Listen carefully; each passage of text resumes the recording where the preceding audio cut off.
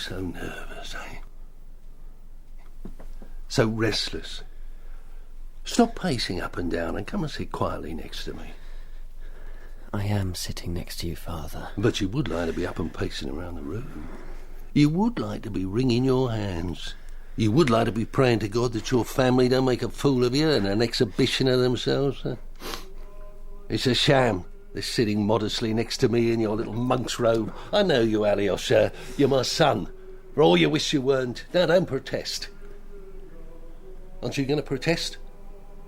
I'm leaving. Please, he will be here very soon. Tell me, why do you love this elder of yours so? He's... Yeah, I know, he's a saint. The great conciliator, the man who has brought more warring families together than I've had hot... well, dinners. The polite expression is hot dinners. Let us stick with that. We are in a monastery, after all. Tell me this. Do you secretly hope he doesn't come? Dmitry, I mean? Of course not. What a sweet little creature you are. So like your mother. Dmitry's mother was a hellcat, but my father better in bed. It's a sad fact that that's always the way. I don't mind when you say things like that. Dmitry is a dirty, blood-sucking devil. Do you mind if I say that? Well, let's not quarrel. Actually, the real reason I agreed to come wasn't to find peace and reconciliation with Dmitry. No, it was to see this holy man, this elder, this living saint my beloved Alyosha has fallen in love with. You will like him, truly. Even the most hardened sinners leave his presence smiling like children. Why do people always say such sentimental things about children? I never do. Every son is born with a spade in his hand ready to bury his father. Even you. Yeah, even you. That's not true. You think you're not a sinner like everyone else? That's the crime of Lucifer. Pride. He was God's favourite son, as you are mine, today at least. I'm ring for some brandy. I could ask for some tea. Tea? What will this spiritual marvel say when we lay our family's nasty little quarrels before him? Huh? You must have some notion. This whole gathering was your idea. Do you imagine Dmitry and me weeping on each other's necks while a chorus of monks sing Hallelujah? Do they ever shut up, by the way? Sets my teeth on edge, the singing. I hope I behave myself. You will correct me if I say the wrong thing. Now, I wish you would. Oh, how I long to be corrected. By a nice stout peasant girl. No, not by you. He won't mind what you say. He won't? He's unshockable, is he? Yeah. Well, don't worry. When he comes, I will throw myself at his feet and weep all over his embroidered slippers. I will abase myself. I will crawl across the floor on my belly. There's no need for you to abase yourself. In there? Oh, good. Don't be angry, Father. Why does a boy think I'm angry? I know how it is with you. You act the buffoon just so you can despise the men who laugh at you even more. Even more than what? Even more than you do already. Perhaps as well you are ashamed and punish yourself. What in the name of the devil do I have to be ashamed of? I am a rich man. Besides, in your heart, you're as much a sinner as I am. I know. Are you indeed? Confess your wicked deeds to me, Alyosha. Eh? Come on. I will outdo you. I will outdo all three of my sons. You are merely the shadows I cast. I am the origin of you all. When Dmitry comes, you will try to find a way to end your quarrel with him, for my sake. For your sake, I will do anything. What are you told the elder our quarrel is about? Dmitry's inheritance. Nothing more. There is nothing more, is there? Go kiss your father. I will enjoy this. Father, is there something... The elder Zosima. Bravo! Father. Bravo! What a delight. What a delirium of the senses to finally clap my eyes on you at last, Reverend Holy Father.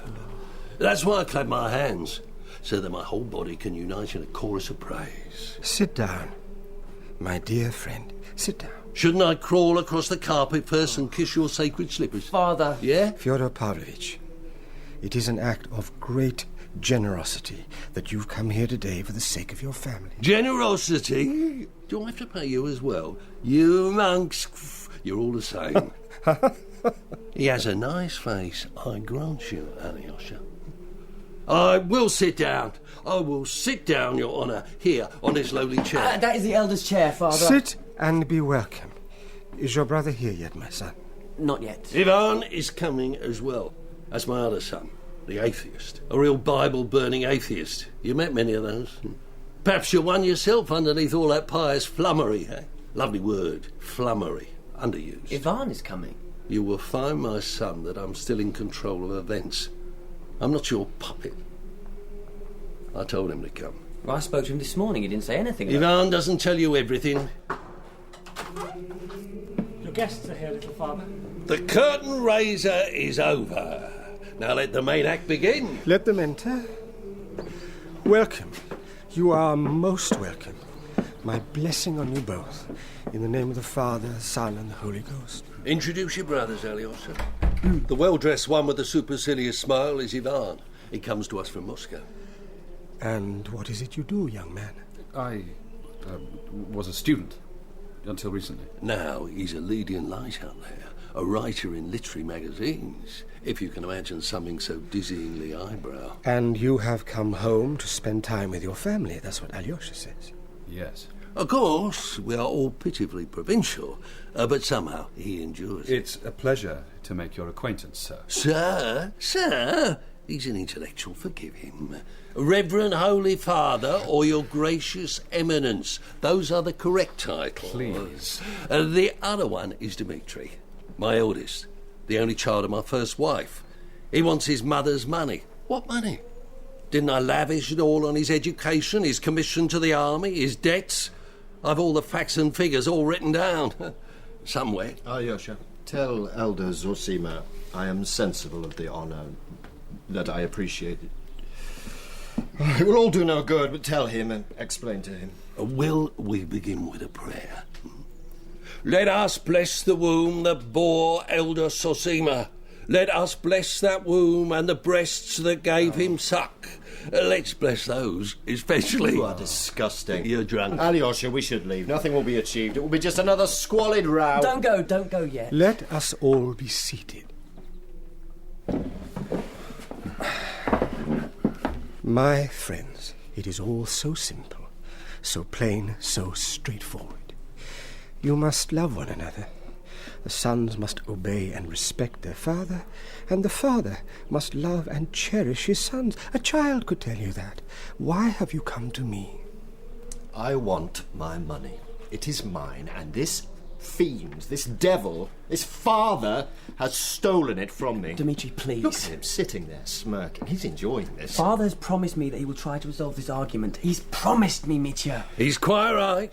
I did. And what was I thinking of? Ivan, say something. What an aloof little laddie you are. Ivan, at the very least, explain to the Reverend Eminence why you do not believe in God. He writes articles that prove he doesn't exist. My son is a nihilist, whatever that means. The French are to blame for it, as they are for most things. I'm digressing. I love digressing.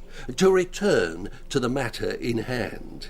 The truth is, Your Holiness, Dmitry wants to squeeze the last few roubles I've set aside for my old age from me. He wants me to disinherit my little Alyosha and my poor Ivan here.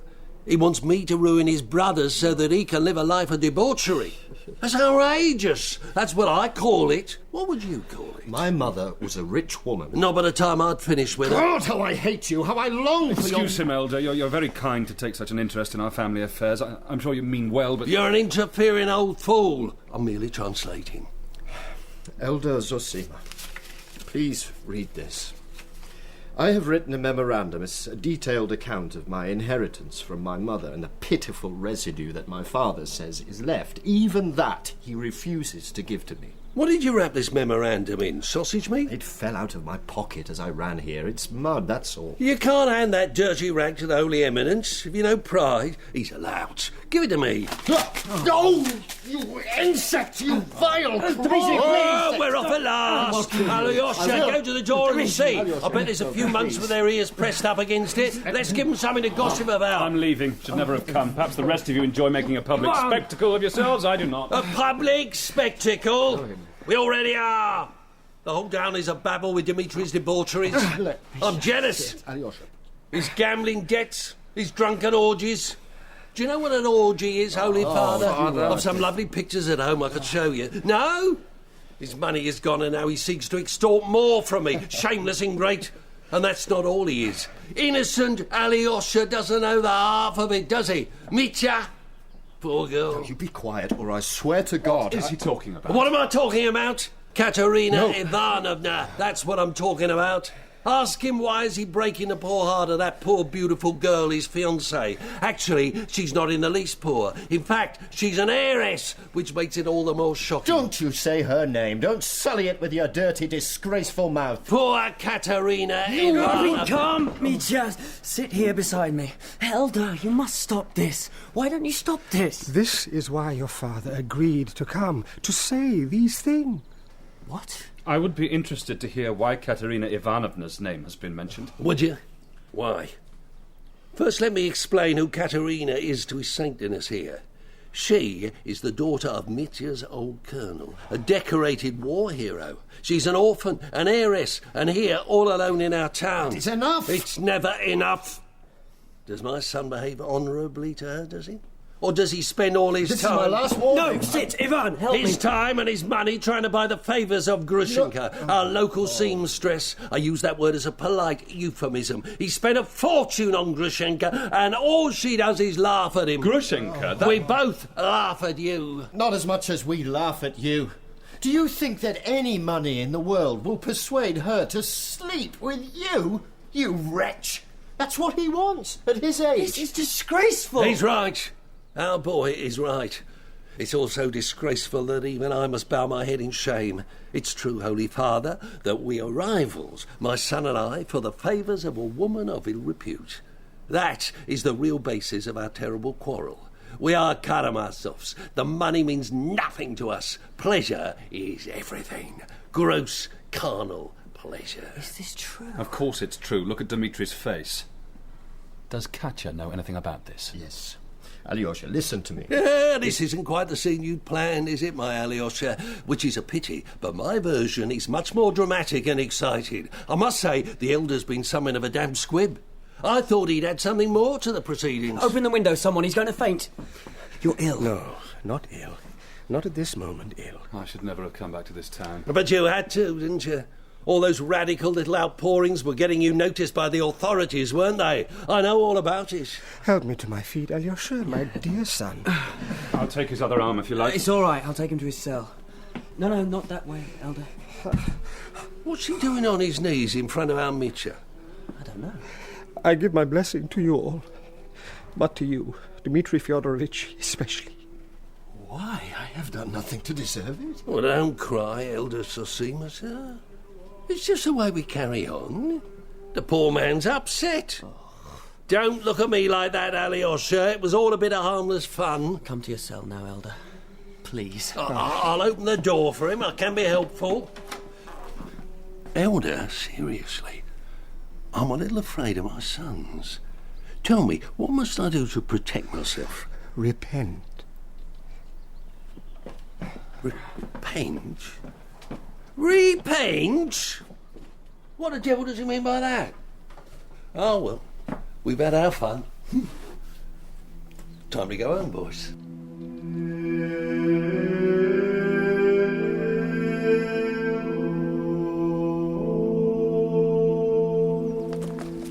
We're nearly there. Across the garden. Oh, no. I know women are absolutely forbidden to be here, but I had to come. The boundary is at the end of the path. You are quite welcome here. Oh. Elder Zosima is exhausted. I'm taking him to rest. Excuse us. The time for rest certainly approaches, but in the meantime, can't I ask Mrs. Khoklakova how her daughter is? I'm sorry. Hello, Alyosha. How nice you look in that robe. Ridiculous, but nice. Look, Mama, he's blushing. I'm not blushing. I had to come. I had to see you. I have been running round the town singing hosannas in your praise. Do you see her? Mama. Isn't she marvellous? And it's all thanks to you and the prayers you said over her on Tuesday. She is entirely cured. She is still in the bath chair.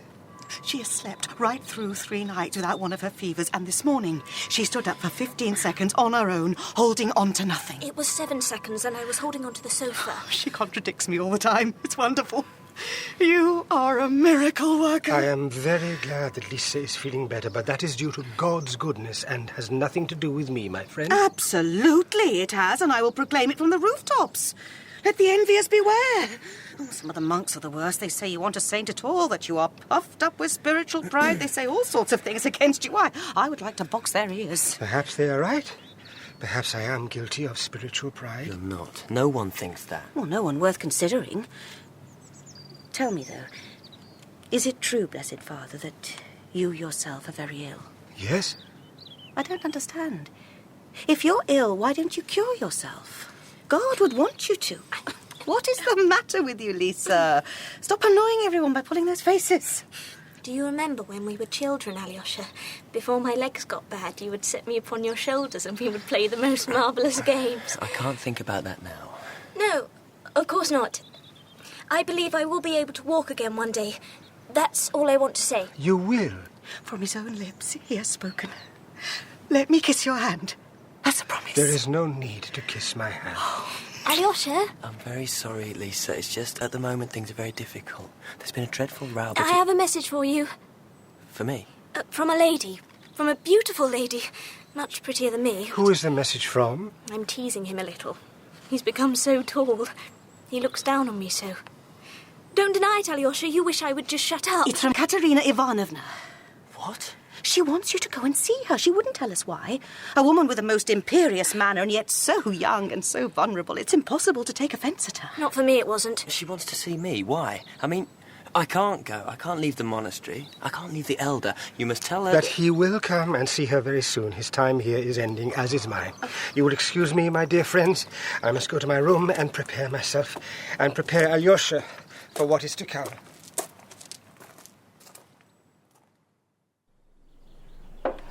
No, leave the window open.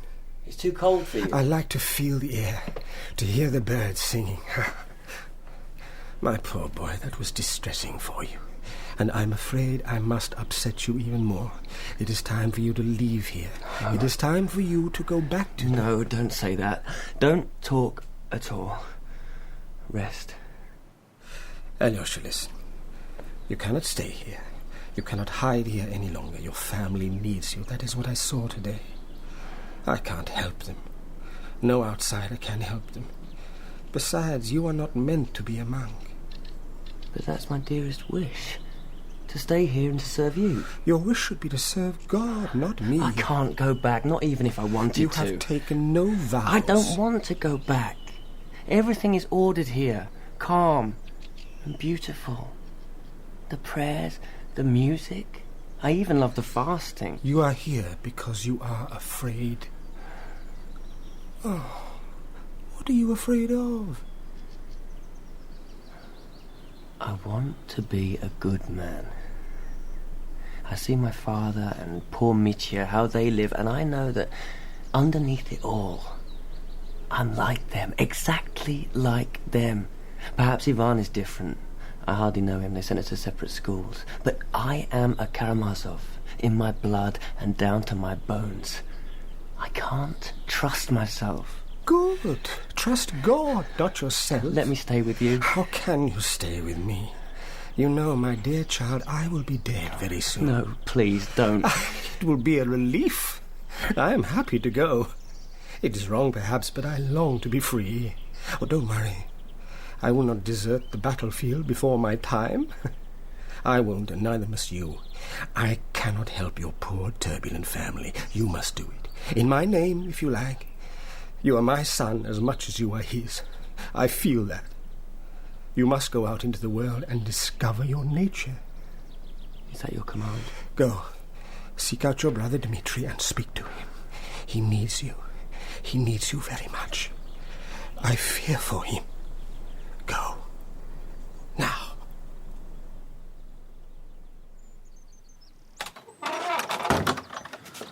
There you are, Alexei Fyodorovich. The abbot has sent me to... The elder is resting. He sent me to inquire after the health of our esteemed little father.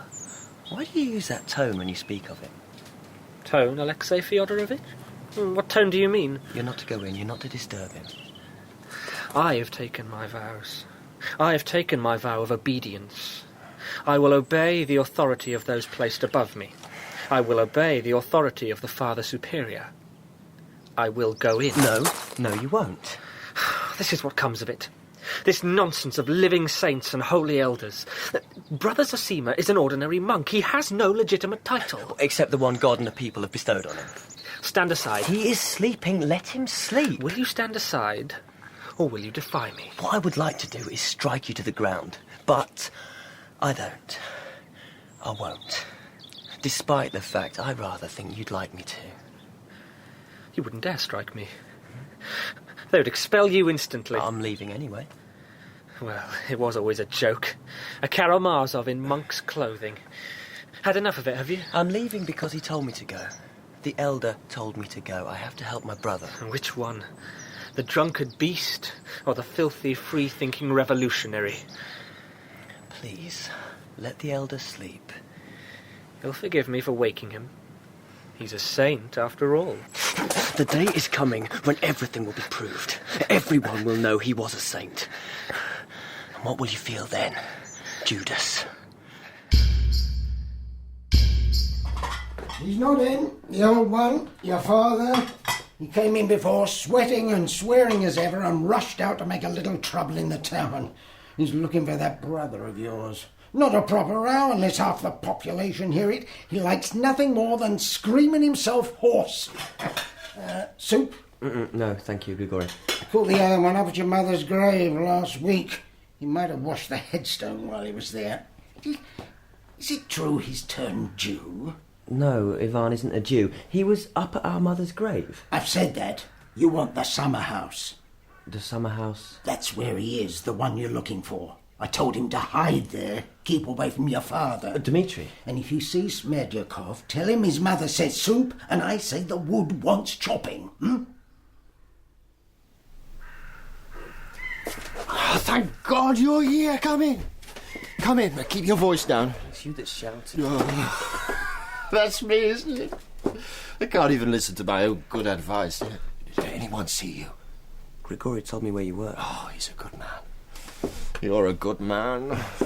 We are all good men, aren't we? Have you been drinking, Mitya? I'm cursed. No, you're not. Why do you think that holy man of yours knelt down before me? I am cursed. He saw it. He could see how you suffer and wanted to give you his especial blessing. Is that what he told you? No. To be honest, I forgot to ask him. Oh, you are always honest. I am a scoundrel. You're not. Well, you're either an angel or an idiot. No, not an idiot. An innocent. Anyone else would look at me and see a broken-down ruffian, military boor who runs after whores. That almost rhymes. I write poetry, you know. It's appalling stuff. Katerina Ivanovna has asked to see me. Has she? Has she? You were shocked to hear about the other woman. I'm sorry, Alyosha, I embarrassed you. And how he enjoyed throwing that in my face in front of everyone. Pig! Are you really? I mean... I will finish with her. With Grushenka. That's her name, by the way. The whore. I don't think you should call her that. No? Well, did she ask me lots of questions about you? Well, she plans to have you, you know. Yes, she does. She says she'd hang your cassock over her bed as a trophy. Now, I don't want you to sleep with her. But promise me you won't. I've never even seen her. She is a peerless beauty. I'm talking about Katerina now. Pay attention. Oh. She is frightfully well educated, very, very beautiful. Proud, passionate, with the most noble ideas. So, Katerina meets me, the reprobate, and decides instantly, 1, that I need saving, and 2, that only a woman's love could redeem me, and finally, 3, that she herself is just the woman for the job. She practically proposed to me herself. She threw herself at me. She kissed me. Oh, real kisses. Her father died, and chucked in my commission. I came home to get my fortune from my father. See, I told her I had money, you see. I had some pride, and then I discovered that filthy beast refused. Oh, we won't talk about that. I wrote to her, broke off the engagement. She was here within the week, declaring her undying love for me. It's an insult. An insult? But to be loved like that, like a Bible story. Now, Grushenka, on the other hand, Grushenka doesn't want to reform me. She doesn't care if I drink brandy all day and spend my money at card games. Well, what does anyone else's ruin mean to her? It's probably a consolation. She wasn't born a whore, a harlot. That's the polite term, is it? So, as you can see, I'm in love. But with who? This is nonsense. I know. The fact is, you are engaged to Katerina Ivanovna. But Grushenka has said that she will marry me. She'd love to marry me. I'm a pauper. She could do as she liked if I was her husband. Might buy me a uniform, make me act as her footman, ushering in her gentleman friends. The thought of that makes us laugh. They'd give me tips. It'd be a living. I'm glad that you're going to see Katerina. Tell her that I bow before her, I wish her well, I wish her every kind of happiness, and that I wish her farewell forever. I will go and see Katerina Ivanovna, but I won't give her any messages from you, not while you're talking so wildly. Mitya, we must talk seriously. We must talk about Father. I will speak to him again about your money. I know, that torments you. I will make him give you what he owes. Money? I don't deserve any money. I'm a thief, just as much as he is. A pilfering little cut-purse and thief. That's the real thing. That's the real thing that torments me. Listen, Alyosha. Oh, how I love you. Now, listen to me. Don't have any more to drink. Oh. The other week, Katerina gave me 3,000 rubles, and she asked me to send them to her sister in Moscow. 3,000 rubles. Where am I to find 3,000 rubles now? What do you mean? The boy asked me what I mean. I mean that I hired a carriage with the money that she gave me. I filled it with friends, and in the midst of them sat my dirty Rose, my Grushenka. Off we went, drinking and eating and dancing every village that we could find, and in some that we couldn't. They wouldn't let us in, the villains. Every kopeck is gone. So when you see Katerina Ivanovna, tell her I am irredeemable. I have the honour to be the most thorough reprobate, and no woman on this earth can save me now. Tell her. But before that, Alyosha, tell me this. Do you know the meaning of the word despair? You took Katerina Ivanovna's money and spent it on another woman. Go to him. Go to my father. Say I relinquish all claims on him. He has my mother's money. Never mind. All I ask is for a poor 3,000. He must give it to me. And if he won't give it to you? Then I will seize him by the throat and I will shake it out of him. But he won't, though, even then. Especially as he wants Grushenka. It's disgusting! God, how disgusting he is. He knows that I can't get free of Katerina and go to my dirty Rose unless I pay the money back. Does he know about that, Katerina's money? Well, he will. Everyone knows everything in this miserable little town. Well, they do sooner or later, and we, us, the Karamazovs, how they love to peck and paw at us. He might know now. Grushenka! It's a pearl. Oh, yes. I might marry her, you know. Grushenka. I might. I want to be rid of both of them. Well, no, I don't. I'll ask you for the money. I will. You need to pay back Katerina Ivanovna. Do I disgust you? No, never. I'm only your half-brother. Ivan is your real brother, not me. Do you love him more than me? I hardly know him. I would like to know him. Alyosha, there are some sins that no man can be forgiven for. No matter what the crime, God will forgive anyone who sincerely, wholeheartedly repents. I will manage that. I will repent sincerely and wholeheartedly. Once I've done it. Done what? You want to save me. And I want you to save me. You have to find a way to stop me. Stop you from what? I have the most terrible thoughts. Listen. I am listening. No. I mean, can you hear something? My God, is he creeping up on us? Mitya! I'm out, you cockroach! Settle down, Mitya! No, don't strike! Don't hit me! It's only me, gentlemen. Smerdyakov. How long have you been listening? Not long. What do you want? Not much. Had one of his epileptic fits last week. His brains have been addled ever since. I came to tell you something. Well, then tell me. Now. Of course now. In front of everyone. I've no secrets from my brother. I've been spying, as you asked. As you promised to pay for. I have to know what the old man is up to. What do you expect me to do, Alyosha? I know it's a dirty, miserable thing to spy on one's own father. He showed me an envelope he keeps hidden under his pillow.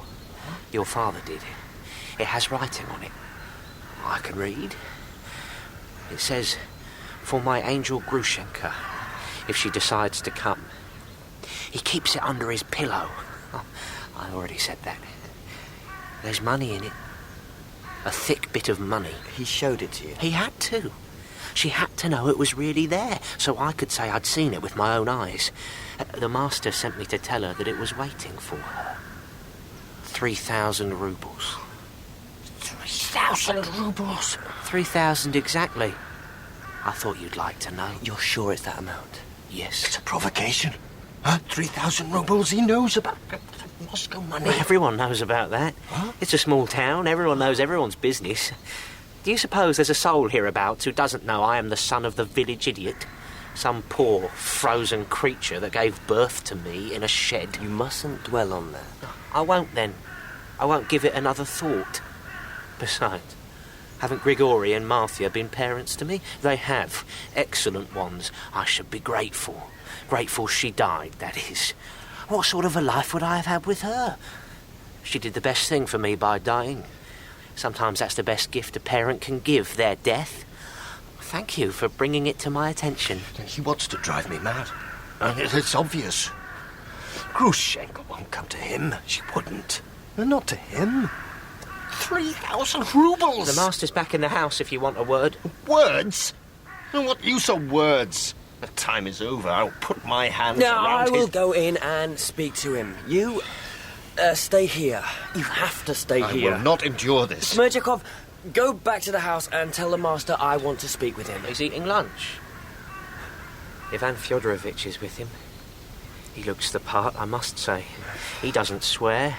He's an intellectual. I'll put a plate down for you, sir. You could give me a ruble or two for the information. I haven't a kopeck. I'll just make a note of it, shall I? Yeah, do you want me to kick you around the garden? No. Go, now. Can you work miracles, little brother? I hope so. If he snatches her from me with that money, that exact amount that I stole from Katerina, I won't be responsible. I will do a terrible thing. Do you think I wouldn't? Don't say such things. I'll kill him. No, never. Don't let your mind have such thoughts. Do what you can. But if you fail, it's fate. I absolve you of all blame.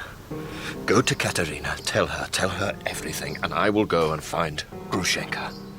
I won't give her up.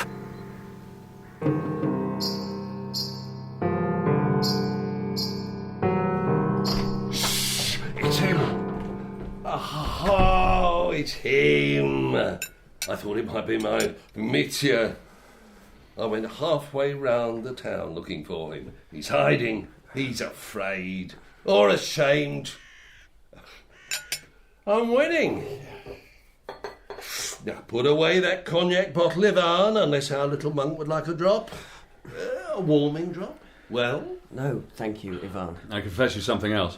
Smerdyakov will make us coffee after lunch. He makes excellent coffee. Your little errand went well? Oh, yes. Well, you must eat something, Alyosha. I'm not hungry. Pile that plate up for him, Grigory. I want him to be happy. Why can't we all be happy? Now, there's a question, Smerdyakov. Answer it. He's as good as a play. It's because we're deluded, sir. Now, that's interesting. I thought delusions made us happy. Are you saying that if we did away with our delusions, if we saw the world as it is, then we'd be happy? We'd be something different. Who knows what? Without delusions, we'd be like machines or angels. Maybe both.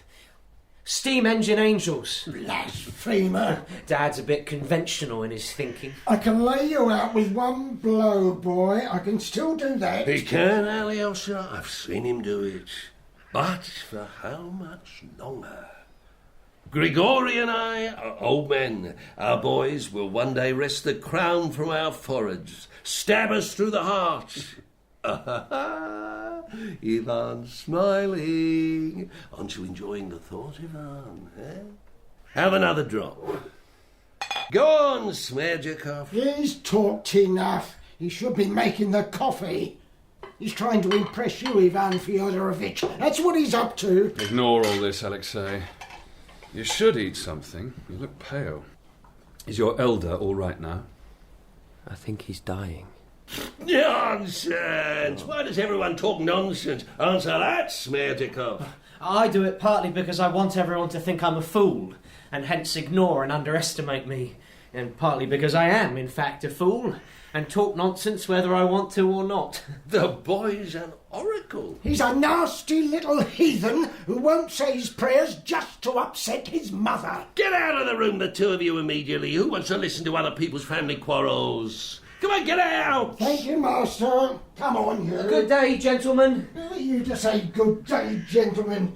You're a limb of Satan, you are, talking to the gentry like that. The devil's just as deluded as the rest of us. We should pity him. Shouldn't we, Ivan Fyodorovich? Out! Your opinion of Smerdyakov? I don't have one. No opinion? Well, invent one.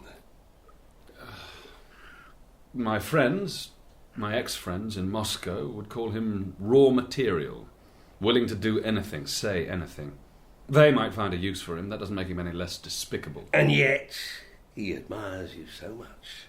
He tries to tie his cravat as you do. It's charming. Someone undoubtedly will find a use for him when the time comes. When what time comes? People call it a revolution. Our long overdue, entirely impossible Russian revolution. He's the kind who'd tie rope knots in the executioner's shed. I think that's a harsh judgment. That's right, Ivan. Pour yourself another glass. He can drink like a true Karamazov. You love that elder of yours, don't you? You admire him. I do. But what? that doesn't make me a schoolboy. No, it doesn't. I'm sorry if you thought I was being patronising. Look, I am an atheist, of course, and a man committed heart and soul to the overthrow of the state. Are you really? I was. I actually was. And then suddenly that belief left me, evaporated.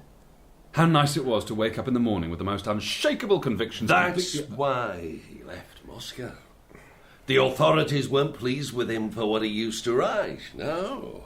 And his comrades didn't like this new sudden loss of faith. Not popular with anyone, Ivan. He didn't come back here simply to see his old dad. That hurts. I wonder if one day I will look in a mirror and see you staring back at me, Father. That's a thought for all of us, Alexei. I wish you'd call me Alyosha. Do you? Very well, I will then. Father, will you listen to me? Please, give Mitya the money. You have enough, please. I will ask you for nothing else in my life. I agree with Alyosha.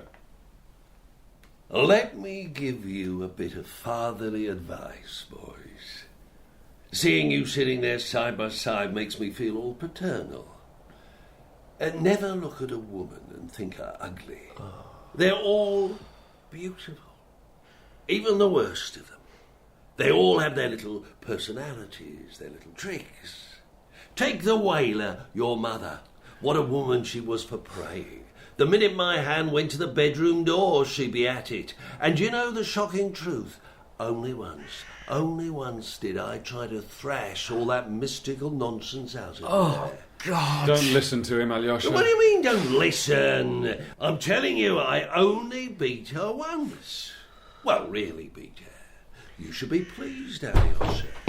Where is she? Where's Grushenka? Help me, protect me, defend me! No, she's here. Tell me where you have her. He's going to kill me! Will both of you stop this nonsense? Dmitry, no! Calm down, please! I was talking to him. He was listening. She's here. Where is she? Why do you think she's here? My God! Maybe she is here. Wonderful, that's wonderful. Get him out of the house while I go and look for my little pigeon. Grigory! She isn't here, Dmitry, I swear to you. I can't hold him, Ivan! Help me! Tell me where she is, my God! Oh, the sight of your face, how I hate you!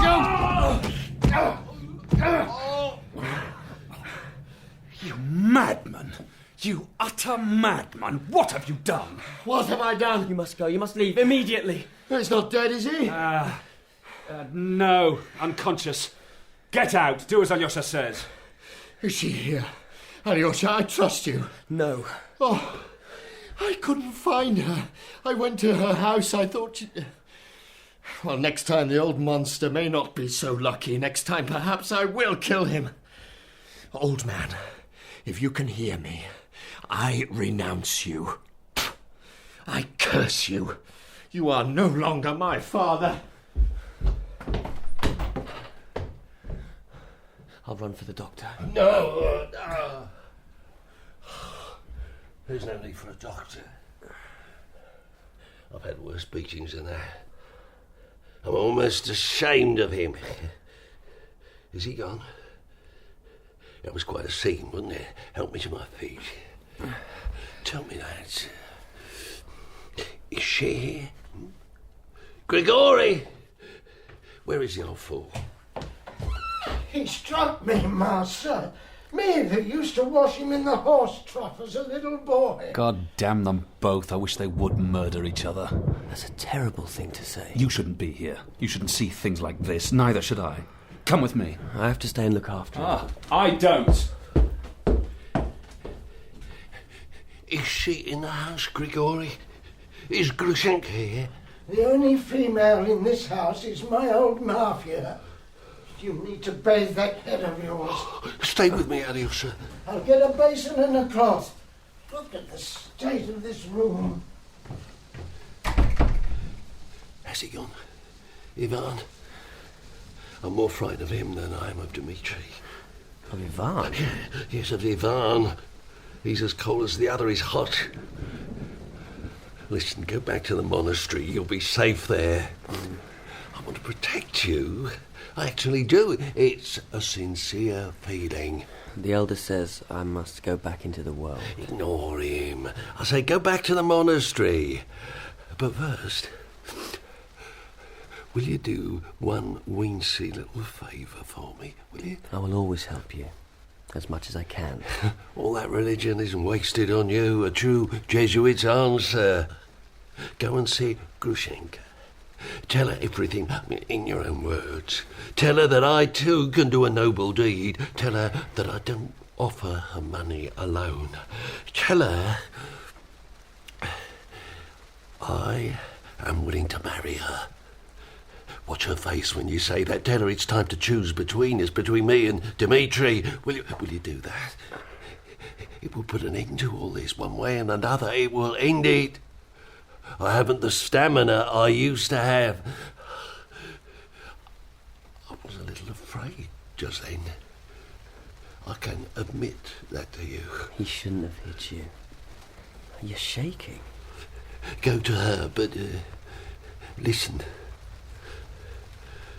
Don't tell Ivan what you're up to. Promise me that. Why are you so afraid of him? Are you going to sit snivelling on the floor all afternoon? Be off. Go on. Speak to her.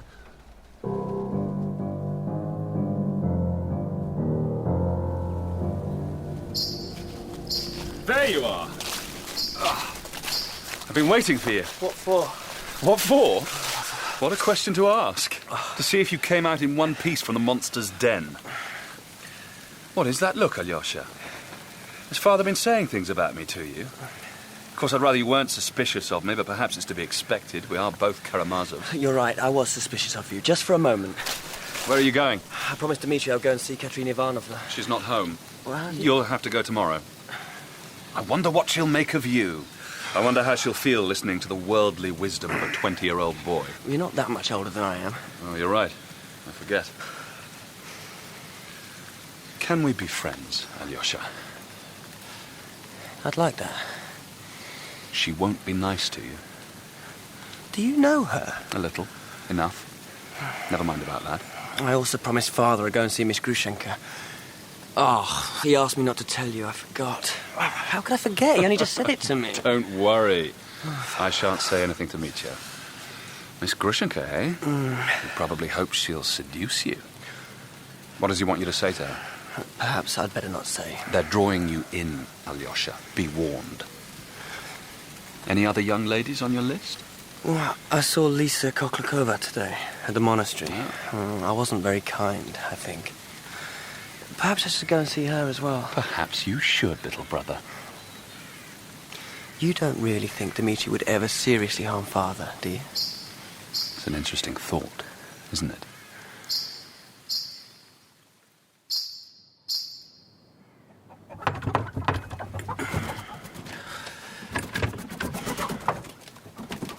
Hello? Hello.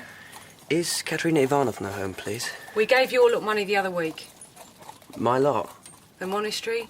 Oh, I didn't come from the monastery, no, not today. I shouldn't really be wearing these robes. Then why are you? My name is Alexei Fyodorovich Karamazov. You're one of them? Karamazov? How many of them are there? What a crew. I'm the youngest. Should you be talking to your mistress's guests like this? No. But you won't tell on me, will you? For a Karamazov, you've got a gentle face. Come in and sit down in the front room while I fetch you.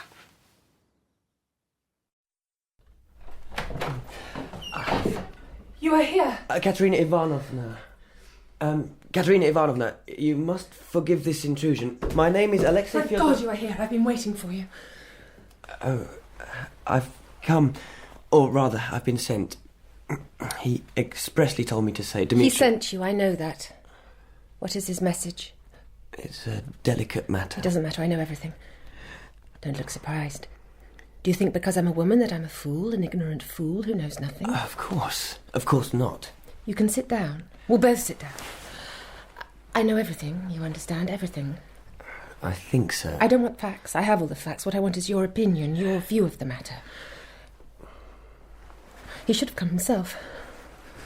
What is his message to me? Why aren't you sitting down? He said to tell you he bows down to What? you. Bows down? What? He knows that he isn't behaving as he should to you. He knows it and is ashamed. He's right to be ashamed. Go on. It's not just the matter of another person, another woman. Forgive me, but there is also another matter. More disgraceful, perhaps. The money. The 3,000. Do you know about that? I've known about that for a long time. I know he stole the money. Why didn't he come to me? Why didn't he tell me? Pride. Pride will destroy him. I would have kissed his hands and forgiven him. You're very generous, Katerina Ivanovna. Do you pity me? Yes. You think it tragic that someone like me, rich, beautiful, well-educated, has been cast aside in favour of another woman. And such a woman... Perhaps not tragic. I think you might find it humiliating. What do you know of this Grushenka? Nothing. Nothing. You see her with the world's eye, the eyes of prejudice, but I have seen her as she really is. She's an angel. An angel? You were surprised to hear me say that. I'm astonished. She is beautiful. She is seductive. I asked her to come here today. I sent a message. She came at once. We have opened our hearts to one another. I told her to wait outside and listen to every word I said to you. There are no secrets between us. Hello, Alyosha. Do you mind if I call you Alyosha? He's blushing. Yes, he is. And his mouth is open. He looks exactly like a baby bird. Tell me, Alyosha, why are people so cruel, so eager to condemn without understanding? That's an interesting question. Go on, give us a little sermon, darling. Don't laugh at him. I don't mind if you laugh at me. I think we are eager to condemn others. Partly it is arrogance, partly ignorance. I believe only when we acknowledge our own sinfulness that Alyosha, you're boring me. Listen, I will give you a sermon. I will tell you a story. It will make you weep. It made me weep. It did. And very well she looked weeping. It's the breeding. My nose goes red. Once, not long ago, there was a young girl. Innocent as what? A snowflake. I like snowflakes. Exactly right, yes. But one day she meets someone, and the poor snowflake is burned, melted by the flame of love, evaporated. Unfortunately, the brute, an officer, deserts her and marries another woman. What is our poor girl to do, outcast as she is? An injured innocent, how is she to live, to survive in a world that has rejected her? Imagine it, Alyosha. A lady like her, a woman like me, friends. Me, the poor little snowflake, evaporated as I am. Alyosha is also your friend. We will rehabilitate you, my darling. We will rescue you, yes. She is giving up the old life, the old sins. A new, beautiful life beckons. She renounces the past, don't you, my darling? How is Dmitry? He's well. And your dear father? Well. I heard about yesterday's quarrel. Did Dmitry really threaten him with an axe? There was no axe. But there was a quarrel. You need not concern yourself with them anymore. They are part of the old, discarded life. We have been talking of my Grushenka setting up a little school for orphans. She has been talking of it. She does love to talk. I will wear a grey dress and a little veil to match. Katya will come and give prizes to the pupils at Easter and Christmas. She will come in her lovely carriage and we will all line up to greet her. What wonderful fun! Do you think I'll enjoy that? It doesn't have to be a school. Well, Alyosha, you must be sure to tell Mitya all about this affecting little scene when you see him. It will make him laugh. It will make your old man laugh even more. Calm yourself, my darling. Remember, I trust you. Let me kiss your hand. Katerina Ivanovna, please, perhaps it would be better if you didn't... There. This is better than anything. She kisses my hand. Well, my dear, don't put your hand near my mouth, because I will bite. I will bite it hard. Give up Dmitry. Never. Never. Even if I hated him. Never. You are the nun, not I, Katerina. A cold, icy article who'd warm no man's bed if he were ever unfortunate enough to marry you. How dare you? How dare I? With the greatest ease. I've been laughing at you all afternoon. How I have enjoyed myself. You're a fool. And you're a dirty bitch. Shocking. A whore. In front of a monk. Whore! At least they pay for me. You threw yourself at Mitya and begged him to take you. Oh, you dirty Katerina, bitch! please control yourself, please. This is terrible. It's nice to meet you both. Especially you, Alyosha. Please. Keep hold of her now while I make my escape.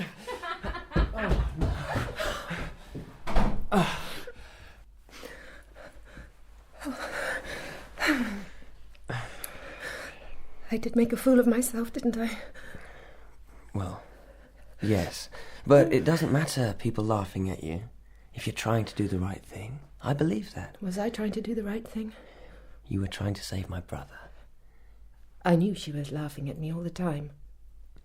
Neither of us were in the least bit sincere.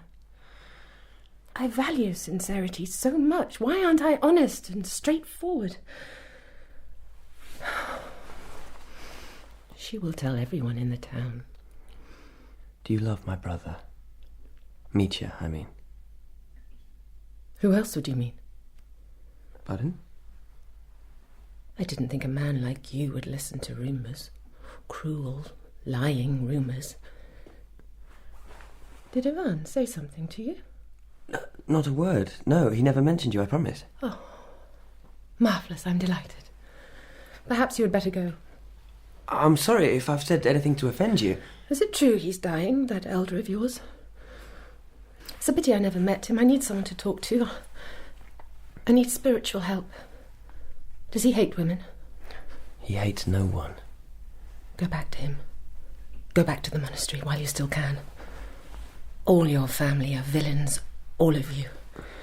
Do you think you're immune, Alexei Fyodorovich? You're not. Get out, will you?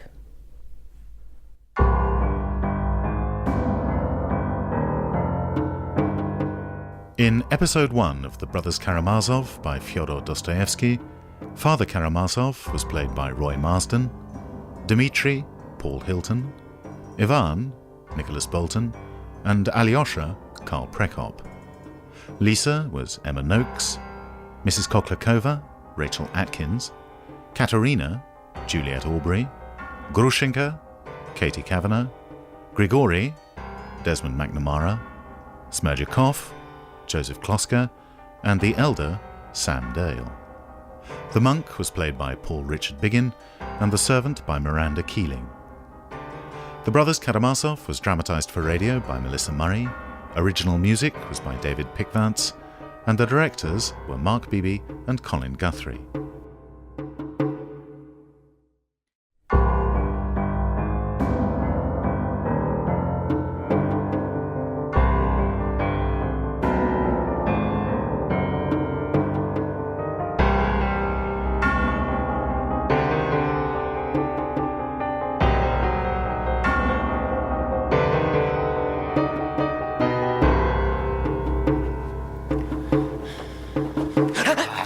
Money or your life?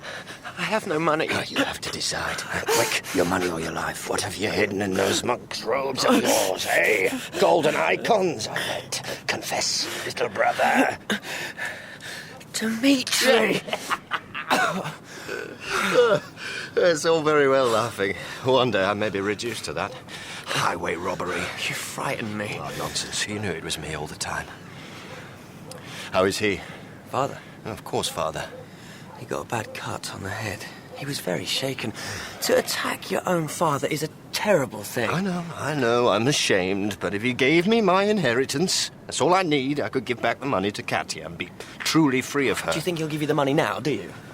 He'll savour the blow that I gave him and plot more ways to destroy me, I know. Quite apart from the fact that the last thing he wants to do is to leave me free to pursue Grushenka when he wants her himself. The dirty flea! God. Let me think of that. Come on, Alyosha. Let us be serious. What did she say? What did Katerina say when you gave her my message? Will she let me go? I will find the money to pay her back somehow. I told her that you'd taken the money she'd given you to send to her sister. That you were sick with shame. Well, did you tell her how I spent it? How I squandered it in foul ways on foul people, drunken beasts, and I was the worst of them? No. She wouldn't let you speak. Oh! She flew into a fury. Oh, she has a temper. It's the nicest thing about her. No, it wasn't that. Someone else was there. Ivan. Oh, he's a sly devil. Is he courting her already? What? Oh, why should I mind if he was? But I do. Was Brother Ivan there? No, he wasn't. Why would you think he was? That he has feelings for my Katya. They met in Moscow, you know. Though they moved in very different circles. What a pair of imperious beauties he and Katerina would make. She would meet her match there for implacable high-mindedness. They would beat each other to death with words. Are you serious, Mitya? Is there an understanding between... No, they don't understand one another. Understanding is for little monks like you. Don't let me say cruel things to you. Don't. I am full of rage. I dreamt last night. I killed him. Father. Talk of something else. Now, you told her I was a wretch, a scoundrel, and that she must leave me to my fate. I couldn't speak to her properly. Miss Grushenka was there. A lady like Katerina entertaining the village whore in her drawing room? That's impossible. You shouldn't speak of Miss Grushenka, sir. I can speak of her as I like. I love her. Let me picture the scene. I can't imagine it. Help me. What did they say to one another? Well, Katerina Ivanovna was convinced that Grushenka, Miss Grushenka, was willing to give you up. Give up her old life entirely and become a nun? A school teacher. Oh! And what fine arts would she teach in this school of hers? It was a foolish idea, and yet Miss Grushenka allowed Katerina to think for a while that she might do it. Give you all up and amend her ways. She did that so that she could laugh at Katerina Ivanovna and humiliate her. She's a tiger. And that's not all. She accused Katerina of throwing herself at you, and that she at least took money for her favours. She is an amazing woman. An unparalleled creature. Did you really tell Grushenka that Katerina Ivanovna had offered herself to you? I'm a scoundrel. Poor Katya, how that must have hurt her. I tell you this with my hand upon my heart, that I am driven like a wrecked ship between those two women. The storm is all about me. It lashes down. I don't know where I'm headed. You need to rest. Come to the monastery with me. How is that old elder of yours? He looked sick. He looked yellow. I'll never forget how he knelt down before me. He knew. He hears the angels talking and the devils. He heard my devil whispering to me. He knows what I will do. The obscene, unforgivable thing. I will do it. And he will make me do it. You make him give me the money, Alyosha. If you don't, his blood will be upon your head. Where are you going? To the devil. Oh, no, I am the devil. Tell Ivan. No, it's all in your imagination about him and Katerina. Tell him I forgive him. His trespass, yes. I forgive him that. But one man I will never forgive. Don't pray for me. Promise me you won't pray for me. I will never promise that. You can go back to your monastery, little brother. Well, you still can. The world is a dark wood and you will lose your way. Tell me where you're going!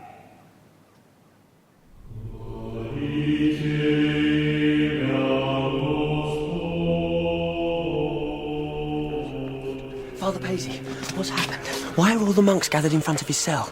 Why did no one summon me? No, don't go near them. They buzz like flies. He isn't. The angel of death is in the antechamber. He stands ready to take the soul of God's servant to his eternal reward. No. You must rejoice. Rejoice? He is asleep now, but last night the elder woke. He woke and said your name. Why wasn't I here? Because he had commanded you to leave the monastery and you obeyed him. I won't leave him again. One of the monks gave the elder an account of the disturbance in your family yesterday. Oh. He opened his eyes and spoke. He is there with my blessing. I instructed him to go. That is his place now, out in the world, not here. Those were his words. I must see him. He is asleep. I need to see him, please. Go to your cell and pray for him. Then gather up your belongings and go to your father's house. The elder is my real father. I must see him. Young man, what you must be is obedient. Yes, Father. I will summon you before the end. God bless you. A messenger came with a letter for you, written in a woman's hand. From who? You may read it if you like. I will not read it. You're no longer under my authority. You're a guest here only.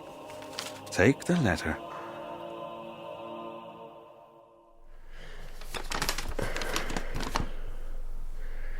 My dear Alyosha, I imagine you opening this letter, wondering who it's from, and turning the page to read the signature. I can save you that trouble. It's from me, Lise. Yes, poor little Lise in her bath chair. That sad cripple. Why am I writing this letter? Because even I would not have the nerve to say this to your face, darling Alyosha. Darling Alyosha. My face is on fire as I write that. The truth is, I love you. I have always loved you, and I will always love you. I think you and I should be married and live long, happy lives.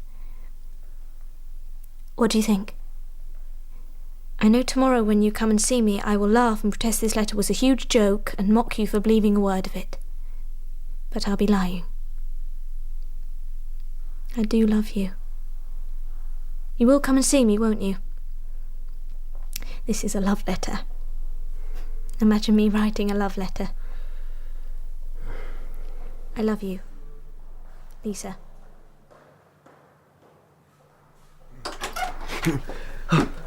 I I sent you to your cell to pray. Father Paisy, I'm sorry. Please, has anything happened? I thought you would be gone, so perhaps we will call it God's providence that you're still here, rather than the weakness of your flesh. He's awake. Come with me to say your last farewell.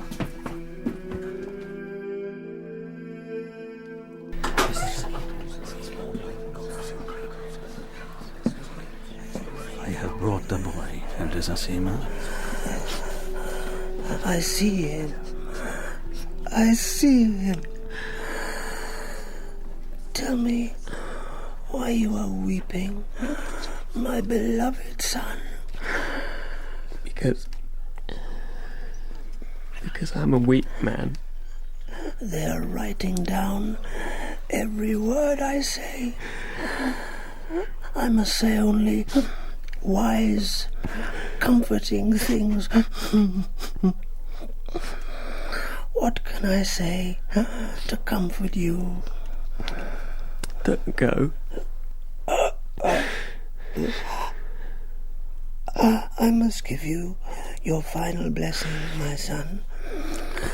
Tell me, your family? Don't concern yourself with them. I have no need to do that now. You are there to help them.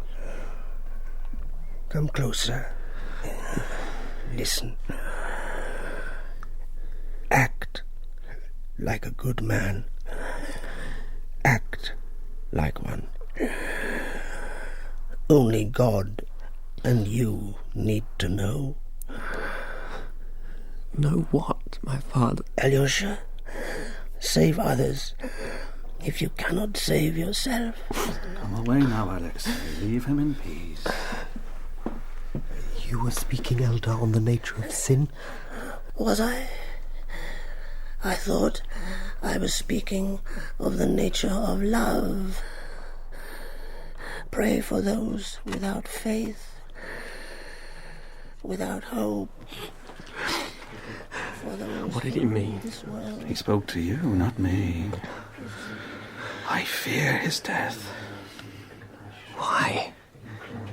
He will go straight to heaven, won't he? I fear what it will do to the monastery. This family is divided too. His death will open... the eyes of the unbelievers. Oh, no. His death will open wounds that he won't be here to heal. I wish anyone in the world would die rather than him. God forgive you. God forgives everyone. Alexei. He's right. I can't stay here. Which do you think is better, the red or the white scarf, to hide the cut on my head? How do I look? You don't look well. Yeah, well, the forehead's a bad place to get a cut. The red scarf. It makes me look like a brigand. Well, that's better, yeah. Grushenka will be here today. I know it. I don't want her to pity me too much. I am still a man. How do I look now? With my jacket on? Ill and tired. Why don't you rest, Father? Why don't you go to the devil? I will go, but first you must listen to me. Please, Father. A drink will pick me up. What do you think? Have one if you must. I always like people more when I'm drunk. You pour it for me. Please, Father. Give Mitya the 3,000 he asks for. Just do it and have it finished with. I won't argue with you about whether he's entitled to the money. He's entitled to a kick up the arse. You know, Ivan has left the house, taken lodgings in the town. He's gone. One day that boy will cut my throat. Ivan? He hates me. He never asks me for money. How can I trust him? You don't ask either. I don't want your money. Good, because you're not getting it.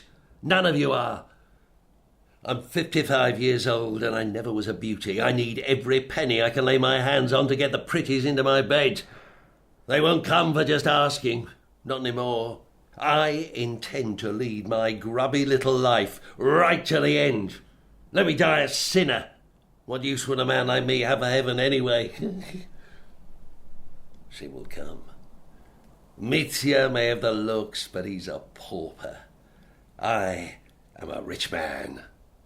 That counts for more. Why did Ivan go? Did you argue? Of course we argued. I'd infuriate any normal person. Which says nothing very good about you. Perhaps he wanted a free hand to chase after Mitya's fiancée, that Katerina Ivanovna. You know about that? You do know about it, and I'd hope to shock you. What do you think of it? I haven't spoken to Ivan yet. Mitya's a fool to let her go. If I was younger, I'd marry her. Why do you look so sad? You're not thinking about me, you're thinking about that elder of yours. Go back to him, go on, go back. Give me the money for Mitya. Give me another drink.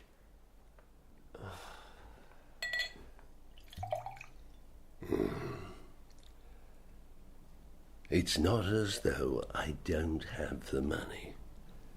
I could give it to him. He could give it to Katerina Ivanovna. Repair for the money he stole. Yeah, he could hold his head up again. It's in my bedroom, in an envelope, all ready. But it's for Grushenka, not him. I'll give her the money when she comes to me. I'll marry her, and I'll see all my sons in hell. I'm not afraid. I'm not afraid of any of you. I think you are. Then if I am, I've a right to be. Papa. Don't cry, Alyosha. Not for me. Nothing can stop me now. I can't stop myself. Oh, you're not crying. I think I should talk to Ivan. It's strange that I hardly know the kind of man he is. I send you all to separate schools, separate relatives, divide and conquer.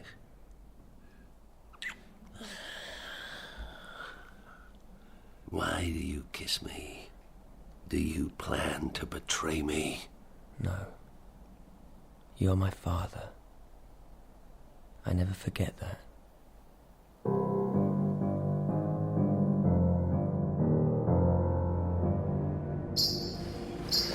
I haven't a hat on. I rushed out like a madwoman when I saw you at the end of the road. Mrs. Khoklakova? I was on sentry duty. I was waiting for you. I thought you'd call on us today, and then you walked past our house without a glance. Where are you hurrying to? To find Ivan. Oh, I need help. She hasn't slept. Lisa hasn't slept. Not only that, she's been awake all night, in a fever, talking about you. Nonsense about you. Incomprehensible nonsense. She wrote you a letter. She was begging me at 5 a.m. to run out and get that letter back. She is my daughter, Alyosha. I'm sorry. You must come into the house and calm her. You must. Well, what was in the letter? She's only a child. A sick child. Is he dead? The poor, poor elder. Is that why you look so sad? No, he's not dead. Not yet. Oh, I venerate that man. In my loud, vulgar way, I venerate him. I would give years of my life for him. You're a good woman. I'm sorry Lisa's upset. Come in.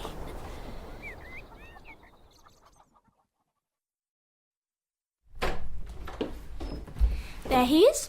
There he is. May I present Katerina Ivanovna? We have met before. Alexei Fyodorovich. Katerina Ivanovna? I didn't expect... Why are you staring at one another like that? You might give me a glance, Alyosha. Look, he ignores me entirely. He was on his way to the house to see Lisa, and I happened to bump into him in the street. Is that true? Well, I was actually on my way to see my brother, Ivan. I'm sorry. I should have come earlier. The truth is, I forgot. You forgot all about me. Yes. Will you always tell me the truth? I intend to. I'm happy now. I'm at peace. What way is that to talk to a young child? So curt, so cruel. What kind of man are you? A Karamazov. How interesting you were looking for Ivan. He called twice to Katya's house this morning. She came here to hide from him. That's not quite how it should be put. If he's going to tell me the truth, then I have to do the same to him. Well, who's that? Is it your brother? Is it Ivan? I'm afraid I don't know. Go and ask the Domama. Immediately. Go on. I'm not afraid of him. I defy. Bravo. I will go out and defy him to his face. Mother will enjoy herself. I'm exactly like her. Curious as a cat and hysterical. That runs in my family, and we all know what runs in yours. I'm sorry. You should never pay any notice to what I say. But you don't, do you? I read your letter. Yes. What did you do when you read it? Laugh out loud? No. I fell asleep, actually. It bored you that much? No, it didn't, no, not at all. It's just that everything is so bad. So gloomy. I can't seem to pay attention to any good news. I wasn't serious. Weren't you? I'm a 15-year-old girl. Who in the name of heaven would take any notice of what I say, especially on that subject? Love. Besides, listen. Not exactly the sound of nightingales singing. You'll walk again. Very soon. Would that make such a difference to you? Don't answer. You know Katerina is in love with your brother Ivan. Is she? And to punish herself, she'll insist on marrying Dmitry, no matter what anyone else says. I told her frankly to break off the engagement to him. The fact he's a wastrel, forgive me, and other things, seems to make her all the more determined. I told her we're not living in a novel. And that's very good advice. I thought so. I'm very clever. So she's actually in love with Ivan? If that's the case... If that's the case, then perhaps there's a chance for everyone still. Where are you going? You haven't said a thing to me. I'll be back in a moment. No little love scene for you, my girl. You think I am not sincere? Perhaps you are. Perhaps you're doing this from the highest of motives. It's just that I'm not always sure about actions undertaken from the highest of motives. Alexei Fyodorovich, I appeal to you. Listen to me. Will you listen to me? Say you will listen. Oh, if only you would sit down, Katerina. Ivan? Stay. Listen. Privacy's a bourgeois concept. I will be honest. I owe you that, Ivan. It is entirely clear to me that I no longer love Dmitry Fyodorovich, your brother. Pity is not love. It should not be confused with love, and he is pitiful, pitiful. Oh, that awful woman. This has nothing to do with that creature, that Grushenka. She's running round the town telling everyone that Katya, dear Katya here, went down on her knees, kissed her hand, and begged her to return her fiancé to her. It's humiliating, untrue. It is untrue. I will not marry him. There, I've said it. But the question of honour remains. Men do not believe we women can behave honourably. On the contrary. They don't believe it. So despite the fact that I will not marry him, the truth remains I promised myself to Dmitry. How can I abandon him now? None of us will abandon him. I will be there for him always, as a friend. Entirely as a friend. I will watch over him. I will follow him from village to village, town to town, whether he is with that woman or another, married to her even, or not. I will follow him. I don't care what people say of me, and when the time comes when he at last in his desperation needs a friend to comfort him, out of the shadows I will step. Does this seem a sensible proposal to you? It seems a very strange way to act. The thought is generous, but... No one will stop me. Oh, no one will stop her. She'll spend the rest of her life contemplating the heroic nature of her extraordinary self-sacrifice. A gloomy pleasure, perhaps, but who are we to judge? She asked you for your advice, Alexei. She won't listen to me. I'm leaving. I've had enough of this charade. I thought I'd met my match in her, but I find I'm surpassed. She fears real feeling, real passion, even more than I do. Don't go yet. You must do as you see fit. I must say, Katerina Ivanovna, with the greatest respect, you're not behaving... You're not behaving well. I beg your pardon? You asked me when I came in for my opinion. Well, I will give it. It's clear that you do not love Dmitry, and in all honesty, he does not love you, not in the way you would wish. I'm glad that that's over. But now, in front of you is the man you do love. So I beg you, Katerina, and you, Ivan, lay aside your false pride. Clasp hands in front of good old Mrs. Khoklakova. Old? I had hoped you at least would understand me, Alexei Fyodorovich. You disappoint me. You're wrong, Alyosha. Utterly wrong. It's true that I love her. She knows I love her, but unfortunately that's as far as it goes. She does not love me. How could she love me and wreck our lives for the sake of... What? For the pleasure of striking some artificial pose? Oh, that's not to say she hasn't enjoyed tormenting me. If I could, I would return that compliment. Farewell, Katerina Ivanovna. I hope your life is as thrillingly tragic as you hope it will be. Will I run after him? Don't let His your words happy... strike home. They do. I am aware of all my faults. I have longed all my life to do some great, noble deed. Is that wrong? Can he and I not be comrades in this, the redemption of his brother? Can't we make that sacrifice? You will persuade him, Alyosha. I know you will. I'm not at all sure that I can. Or want to. He's a very proud man. And I am a very proud woman. Indeed you are, and a very foolish one, if you want my opinion. In the end, I answer to my conscience and to God.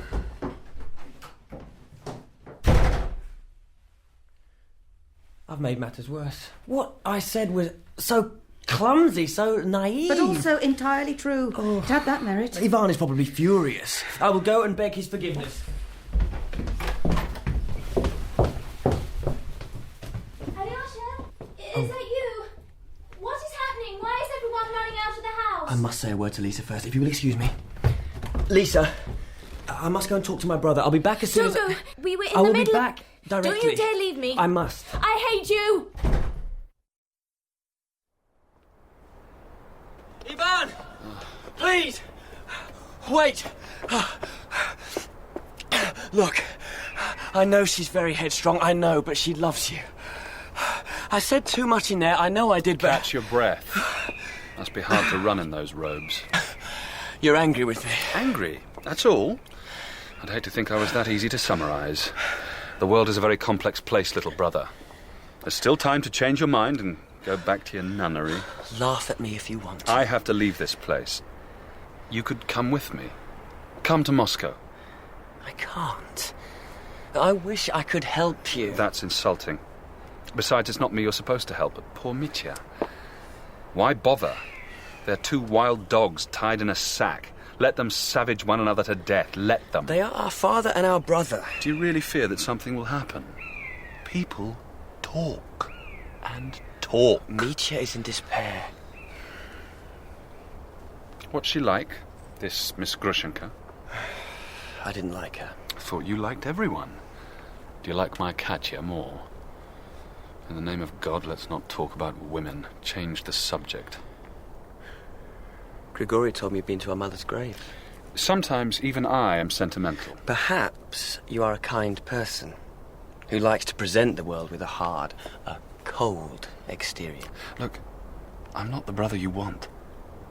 I'm not here to be saved by a few kind words. Find Dmitry. I'm no danger to anyone, more's the pity. Find him.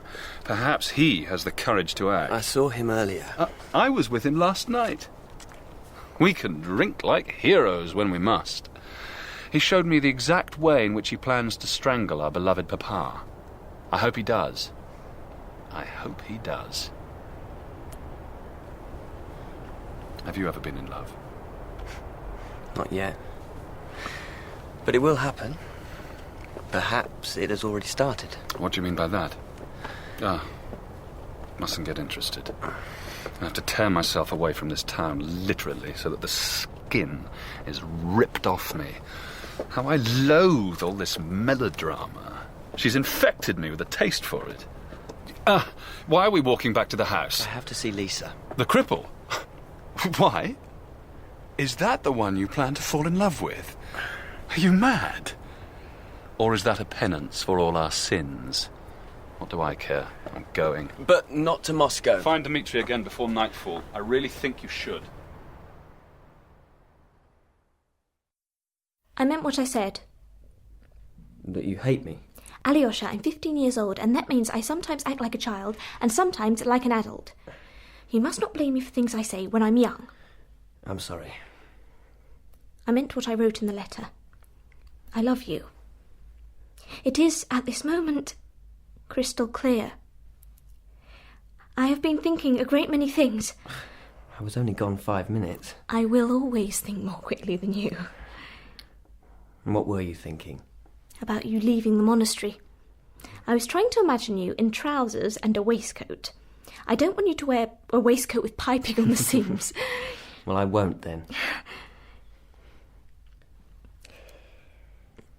Why don't you say something?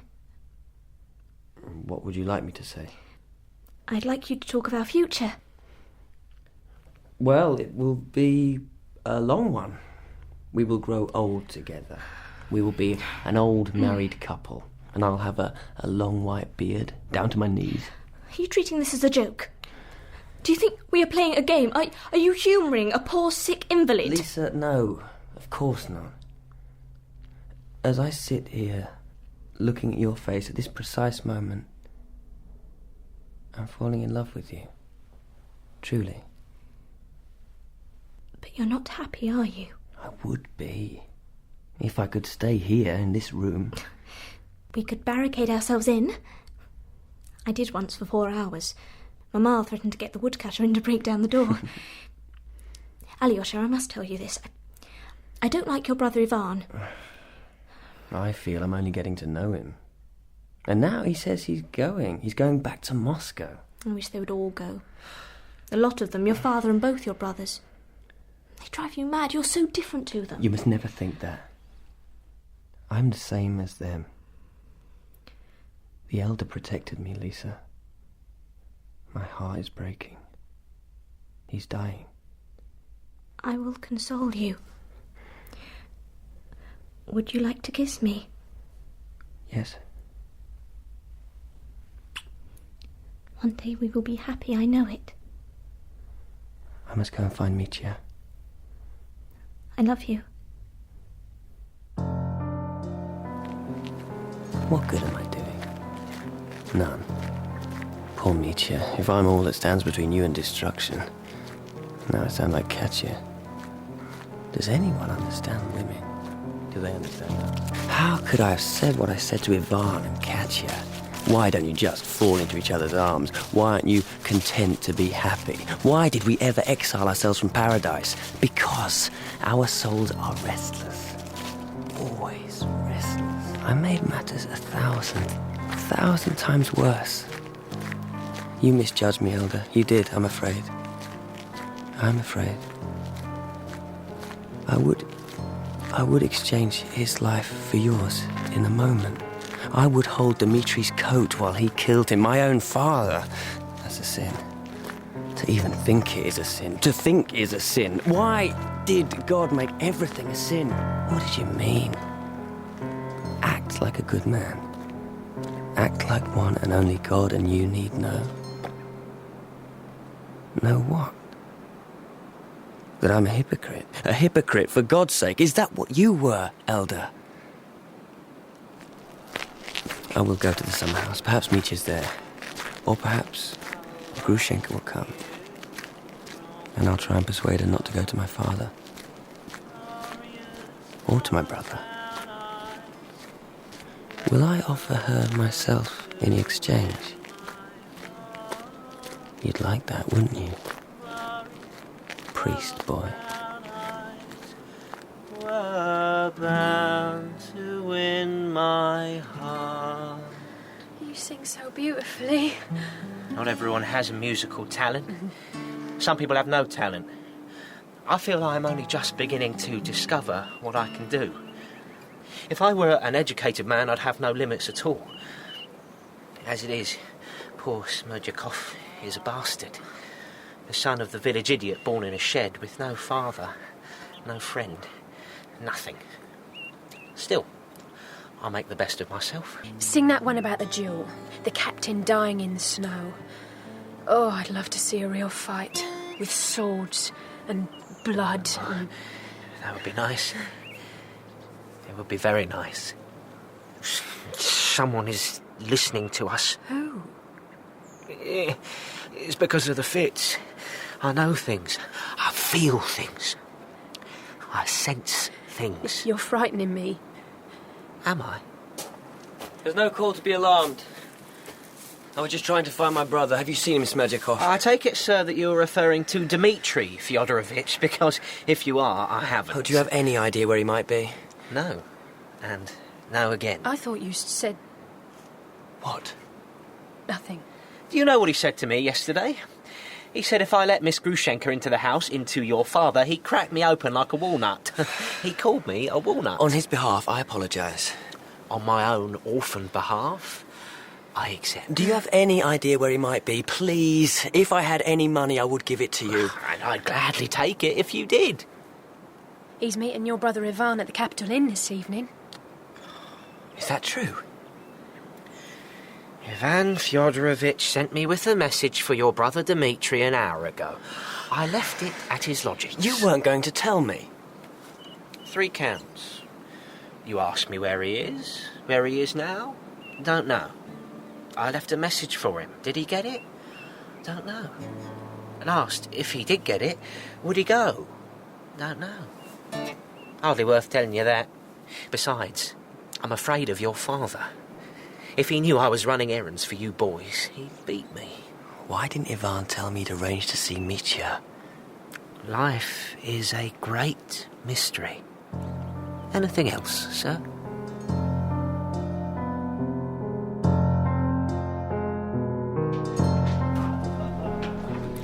It is not in the scale of things a large question. Will I have some fish soup? Or another glass of brandy? Is he here? I'm here. I will have both. Soup and brandy. That's the true Karamazov answer. I will have both. Do you know what I've decided? I will live this life, this man's life, like my father. I will drink the cup dry. I will seize everything, everyone, every woman. But then, when I'm 30, I will renounce it all. God, he disgusts me. Sit down. He's not coming, Dmitry. He's hiding from us. We won't find him. We must find him. Why didn't you tell me you were going to ask him to meet you here? I don't have to tell you everything or anything. I'm not my brother's keeper. You are? You believe that. And what do you believe? Me? I've handed in my ticket. What does that mean? I would so like the world to make sense. Well, some men, I know them well, some men love to despise, love to condemn. I'm not one of those, Alyosha. I would like to believe, I'd like to think of a good God, a benevolent God who hears our prayers. Well, listen to me, are you listening? Don't go. I think I'm actually too tired to move. I wish we'd spent more time together as children. I might have been a different man. He separated us. Why? Have you seen Katerina since this morning? I will never see her again. Oh, you smile. You think I'm joking? No. We were talking about God. You should want to talk about God. Let me tell you a story. Or rather, let me ask you a question. Every day, on this blessed earth, someone lifts a stick. They lift a stick and bring it down with all their human strength upon the body of a child. They do that despite the child's entreaties, despite the blood and the tears that flow. They enjoy those intimately. They do worse things than beat, than maim, than murder. God allows this so that we may understand that we have free will. For that important piece of knowledge, what price would you be prepared to pay, my brother? Would you pay in the broken, defiled bodies of little innocent children? No. Huh? So, you believe God is a less compassionate being than you are? What arrogance! What spiritual pride! It's the sin of Satan. But we needn't trouble ourselves. He doesn't exist, this God, or any God. We are orphans. Oh, wouldn't it be wonderful if we were? Sometimes. Sometimes what? When I'm kneeling, saying my prayers, I feel I'm laughing at myself, sniggering. What a fraud, what a pious little swindler. The elder knew that about me. He said it doesn't matter if I'm a liar, a self-deceiver, as long as I'm a good man. What will I do when he's gone? I don't know. Wherever I am, I want to be elsewhere. Let's leave. This room at least, let's leave. Well, don't you want something to eat? Later, come on. Where are we going? Look. Look at the stars, Alyosha.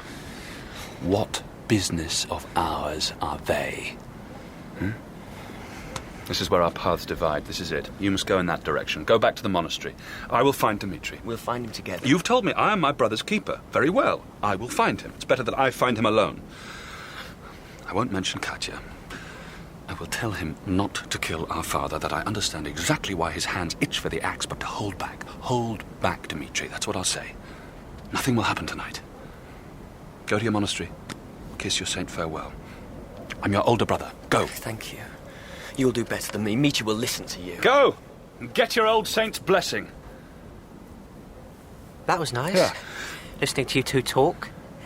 You're getting fond of him, aren't you? What? It's only me, Ivan Fyodorovich. Only lonely me. What do you want, Smerdyakov?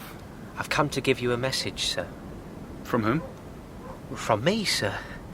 I wanted you to be the first to know that this evening, that I am certain that this evening... I'm repeating myself. In short, later on tonight, I will have an attack, sir. An attack of the falling sickness. That's what we call it. You gentry call it epilepsy. I've no time for this. I need to find Dmitry. Do you know where he is? I'm tired, sir. Worn out and worried to death. There's your father asking me night and day if she's come, if Miss Grushenka's come. He threatens me. He beats me.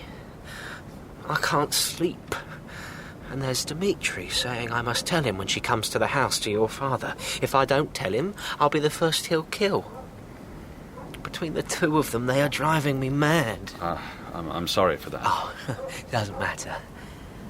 I don't care now I know about the fit.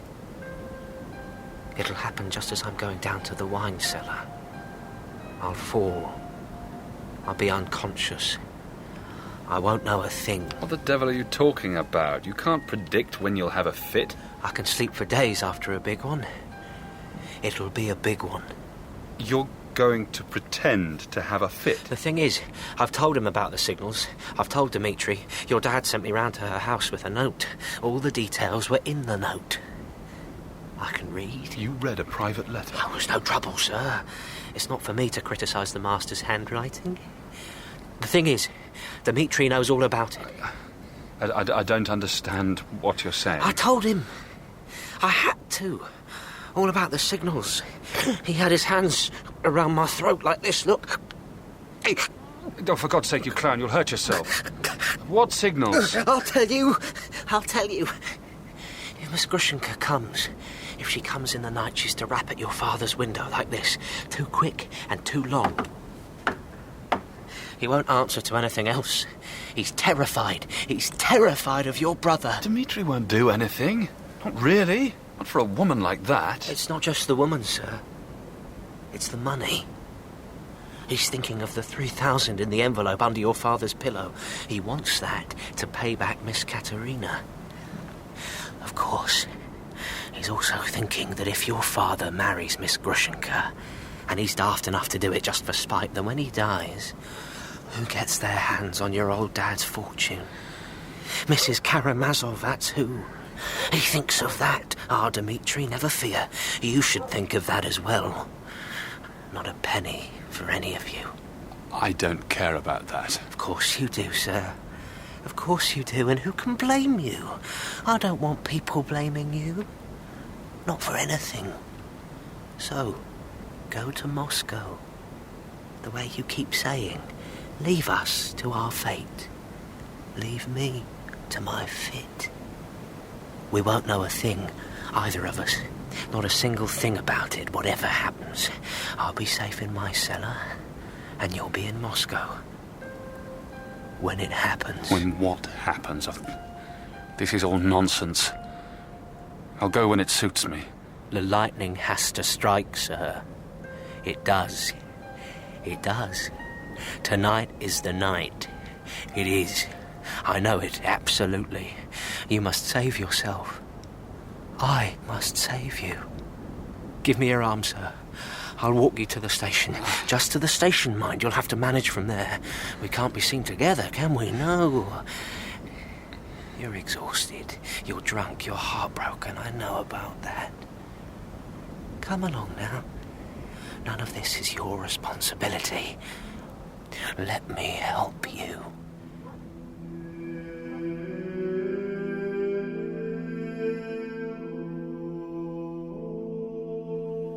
He blessed you. I thought I would see him. Can you doubt that he is at this moment leaning out of heaven, watching you, watching us all? What am I to do now? Weep. Some tears are sent to us by Christ. And some tears are not. Can I see him? They are preparing his body. When can I see him? Soon. They will bring him into this room when they're ready. Wait for him here.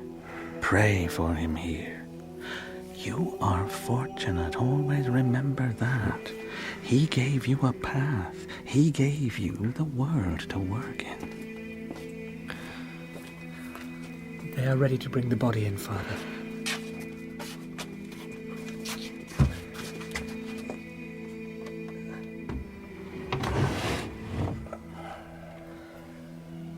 We will keep the vigil for him, Alexei.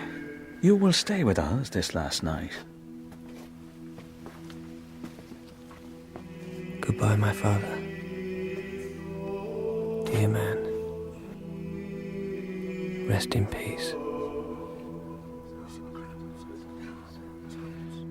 They say when they buried Elder Varsonofy, he was quite untouched. After 3 days, utterly uncorrupted, and the smell, they said, was like roses. Blessed be the name of God and all the elect. They have a new saint in their company. Told her her boy was not dead, and indeed he was at that very moment on his way home to her. It's a miracle. In the land of the devout, overlooking their sins, whether committed in knowledge or in ignorance. Grant them that It's nearly over. sweetness. The night is nearly over. And preserve us in the remission of sins through the prayers of... What are you doing? Forgive me, Father. It is just a little difficult. What is difficult? It is difficult to breathe, Father. It is the smell of bodily corruption, of pollution. What does that mean? It means we were deceived. He was not a holy man. Even an ordinary sinner would not rot so soon after death. It is a sign from God. You will be silent. Will you give the unbelievers cause to mock us, to triumph over us? No one will speak of this. He was not a saint, then. There are hundreds of the faithful outside the walls of the monastery. Thousands this very day. Do you want to fill them with doubt and confusion? Elder Zosima was a servant of God. He was a servant of God. Alexei, he loved you. Speak. He was a servant of God. A saint. Thank you. But the truth is, he stinks. He stinks to high heaven! Alexei! Alexei!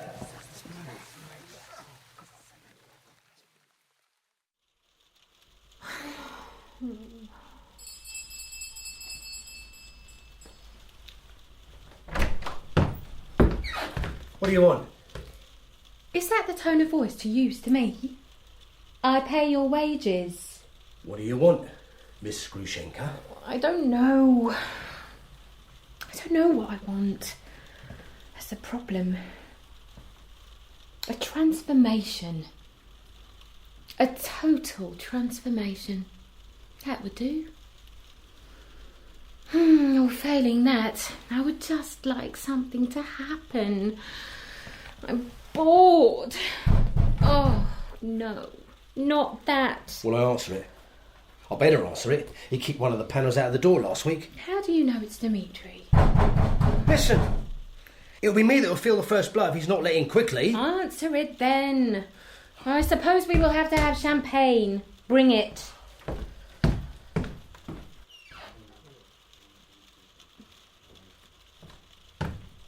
Well... Seems I was wrong. Oh, this is much better. How do you do, Alexei Fyodorovich? Bring that chair over for Mr. Karamazov. I want him to sit close to me. Tell me, what are you doing here, little monk? He's dead. God defend us. Oh, God defend us. I never thought it would come to this. Mitch, what have you done? The whole monastery's in an uproar. He was supposed to be a saint, a holy man. What? But he lay there in his coffin and he smelt like any dead thing. It was horrible. Your elder is dead. Oh, thank God. What? I thought that he had killed... Never mind. And what are you doing here, in my house? I don't know. I thought perhaps you would comfort me. Comfort you? I am not here for that. That's not why you came, is it? Be honest, Alexei. You came for something else. I see it in your face. Do you still want that champagne? Oh, yes. 2 bottles as quickly as you can. Go on. I've never drunk champagne. Haven't you? No. Would you like to hold my hand? Thank you. Would you like to kiss my hand? I think I'd better have some champagne first. Wise boy.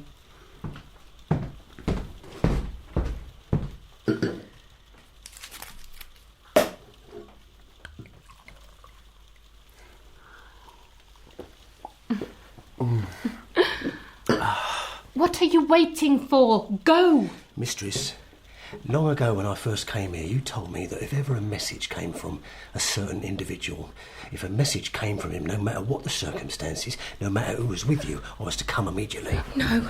It's not him in person. He sent a messenger. He's at the kitchen door with a letter. Bring it here, now. Oh, God. Would you like me to leave? I don't care what you do. Why has he sent me a message? Why now?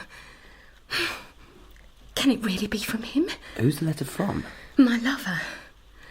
My first, my real lover. I was 17. Oh, how I loved him. My handsome officer. How could I resist him? He promised me we would marry. And then he was gone. I was a different person then. Do you think I was always like this? Oh, why has he written after all these years? Here was the message, mistress. Wait, is it from him? Is he well? Tell me he's well. He's not dying. Not him, it was his wife died months ago, apparently. Here it is. Forgive me. Forgive yourself. Come. Oh, what a wonderful letter. Read it. Brief, intense. He's Polish, you know. Is he? Well, yes, I suppose that is obvious from the spelling. So, do I go? Do I run out into the rain to be with a man I have not seen for 5 years? Do I go to kiss the hands of my betrayer? Answer me that, Alexei Fyodorovich. Why hasn't he come for you in person? He wants me to risk myself. To show my courage. He doesn't really ask for your forgiveness. I don't want to forgive him. I want to love him. What will I tell Mitya? Tell him to go to the devil and to take his father with him. I am not a bone to be worried by 2 dirty dogs. A new life is waiting for me. Tell his messenger I will come. I will come to him this very night. Why not? I'll sell him. What a lucky escape you've had tonight. I might well have decided to make love to you. You're very handsome. Don't blush. But now I'm redeemed. Poor boy. Now I am a virtuous woman, you have missed your chance. You're right to laugh at me. Am I laughing at you? I shouldn't. This is my chance. I can't believe that he has sent for me. Kiss me if you like. I may never see you again. I think I'd better not. I will kiss you anyway. Alyosha, farewell.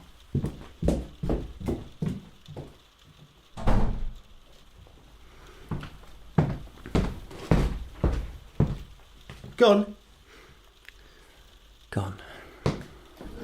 No. Leave the bottles.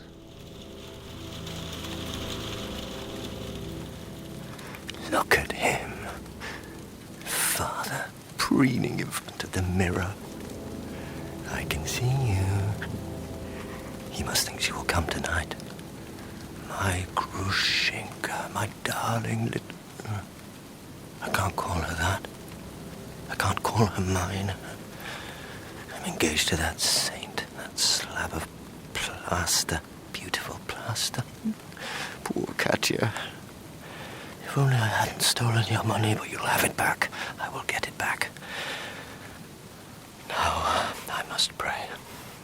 I must pray that when I break into my father's bedroom to get his money, I must pray to someone that I don't look at his face or hear his voice or smell him. I must pray for all that. I must pray that I don't kill him. I would so love to kill him, a cockroach. Now, what did Smerdyakov tell me? The signals. I must get the signals right. When he opens the side door, I'll rush in. I'll threaten him. I won't hit out. At least the rain has stopped. Why am I standing still? Talk. Now act. Who's there? Smerdyakov? Is that you? Get to bed, boy. I will guard our master. Who is that? I can see where you are. Now run off now. I'm warning you, be gone. Don't interfere. Dmitry! No! Get back in the house, pull the covers over your head and sleep. I can't let you! Is that you, my darling? My Grushenka? Murderer! Murderer! Get out of my way, old man! You 1,000... What have I done? Help! Help me! And what will I do now? Father...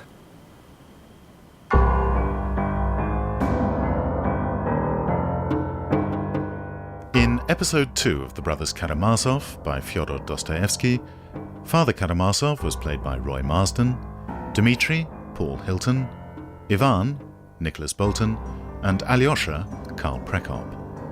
Lise was Emma Noakes, Mrs. Khoklakova, Rachel Atkins, Katerina, Juliet Aubrey, Grushenka, Katy Cavanagh, Grigory, Desmond McNamara, Smerdyakov, Joseph Kloska, the elder, Sam Dale, and Father Paisi, Philip Fox. The monks were Paul Richard Biggin and Saikat Ahmed, and Maria, Bethan Walker. The Brothers Karamazov was dramatised for radio by Melissa Murray, original music was by David Pickvance, and the directors were Colin Guthrie and Mark Beebe.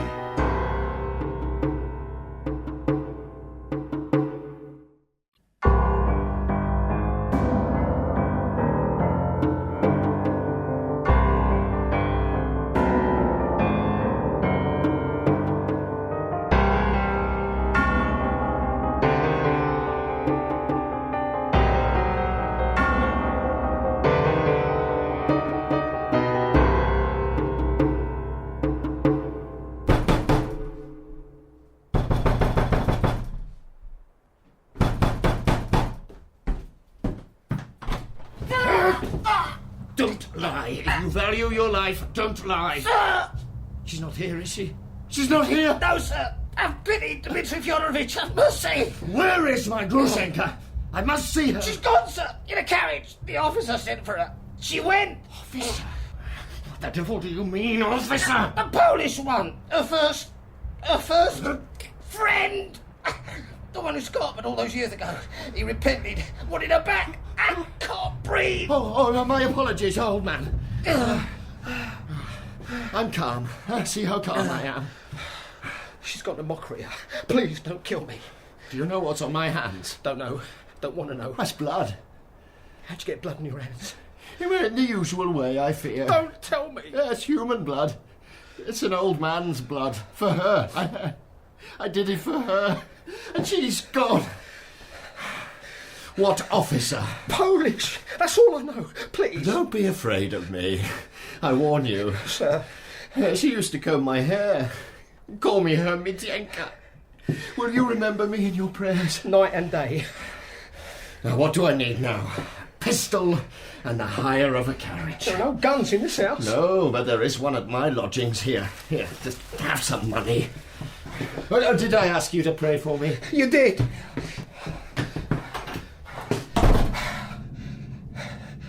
Blood on his hands. He's done it. Done what? Killed someone, of course.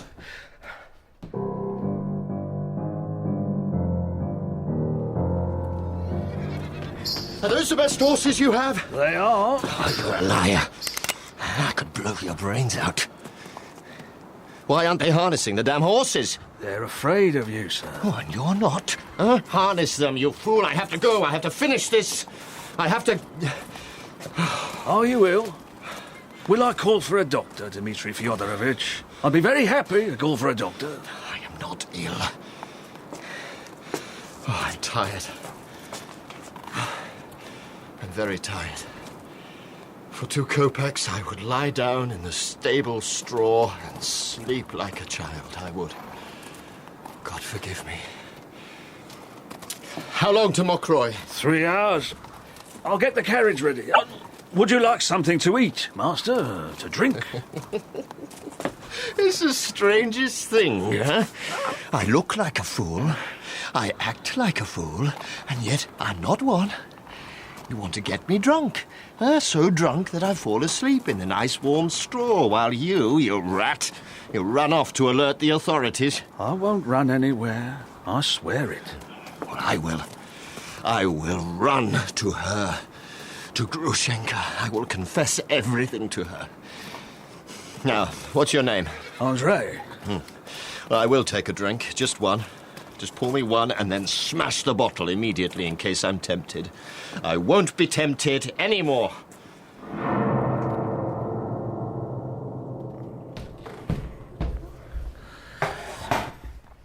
What's that?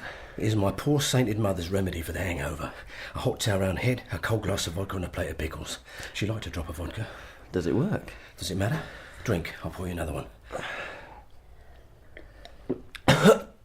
Oh, thank you. You have nice manners. Not like your brother Dmitry, but he's generous at least. I'm afraid I haven't any money. Did I ask you for any? I thought you were hinting. It's a sour, sad day for you this day. I wouldn't take a kopeck from a poor boy like you. What do you mean? I'm breaking it to you gently, aren't I? Your brother's gone and massacred someone. What? He was here earlier, reeking of blood, reeling with drink, red-eyed, a monster. He was looking for her, my mistress, Miss Grushenka. No doubt she's slaughtered as well by now. He was off after her. I didn't tell him you were here. You're not making any sense. What has he done? It's not for me to say, because I don't know. Not for sure. But he swore up and down he'd gut your dad. You know that as well as all the town. That'll be the police. Look lively now, Mr. Alexei. They'll have questions for you. The police? What are you doing? Hold him! Oh, can you smell the drink? A monk stinking of booze, nicely tucked up in a horse house. What am I meant to make of that? Oh, my father! What has happened? I must go and see him. Where is your brother? I don't know where he is. He didn't do it. Didn't do what? You have to let me go. Dmitry Fyodorovich hired a carriage from the inn. We know that. Where was he going? This boy knows nothing. Thank you. If you want to find Dmitry Fyodorovich, I know where he is. Mokria. That's where you'll find him. Traitor! No, I'm sorry. I know you're a good man who means well. That's more than I can guess looking at him. Now you, your holiness, you stay here. Or if not here in this house, then in the town. No slipping off to Moscow like that other brother of yours. Ivan, he's not in Moscow. He's here. I spoke to him last night. He took the last train up to Moscow. Conveniently, suspiciously. Conspiracy was a word that came to me. Ivan had nothing to do with it. To do with what? Your father's murder? How much longer? How much longer? We're nearly there, my friend, nearly there. I am not your friend. You know what kind of man I am. You saw the blood on my hands, my coat. Why are you driving me and not one of your boys? Because Christ went down to hell to free the sinners. Is that an answer? A terrible time is coming to you. But there's always mercy. Not in this world, perhaps, but in the other. That's what I'm saying. Don't you believe that? Supposing he is in bed with her when I arrive. What will I do? Drive faster! And I'll have to whip the horses. Do you want me to whip the horses? They're old creatures, 2 of them. Leave them. Leave me. Don't speak to me again. I am not answerable for my actions. I'll sing to you then. He sang to me. Old Grigory. He sang to me when I was a child. When my mother died and my father, was busy ignoring me. Sing now. In his memory, Grigory. Sleep, my darling little one, still the moon looks down. In your cradle What have I done? I will rock you. Sleep, my darling one.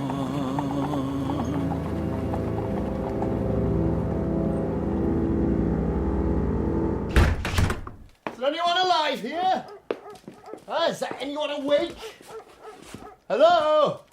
Will I fire my gun, Andre? Be calm, Master. Just to wake them up, just to get myself in a mood. I am here, Your Reverence, awaiting orders.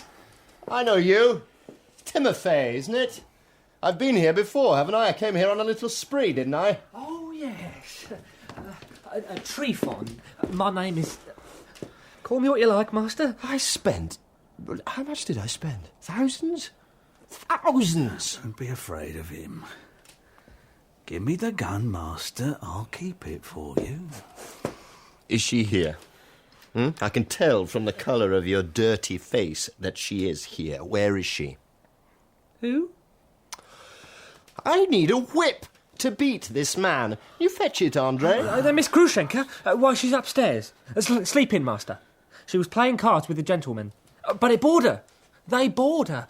She went to bed. You think that I would be afraid to kill you? Who did she go upstairs with? He's a Polish officer. I can't remember his name. What room are they in? She went to her own room, her own bed. The Pole, he's not an officer nowadays. He's a customs clerk. His wife died recently and left all the money elsewhere. She had the measure of him. Is that true, Andre? He's telling the truth. Now you go, dear friend. My best friend, innkeeper Trifon. I want you to find musicians, singers, gypsies, girls, drink and food. Everything in style. Andre, go home. Yeah. It's not a place for you now. Here are 50 rubles, huh? Mwah. I love you. 50 rubles, Master. Are you mad? Wake her up. Huh? Here, take the money. I'm rich. Look how rich I am. I have thousands again. Take it. I can't take your money. I'll take some, Master, just to get us started. Oh, we'll have rare times. Happy, happy times. Well, my Michenka, have you come to kill me? She didn't flinch. Brave woman. In a word, in a single word, tell me, do I go or do I stay? Stay. Gentlemen, I disarm myself. Why would I need a weapon when I am surrounded by friends? My dear friends, you look like the kind of people who'd be friends of mine. God help you. Come down. We'll have a party. I insist. My name is Dmitry Fyodorovich Karamazov. I have the honour to make your acquaintance. Yes, fat chap, especially you. Come down. Who is this wild person? This is the man. He's called Musalovich. Pan Musalovich. At your service? At my service. That's nice. I organised a little card game for him. Half an hour at the table, his money runs out. Yeah, he was trying to cheat before that. You insult me. But I am not a duelling man. You should thank God for that. My father was the finest swordsman of his generation. Mita, take me home. Home? I'm a homeless man now, my darling. How sad. Don't let's be sad. Let us have one last night of happiness. Wine! Wine for everyone! Excuse me, gentlemen. No, you can't go. You can't go to bed. Everyone else, though, can go to the devil. Or stay. What do I care?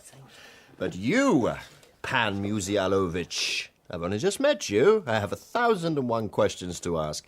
For instance, forgive my curiosity, but is that a wig that you're wearing? Is he wearing a wig, Trifon? It's a wig. There's no need for this, Mitya. I've been a fool. Here are 500 rubles. 500 rubles. Take them and be off. You offer me money? Just take yourself and your lovely wig and go. Now. Do as he says. That's how you speak to me. I came here, gentlemen, in the spirit of forgiveness. I held out my hand to this unfortunate, ruined creature. Listen to him. How he speaks of me. You came to her because your wife left all her money to her sister, or to someone. Her brother it was, your worship. Insolent peasant! If he is an insolent peasant, which he is, aren't you, Trifon? Yes, sir. What name will we give to you? Dirty little leech? Bloodsucker? You were poor. You thought my Grushka had money. That's why It's enough, Mitya. Let him go. Yes. Why not be merciful? Besides, the musicians are here. Go then.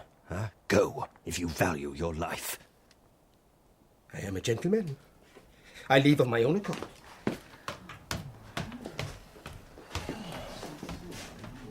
Are you sad, my darling, that your old love turned out to be such a specimen? I loved that man once. Pan Musialovich. What a name. I loved him so much. I was only 17. I loved him so purely, so completely. Did you? I don't say it to torture you. I have tortured you. I let you think I might go to your father, become his mistress. It was all a game. A bitter little game. But I'm cured of him, Mitya. It seems simple now. I love you. Why have I never told you I love you? Is that why your eyes are full of tears? Yes. Something has happened. Mitya, tell me. Imagine, my darling, that someone, the Tsar himself, or an angel of God, were to whisper in your ear that an hour from now, infallibly, the world will end. What would you do? I would drink Rhine wine and sing and dance with you and pretend nothing was wrong. What is going to happen in an hour's time? I won't ask. Let's not talk of the future. Let's not talk of the past. My past was nonsense. It never happened. That sweet girl and the gallant officer. You saw what he was. In 5 years, will you be a fat official in a tight waistcoat, my Grushenka? In 5 years, I will be a dirty heap of bones, my love. Kiss me. I'll kiss you. I'll kiss you. Forgive me for everything. Oh, no more talk of forgiveness. I forbid it.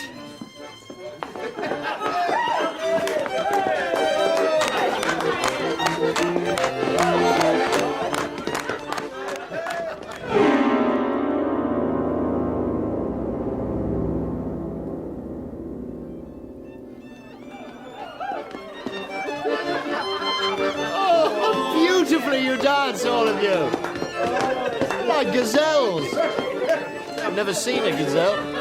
I've never left Russia. I will live and die in this land. Whose glass is dry? Empty glass and empty heart. There's a proverb for us. For us, ladies and gentlemen. Will you dance with me, my darling? Only with you. Only with your eyes shining up at me.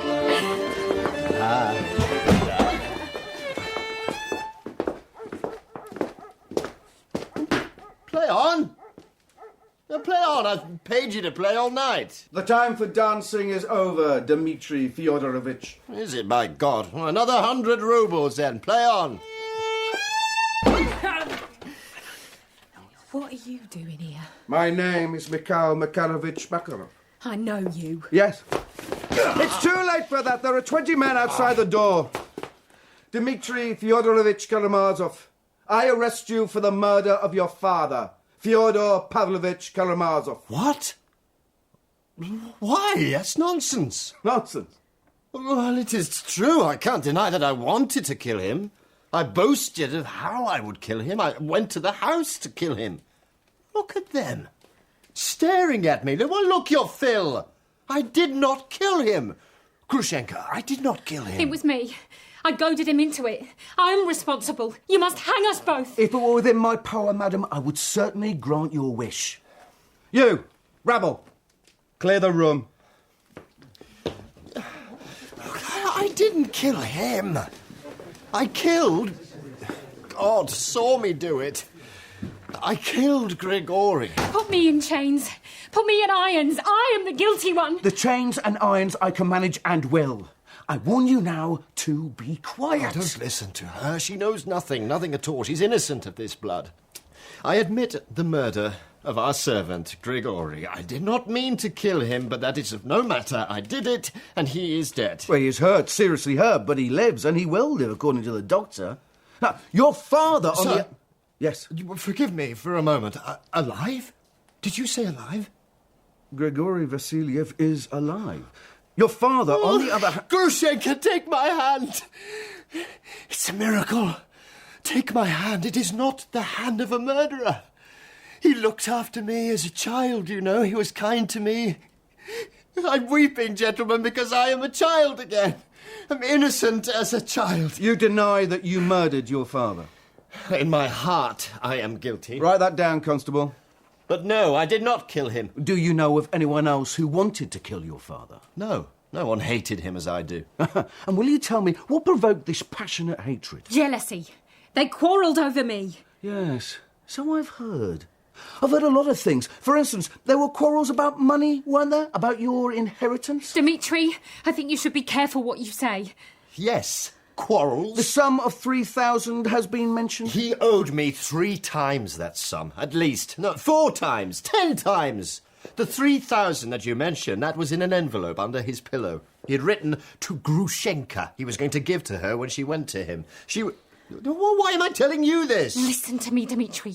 Don't Get her out of the room now, if you please. You touch her. I'll go. Don't argue with the inspector, Dmitry. Sit still. For my sake. Now, if you please. Why is she leaving? What are you doing? Who are you? I am the Chief Inspector of Police. And you are my prisoner. What a pity I gave my gun away. Your father lies on his bedroom floor with his skull crushed. There is an envelope by his side, ripped open and empty. The envelope you just referred to, I think. Well, I didn't rip it open. Answer just one question. Answer this. I have heard you owed money all over the town. I have heard you hadn't a kopeck to bless yourself with yesterday, and now today you are a rich man, an extravagant man. Where did you get this sudden fortune from? I cannot discuss the money. It is a matter of honour. Oh, a matter of honour. Now, if you understand such a thing, policeman. I see. You think it is more offensive to be called a thief than a murderer. God! Do you want to provoke me? I'll do anything to get to the truth. Will you answer my questions honestly? I will answer them. Honestly. We found this brass pestle in the garden. See what it is caked in? You want to know what happened, huh? How I struck Grigory. I will tell you everything. I was in the garden, the pestle in my hand. Was the side door to the house open? No, closed. I was in the garden. My mind was rushing. And I went forward, and then out of the darkness there was a sound, a noise, a branch breaking, and then a voice shouting. Well, it was open when we arrived. Now, clearly, the killer had got into the house that way. I did not go into the house. Someone did. That door was locked. No one could get in that door. It was locked from the inside. My father, he wouldn't have opened it on any account. Only if she, my Grushenka, came. If he heard the signals. The signals? Yes. What signals? You had to knock in a certain way. Too long, too short, or something like that. I can't remember. He wouldn't open the door unless he heard those signals. I did not enter the house. I did not kill my father. You're a liar. I must bow my head and bear this. I was an officer, a soldier. I've ruined my life. I accept that. No man in my life has ever called me a liar. Oh, they'll call you worse things than that, Dmitry Fyodorovich. The whole world will turn from you. Even that woman of yours believed instantly in your guilt. Yes. Yes, she did. But she didn't reject me, did she, policeman? She wanted to suffer with me. That was her response. You cockroach. These signals must have been kept secret, especially from you. How did you come to know of them, Dmitry Fyodorovich? Smerdyakov. Grigory's son, he told me. He told me because I threatened him. He was the only other person who knew the signal. The only one? Yes. That's interesting. Well, perhaps he did it. What, are you accusing the servant? No. You can if you like. Well, so that you can despise me all the more? Did you think I'm the kind of man to accuse a poor servant?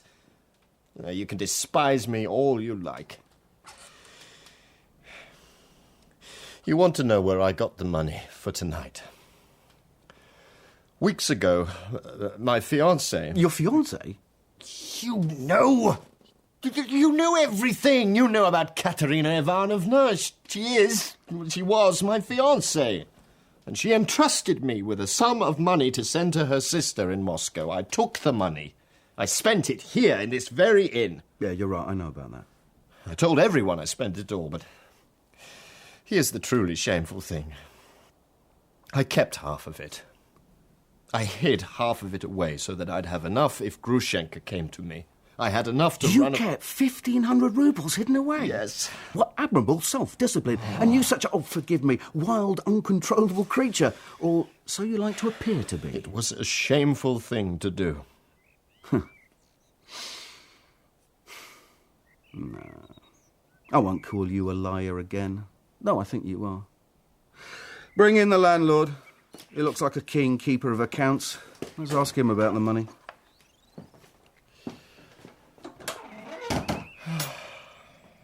Would you like a drink? No?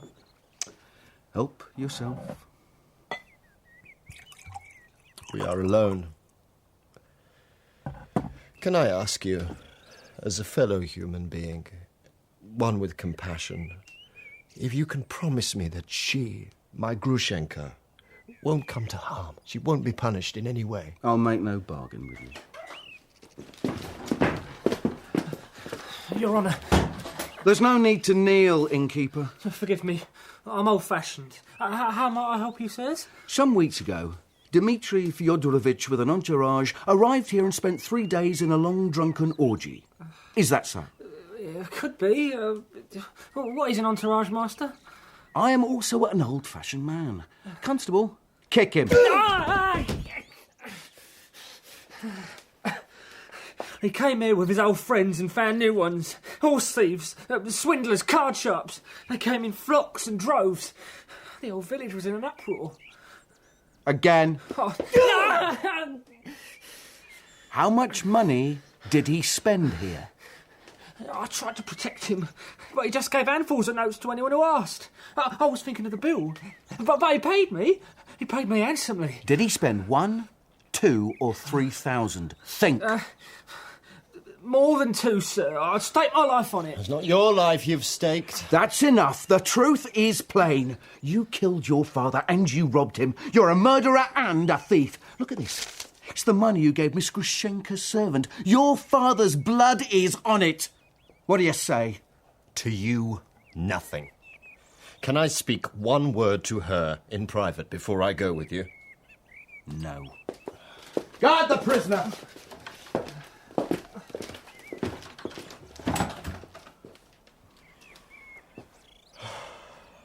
Open the window.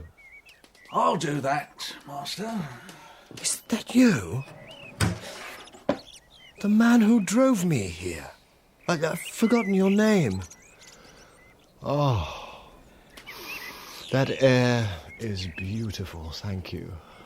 My name is Andre, sir. No speaking to the prisoner. Did no one notice you sitting quietly in that corner? Do you know what I feel? I am filled with happiness. Why? Why am I happy now? You are powerless now. Is that true? I'm certainly at peace for once. My situation is hopeless. No one will believe me, and yet I am an innocent man. Innocent of this crime, at least. You need a priest. No speaking to the prisoner. You'd better not speak to me. He'll tell the inspector. Oh, do you know what that bird is? Singing? No, don't answer. Everything goes on. I rejoice in that. I might ask Elder Zosima from the monastery to come and visit me in the jailhouse. My brother loves him. He's dead. The elder. Is that true, Andre? Is he dead too? How strange a coincidence. I hope he had a better death than my poor father. Is it possible I pity him? It's only because he's gone. If he were to walk through the door now... Well, he won't. So the elder is dead as well. God rest his soul. God, have mercy on mine. It's time to go. Stand up, Dmitry Fyodorovich Karamazov. Button your shirt. Remember as we walk out of here that you were an officer of the Tsar. Can I say one word to her? Please. She's outside with the rest. There's quite a crowd out there. Your little Grushka wasn't much help to you, by the way. I just spoke to her. She said you spent all of Katya's money at that orgy of yours 3 weeks ago. She's sure of it. Will you give her a fond kiss farewell now? I am the one to blame for everything. Not her. I'm ready. I am watching your downfall, ignominious man. Let her rejoice now in the choice she made. Who is that man? A hyena. Just ignore him. There he is! What are they doing? Why are they kneeling? You're a hero as well as a villain. By nightfall, they'll be singing ballads about you. Bow your head to them, Dmitry Fyodorovich. Not one man among them would not have done as you have done. As for the women, they smell blood, the poor man's perfume. They love it. Why do you say such things? Do I offend you? Make way there. Mitya! He asked me about the money. He asked me. Mitya, I told him. It doesn't matter what you said. All that is important... Enough opera. We have to leave now. I am an innocent man. I am an innocent man! God forgive me. Will he forgive me? I don't care for his forgiveness, only yours. I will walk behind you, into exile, into the grave, my dear man. I've heard that speech a number of times, word for word. Out of the way now, all of you. Let me look at you. Let me kiss your hand. What have I done? Take him.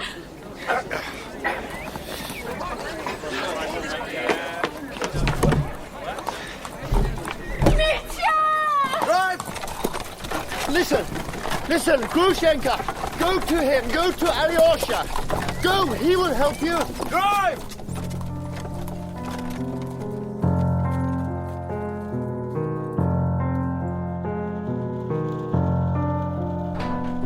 I have been looking everywhere for you. They told me you were here. What on earth are you doing in Grushenka's house? You should not have come here. Of course I should not have come here, but I came to rescue you. Lisa told me I must not return until I had found you, until I had comforted you. Oh, we must get you out of this house before the whole town hears of it. What are you doing here, Alyosha? You're a monk. I'm not a monk. I'm not anything. I don't understand. This is the last day I will ever wear these monk's robes. You ask why I came here. I came from the monastery, directly from the monastery. The elder died, my teacher, the one I hoped... What? What did I hope? I can't remember. I came here and I wanted something shameless. I was tired of thinking. I wanted to be myself. I am not a good man. The elder knew that. Oh, I have heard the rumours about him. He is still a holy man, Alyosha. I know that, of course. I know that. Despite the smell. You couldn't help that. It's nature. We all decay. It's a great pity that he did.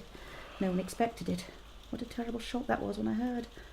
I prayed to him like a saint. Well, life is full of surprises. I must go to the house. I must comfort Mafia. Mafia? Who on earth is Mafia? Grigory's wife. And who on earth is Grigory? My father's servant. He was struck too.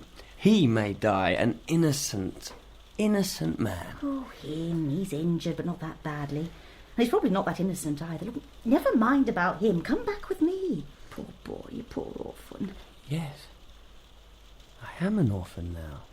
Let me be a mother to you. An ugly old mother. Lise, you've been drinking. Alexei? I'll have to go back to my own house. I'll have to go back to make arrangements to do the various things that must be done. I must send a telegram to Ivan. That's the first thing. They've sent for him already. I don't believe a word of it.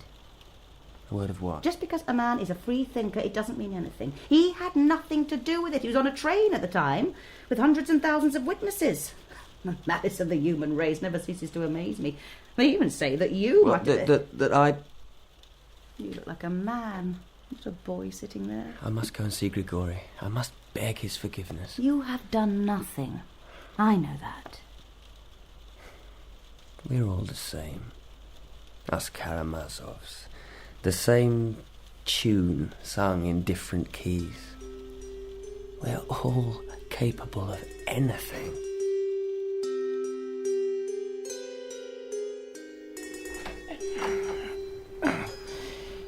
Is that you, young master? You needn't wake. Tell the old woman to come in and open the curtains. It's as dark as a mine in here. Mafia! She's with Smerdyakov. He's a scoundrel. What does he mean by getting ill? Grigory, I must ask you, I must beg you to forgive Mitya. Let me go and tell him you forgive him. For the blow to my head, I forgive him. For the blow to his father's head, not God himself could forgive that. Tell him. He didn't kill. He didn't do it. I saw him with my own eyes. You saw him strike the blow? I saw him with my own eyes, crushed like an egg. We won't talk of that yet. The policeman wrote me down in a book. There's not many will weep for him. Your father. I will. One day. He loved you, inasmuch as he loved anyone but himself.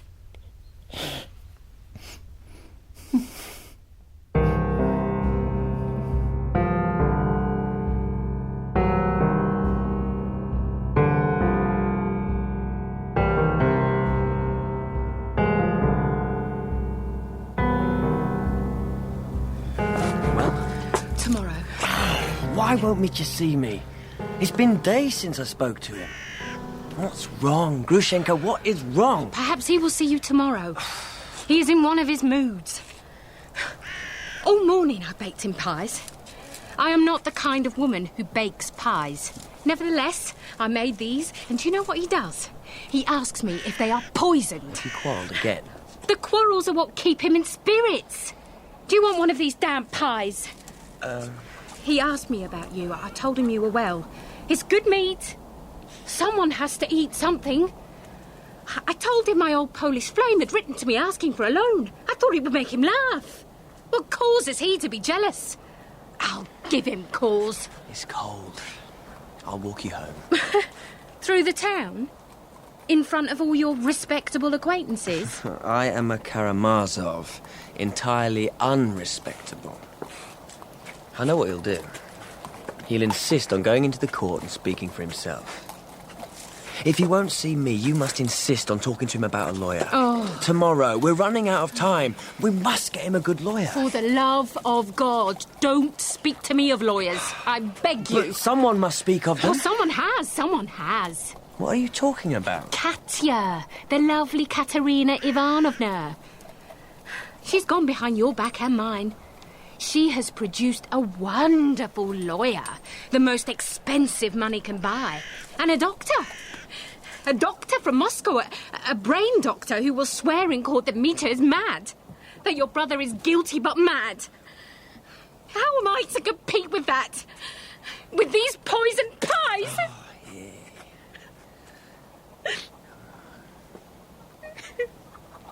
I will take them home and eat them. Every one, I promise you. Hey? Has he agreed to this, the lawyer and this doctor? I wasn't supposed to tell you. He loves her. He does not love her. He is so ashamed. He sits with his coat over his head. It's as much as I can do to make sure he shaves. He looks... Oh, what will the judge think of him when he sees him on Monday? First impressions are so important. Oh, she will almost certainly buy him a new suit. Well, I will buy him a better one. And a shirt with ruffles. Do you see how petty my mind is? What will happen? What will happen at the trial? Will they find him guilty? He is not guilty. You say that. You say that. It's not in the least use to say it unless you can say who did kill that horrible old man.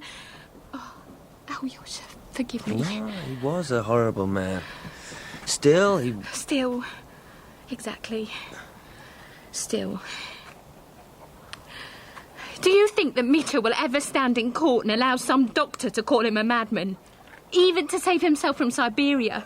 He won't. Yet, between them, they have persuaded him, it seems. Between them? Ivan is part of it, of course. It's probably all his plan. His plan, her money. You and I, nothing. Mitya looks to him. He won't even see you.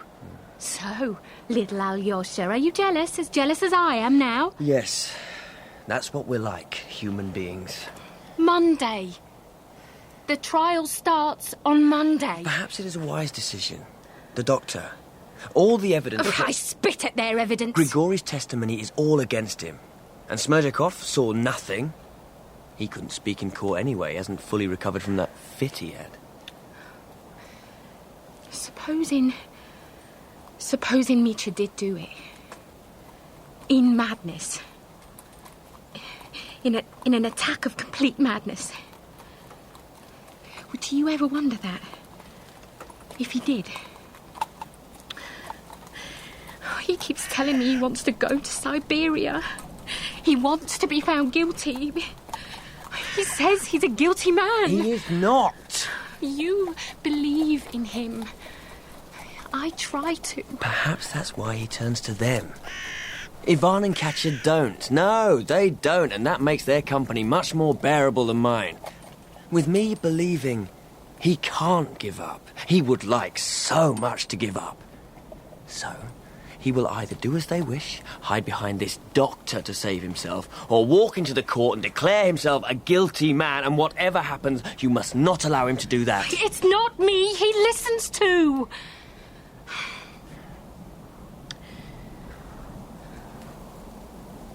Don't worry, Alyosha. I won't let him throw his life away. My life away. If it is to be Siberia, I have sworn I will go with him. I will. He has my life to save as well. I wish Ivan had spoken to me of this. Oh, Katya is at the bottom of everything. You may depend upon that. She wants them both. She will come after you before long. Mitya loves you. He loves you more than anything in the world. I stake my very soul upon that. Go to her house. Find out what she and Ivan are up to.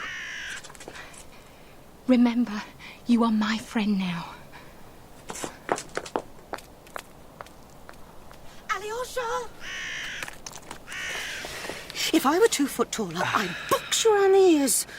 Walking with that woman through the town, talking to her. Don't you realise that everyone is watching? Everyone. I followed you all the way down the street. What have you got to say for yourself? Good morning, Mrs. Khoklakova. You've been avoiding me. Yes. Well, there is no need to make an outcast of yourself. You have many friends in this town.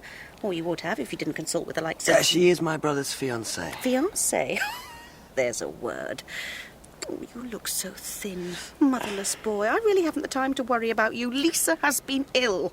I'm sorry. I tell her 6 times a day the reason Alyosha hasn't called, hasn't asked once about you. I'll come now. Now? Well, she's in a terrible humour. Forgive me, Lisa. Your mother tells me you've been ill. How are you? What do you think of the chair, Alexei? Not my squeaky old thing, the new one in the corner. Oh.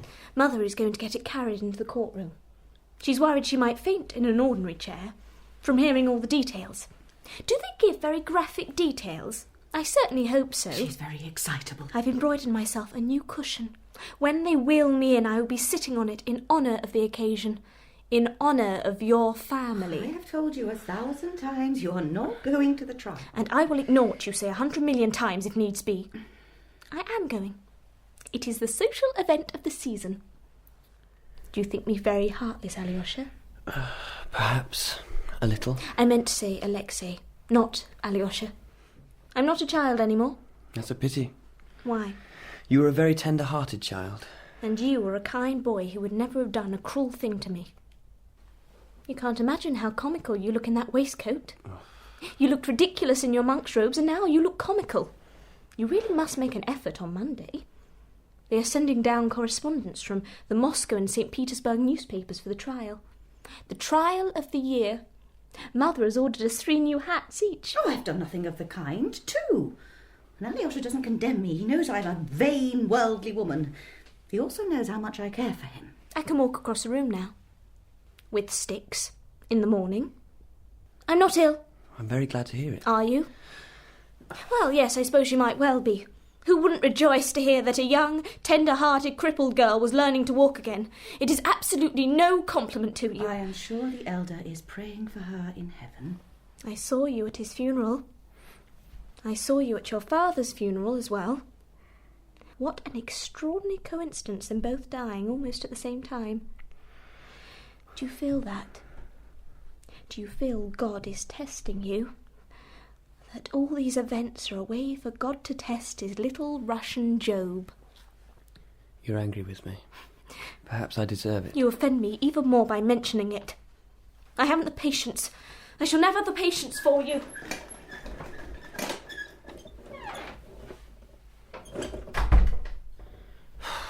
I thought we had a special closeness, Lisa and I. I don't think she'll marry you now. Not that that wasn't a joke. A sweet little joke. Well, now she's gone, there is something I particularly wanted to ask you. How is Dmitry? He's refused to see me all week. Apparently Ivan is allowed to visit. Well, I have a new theory about it all. Do you want to hear it? Perhaps another time. I'm going to go back to the jail. I will force him to talk with me. Grigory did it.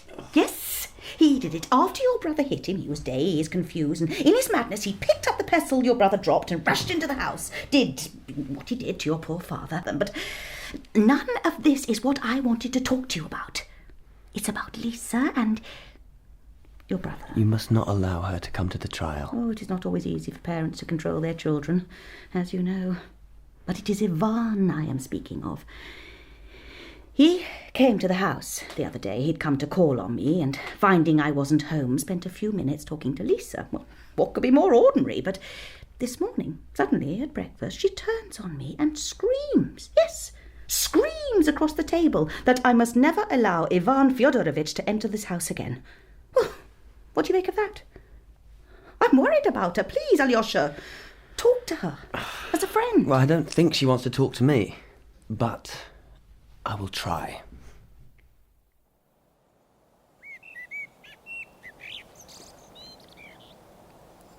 When I was a child, I used to wish, above all things, to be a tree spirit.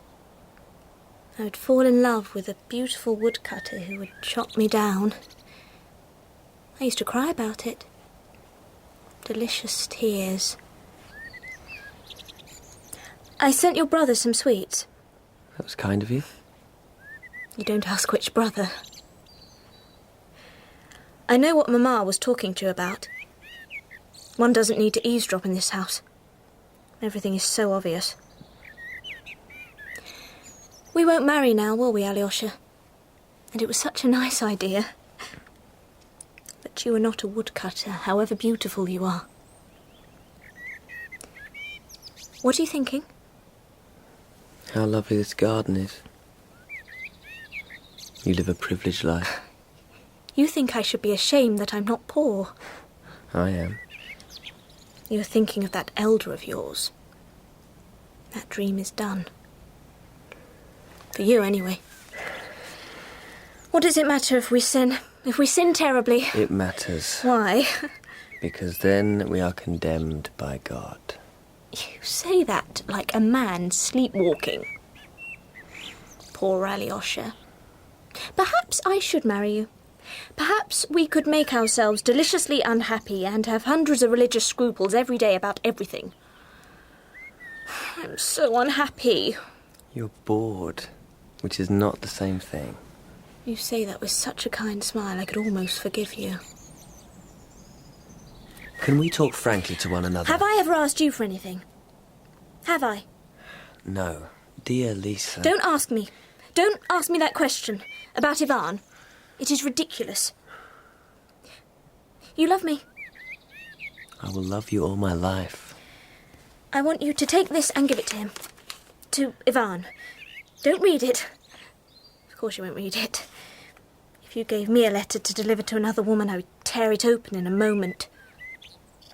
But you are a good man.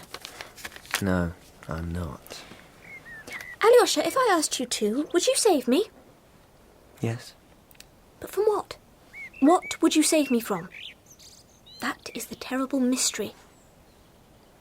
Go and save your brother. He is the one who needs help.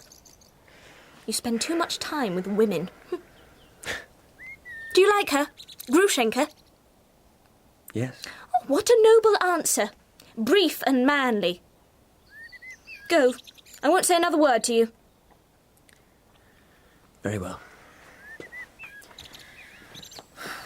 What a fool I am.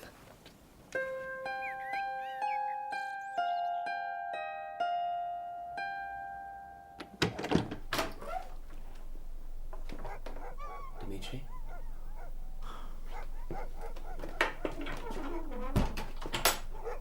Dmitry? Why did you tell the warden not to let me in?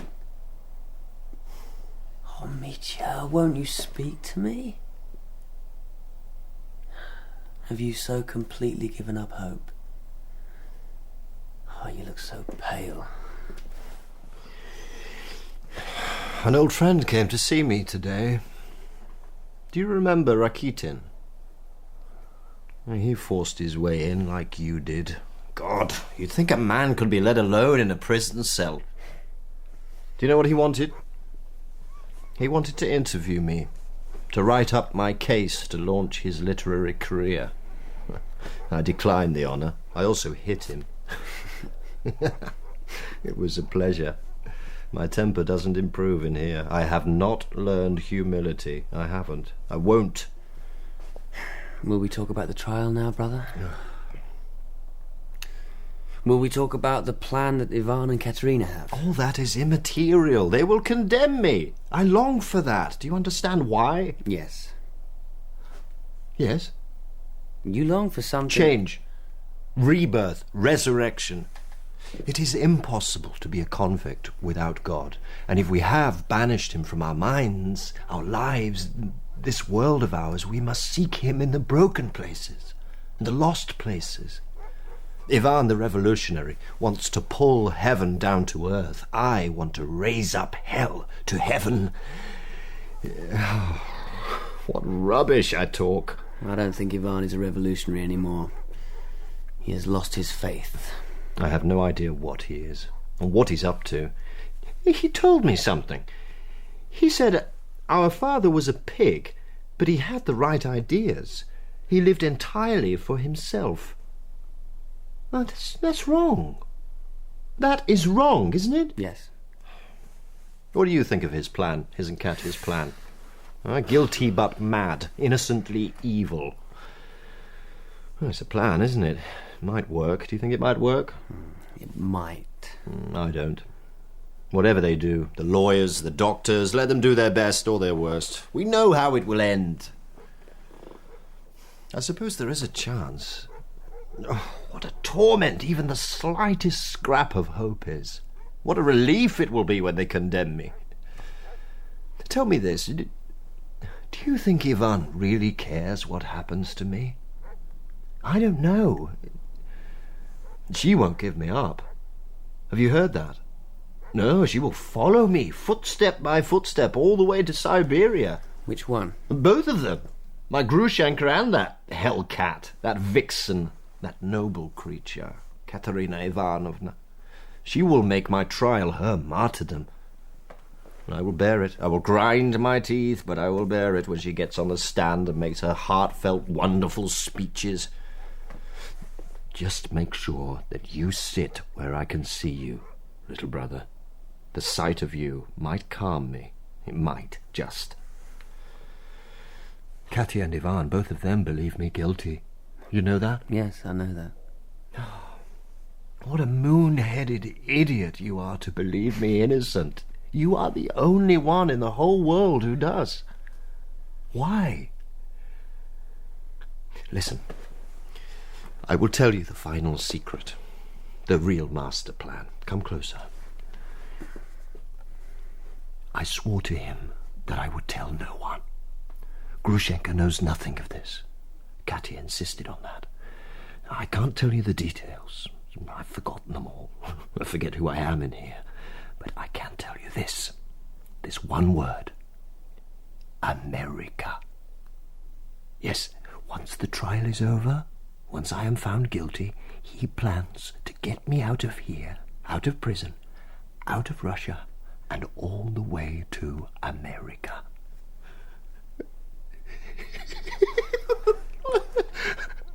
Laugh, Alyosha, it's funny. I will become a cowboy with those hats of theirs. But how could he possibly organise it? The comrades have ways, I presume. Of course he will need money. A great deal of money, tens of thousands of rubles. How can it work? I don't doubt him for that. He has a mind like clockwork, a ticking bomb. He'll do it. He'll risk his own freedom to rescue me. It's a wonderful thing, brotherly love. And that is my choice. Freedom in America or Siberia. And that's not all. He's willing to come with me. He insists on it. What a menage. Me, Katya, and him, and California. Is that how you pronounce it? Oh, God, Siberia! Siberia in midwinter would be better. Besides, you are the one I love. You believe in me. If you did not believe in me, Alyosha, stand up. Stand up. Now look me in the eye and swear before God, before his mother, that you do not think I did it. Mitya. Please. I beg you, believe in me. I swear, before God, before his holy mother, that I do not believe you killed our father. What a child you are still. And yet you strengthen me. I will face what has to be faced. Go to him, go to Ivan, and tell him there will be no Americas for me. I will defend myself, but I will not run away. I will allow them their doctors and their lawyers, but that is all. I'll tell him. But if it was not me, if I did not strike the fatal blow, then who? Ivan?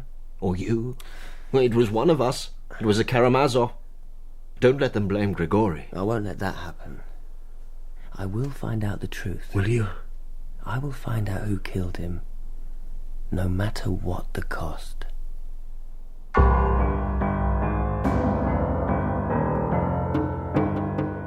In episode 3 of The Brothers Karamazov by Fyodor Dostoevsky, Dmitry Karamazov was played by Paul Hilton, Alyosha, Karl Prekopp, Grushenka, Katy Cavanagh, and Makarov by Mark Straker.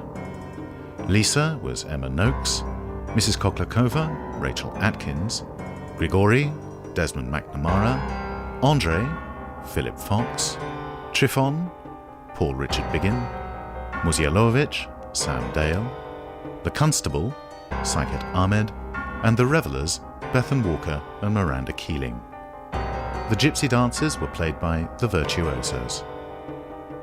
The Brothers Karamazov was dramatised for radio by Melissa Murray, original music was by David Pickvance, and the directors were Colin Guthrie and Mark Beebe.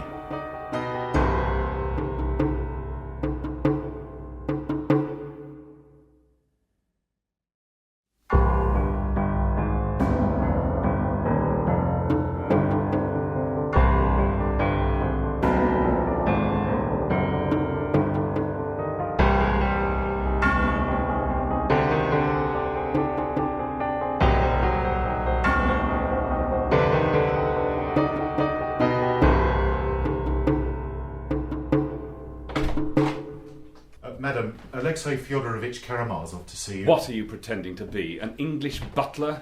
Get out. This is my house. He is my servant. We are all your servants. Sit down, Alyosha. I want to speak with you, Ivan. Katya?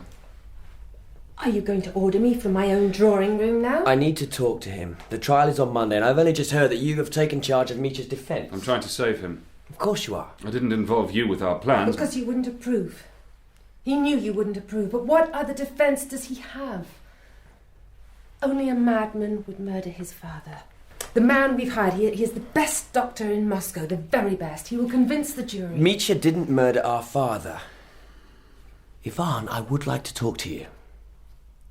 I will leave if you insist. The Mitya is my fiancé still. Stay, by all means. She has a right to stay. She's paying all the bills. Lawyers, doctors, everyone's. All this despite the fact Mitya loves another. What a noble soul you are, Katerina Ivanovna. You see the way he speaks to me? I do. I don't mind it. I can bear anything. You interrupted us, Alyosha.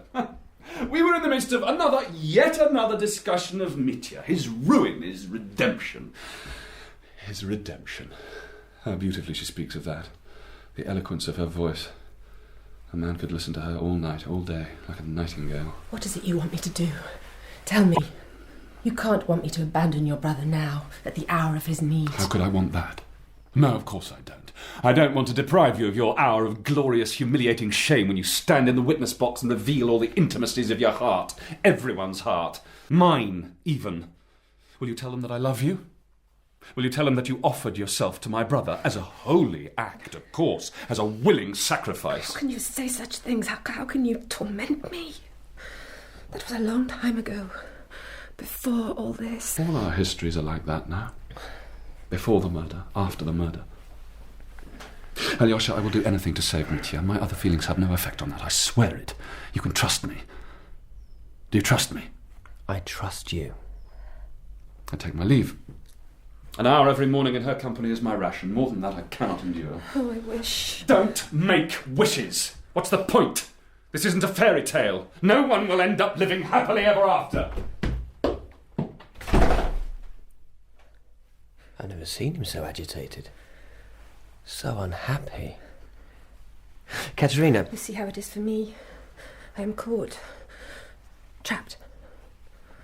What a terrible dilemma. I talked a lot about noble sacrifice, about rescuing your poor brother, poor Dmitry, and yet it was all nonsense. I never meant a word of it. I liked to say it. I liked to feel my spirit stretched to some wonderful ideal. But now it is real ruin that faces him, real desolation. And all my words have come back to me. I don't love him. I love... But in honour, in truth, against the deepest impulses of my heart, I cannot abandon Dmitry now, can I? You don't say anything. I don't know what to say. Do you think I'm still play acting? Quite honestly, I think you probably are. But, on the other hand, you're probably entirely sincere as well. You understand me. Excuse me. I must go. I must talk with Ivan.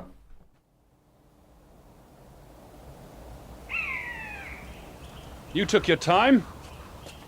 What did she say to you? We must talk. Oh, indeed we must. But why? Why is that all we do? Talk. Tell me this, little brother. Do you think a person can actually experience going mad? I wonder about that too. I hope it just happens like falling off a cliff. Yeah, suddenly. But somehow I doubt it. Will we go out and get drunk? I have a letter for you from Lise Khoklakova. She's another one, a slut. Well, I won't read it. You've gone white. What's the matter? Do you have some feeling for this girl? Really? And she sends you to give me a letter? Oh, they are magnificent. Ivan, what is the matter with you? Lisa's a child. 16. A child. She's been ill, and if she has some feeling for you... For me? I know what that feeling is. She wants a racy little flirtation. You must have disappointed her, Alyosha. Good for you. Let's not speak of it. What did she say to you?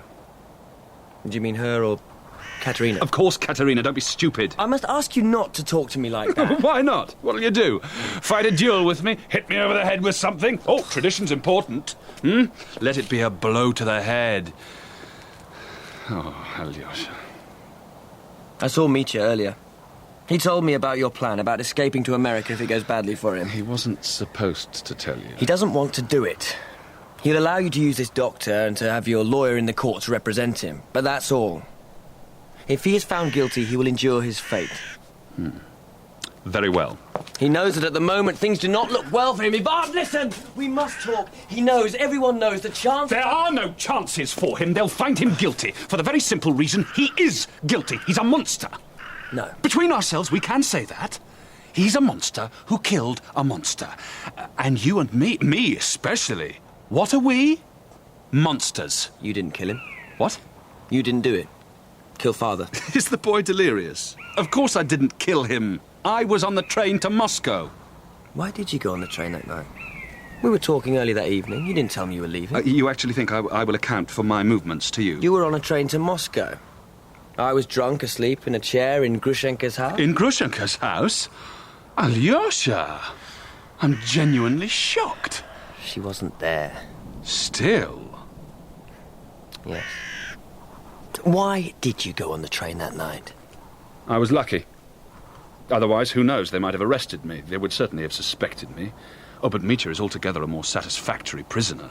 With me, the whole affair would have taken on a political dimension. A guardian angel protected you and put you on that train. Oh, not an angel, I can assure you of that. Smerdyakov. Thank you. Thank you? Why do you say that? You think I've told you something important? A man must be on his guard against you. Let me say it again.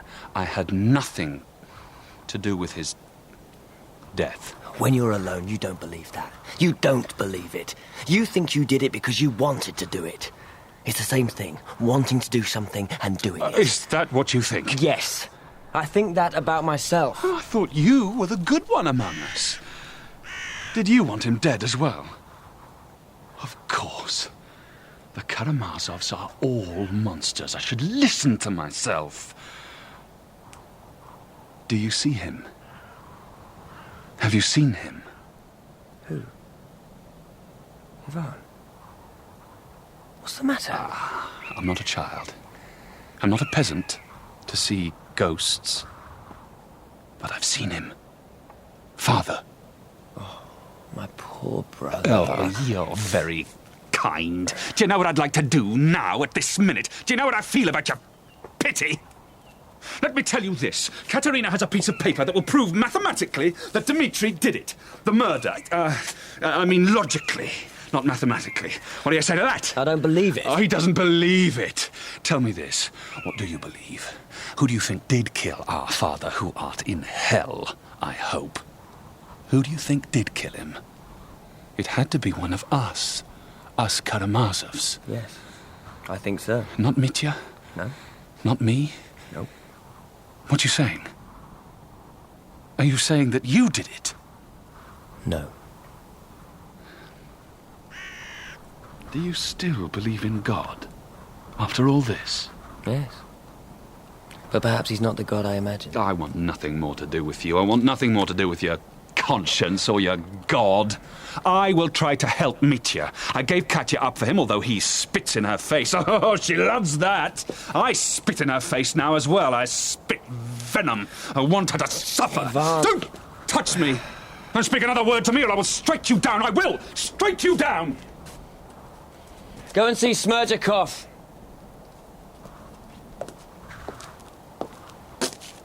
Who? Smerdyakov. He's ill. He's been ill since that night. What has he to do with this? Go and see him. Ask him. He'll talk to you.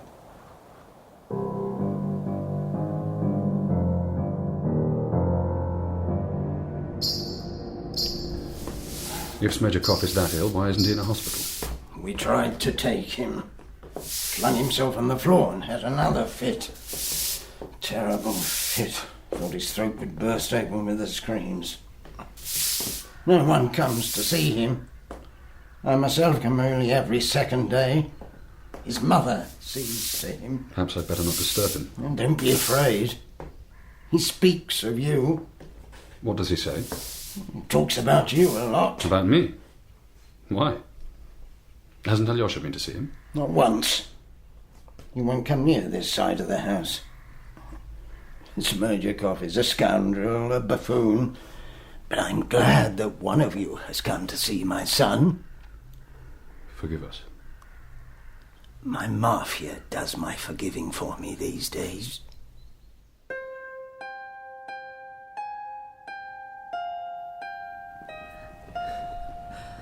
Don't be afraid, Ivan Fyodorovich. Why would I be afraid? You're not infectious, are you? Epilepsy isn't like typhoid. Perhaps not. Of course not. I am an ill-educated man. I don't know what is infectious and what is not. Ask me then. Ask you what? How you are? To be honest, I don't greatly care how you are. Did you know you have a little tick under your left eye when you are nervous? What is the point of this? Don't go, sir. You are meat and drink to me, sir. You are the Lord God of hosts, I swear it. Hosanna, Hosanna. You're delirious. It's true, though. You are my lodestone, sir. Why would I exaggerate now?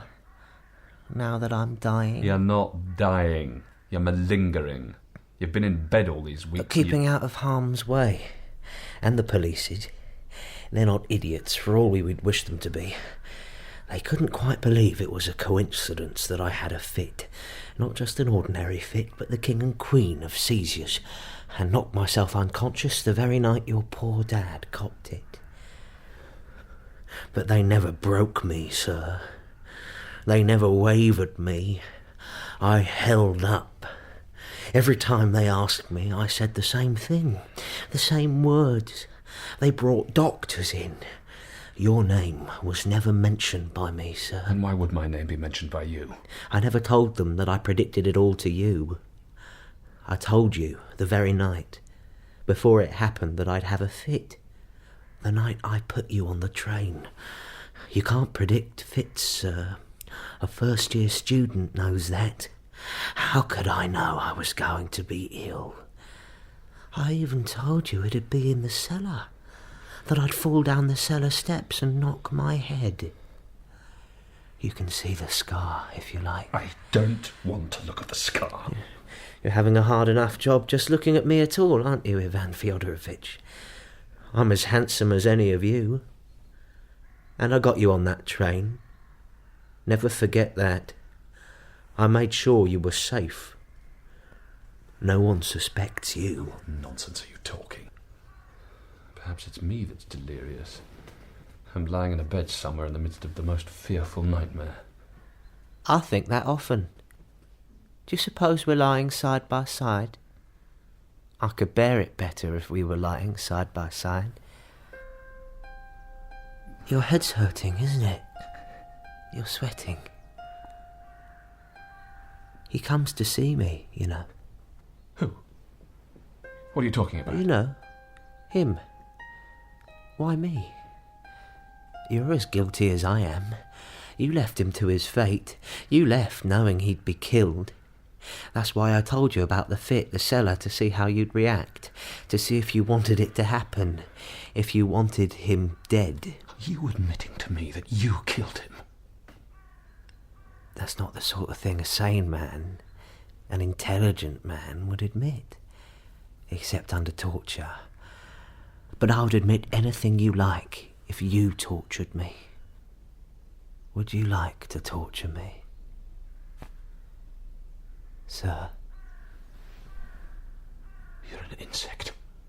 A vile, crawling thing. If another man were to say that to me, I might smile, but I'd plot a little bit of vengeance for it. You, I forgive. I forgive utterly with both hands and a full heart. You wanted him dead. He is dead. Don't ask for more. Poor Dmitry. Do you mind if I call him Dmitry? I should call him Dmitry Fyodorovich, but somehow I don't want to. How he must hate prison. How he must hate it. He despised me. I despise me. But you... I despise you as well, believe me. Yes, but I was of use to you. We all crave to be of use. I'm a worker and a peasant, sir. Salt of the earth, son of this Russian earth, and son, illegitimate son of the village idiot. I know my pedigree. I know it. I'll go and tell the police. I will. Do that.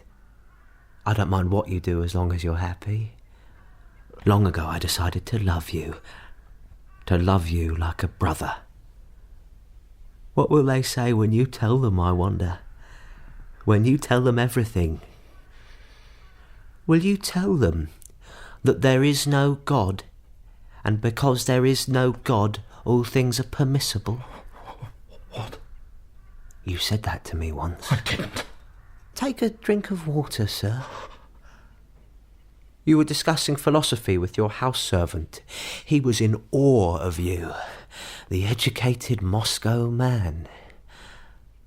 Might I say something to you, Ivan Fyodorovich? It seems I have no choice but to listen to you. Now that it is all permissible, I, who have been the subject of your experiment, come back to report to my master. I'm not your master. Have strength, have pity, listen to me. Now I've done the thing.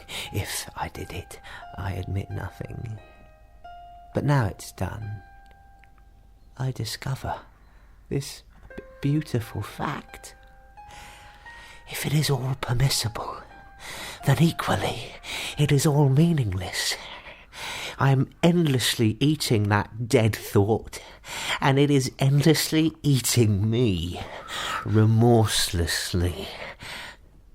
But there is no remorse in me, or in my conscience. Do you know what that feels like? Do you, sir? Speak. I wanted him dead. You read my heart.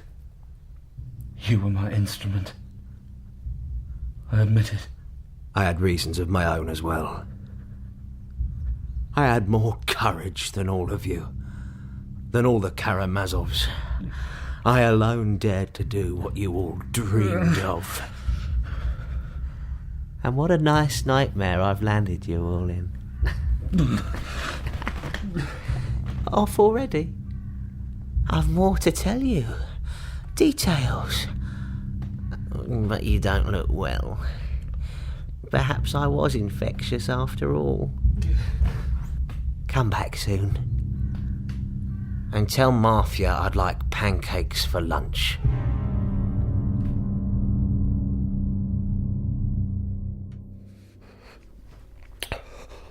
Oh, caught something.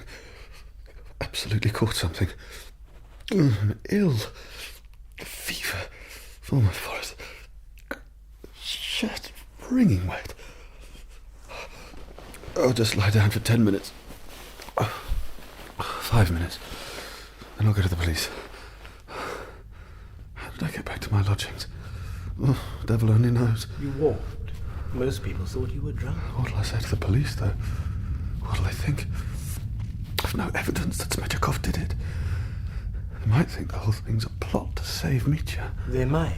And Smerdyakov as good as told me he'd implicate me in the plot to murder, to kill. You are implicated. You're the sleeping partner. I'll be better when I've had a sleep. My head's like an engine, like a furnace. Do you have something for me?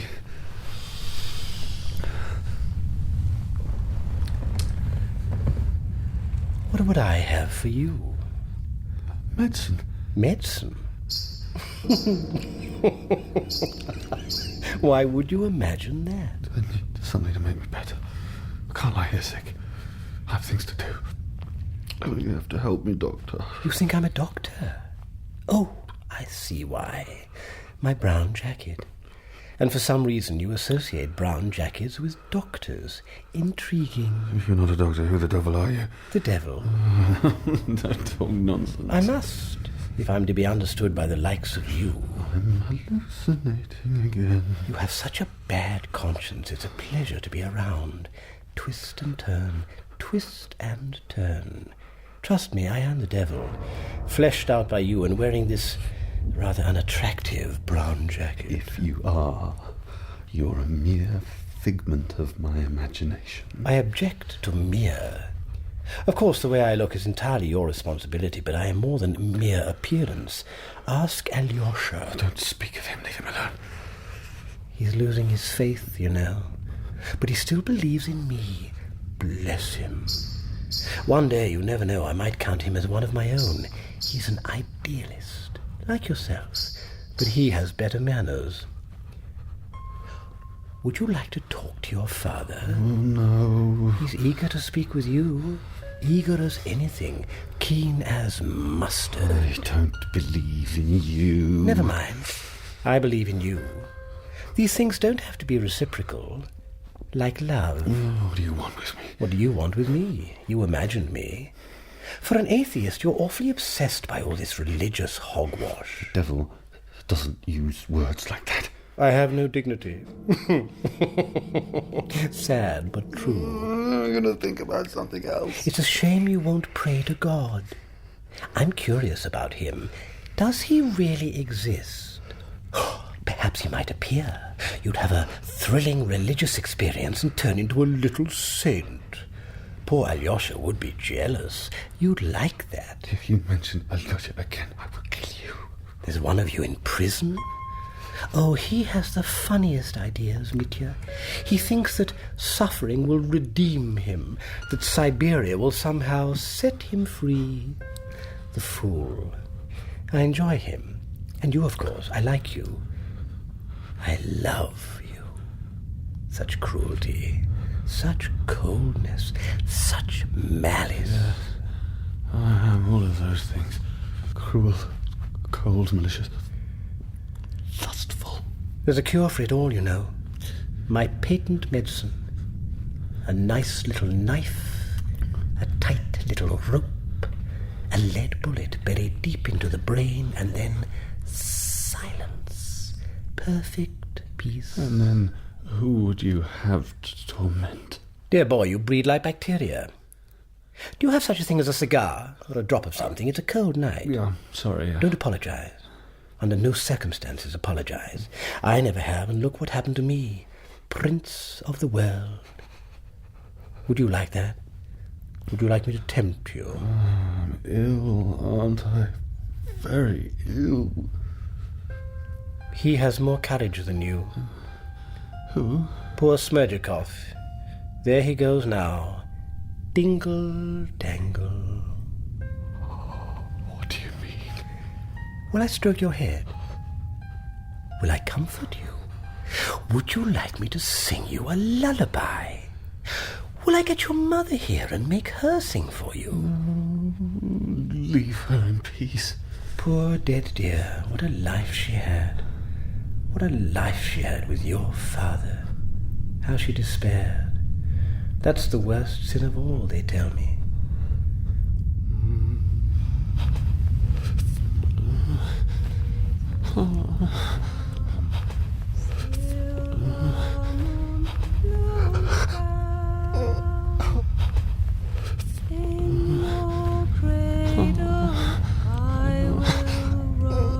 Oh, I don't want her here.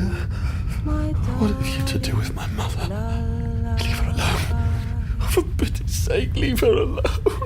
Can you hear me? I won't listen to you, I won't. Oh, go away.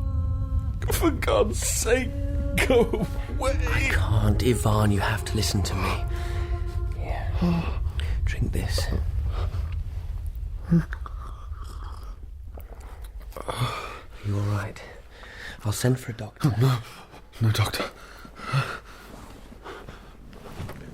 Did you hear her? Who? Mother. Our mother. She was singing to me. I don't remember her voice. Stay with me a while. Don't let him come back. Ivan, there is something I must tell you. Oh, is it morning? Can't be. They found Smerdyakov. What do you mean?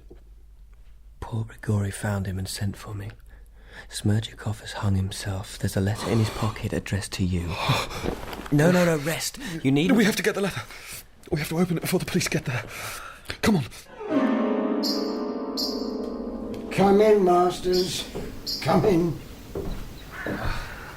I'm very sorry. I don't know what to say. Say nothing. He loved the way you talked. He used to write down the things you said in a notebook. Come and see him. Don't worry, I've cut him down like one of the winter hams. My boy. I won't come in.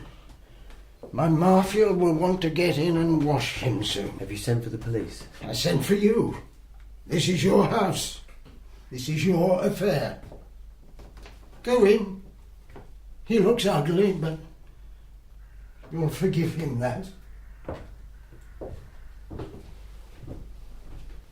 Before we go into that room, there's something I must ask you. I'd rather get this over with. Then we can talk. Ivan? I shouldn't have let you come. How do you feel? A little lightheaded. The devil paid me a visit last night, Alyosha, just before you came. I'll go in on my own. I'll get the letter. Sit here. He told me you were losing your faith. Is that true? Is this the right time for this conversation? Yes. The elder sent me out into the world to help. To help my family, to prevent a disaster. Well, I haven't succeeded. My father's dead, my brother on trial for his murder, and now Smerdyakov. What about me? Am I unscathed? Don't you pity me and what I've become? What have you become? The way I treat Katerina. The way I spoke of poor Lise. It reminded me of him. I am worse than my father. I'm a clever man, Alyosha. The cleverest of all the Karamazovs. Look what I've done. Smerdyakov. Tell me, do you love this Lise? I'd like to. I might have done, but now... Why can't you love her? What's your sin, Alyosha? Spiritual pride. I wanted to be a good man. That above anything, above anyone. We must go in the room now. Wait. When I spoke to Smerdyakov, he told me he had killed our father. He actually said it? Yes. In so many words, yes. You knew it, didn't you? That's why you sent me to him. Why didn't you go yourself? He wouldn't have spoken to me. And why do you think he spoke to me? Let's go in and do what we must. He did it for my sake. That's what he said. Or under my influence.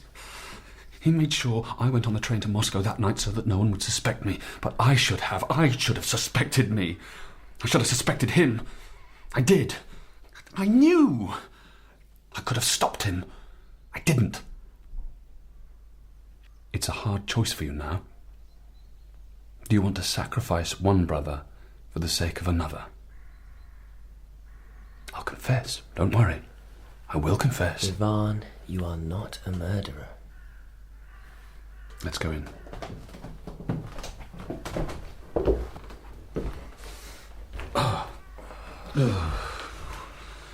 Where's the letter?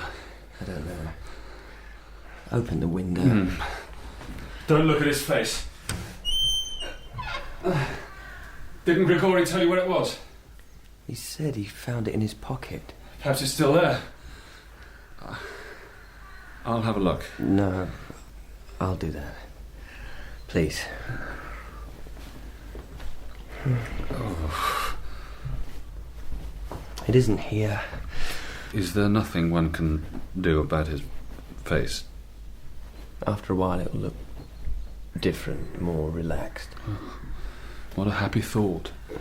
After the hard struggle of life, there's a brief interlude in which we are permitted by bountiful nature to relax before we rot. I found it. He seems to be doing that already. It's addressed to you. Good God. Is there no note? Nothing. Just money. Just a handful of dirty notes, not silver coins, no symbolism. How much is there? You know as well as I. 3,000 rubles. The money Father had ready for Grushenka. He stole it. It's to prove to us that he killed our father. Give it to me. It's no use. There's no note. No explanation. If we take it to the police, they'll think the money's ours, that we're slandering a dead man to save our brother. That's what I'd think. Taunting us. Smerdyakov was a bastard. Yes. We know the truth, but they will still find Mitya guilty. Yes. The devil told me this would happen. Let's get out. He hinted at this. He told me Smerdyakov would hang himself. I should learn to trust him.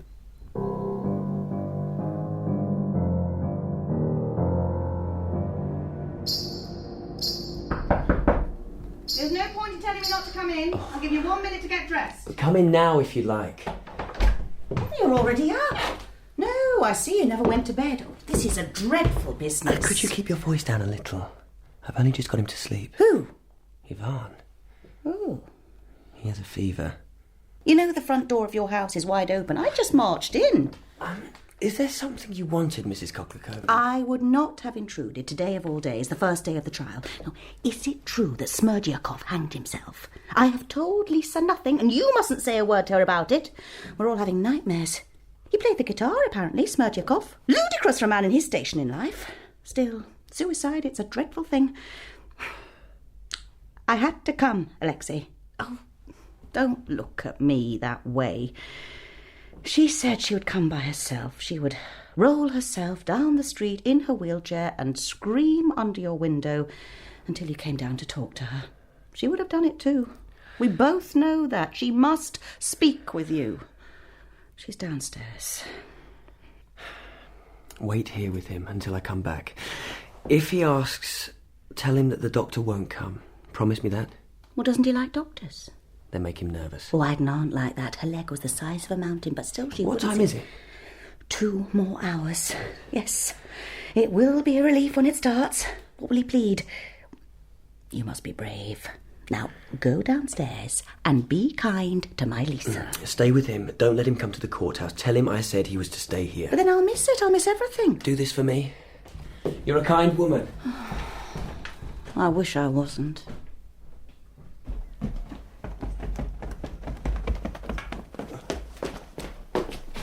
Lisa? Lisa, where are you? Lisa! Here I am, behind the door. Standing up. I was going to jump out and surprise you. You must help me walk back to my chair. Yes. You took too long. I'm tired. I won't be able to walk without help now. All right. Not that arm. This one. Very much.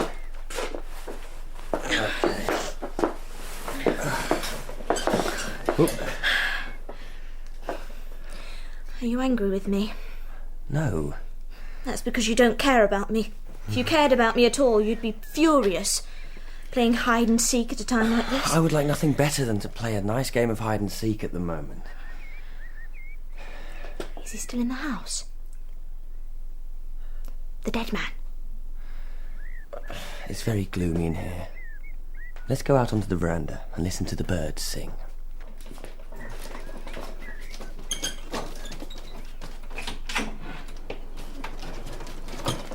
Mother thinks I know nothing about it, but of course I do. Did you see the body? Yes. Was his tongue sticking out? No, he was... Did he smell? A little, perhaps. Not as badly as that precious elder of yours? No. The one you loved? The one who loved you? The one who prayed for you? Yes, he did that. But I still can't walk properly. You're better than you were. You're not, though. You look perfectly ordinary now in that waistcoat. I can't imagine you in those monk's robes anymore. It's a shame. Did you give Ivan my letter? Ivan is ill. Did you? He tore it up without reading it. Did he? Yes. He's very handsome. Are you in love with him now? No. I was never in love with him. Darling Katya flits from one to the other of you Karamazov, so I thought, why not? Aren't I a woman too? Nearly. Weren't you even a bit jealous? It would have been nice to marry you. It's not impossible that we would have been happy. I do love you. In a large, meaningless way.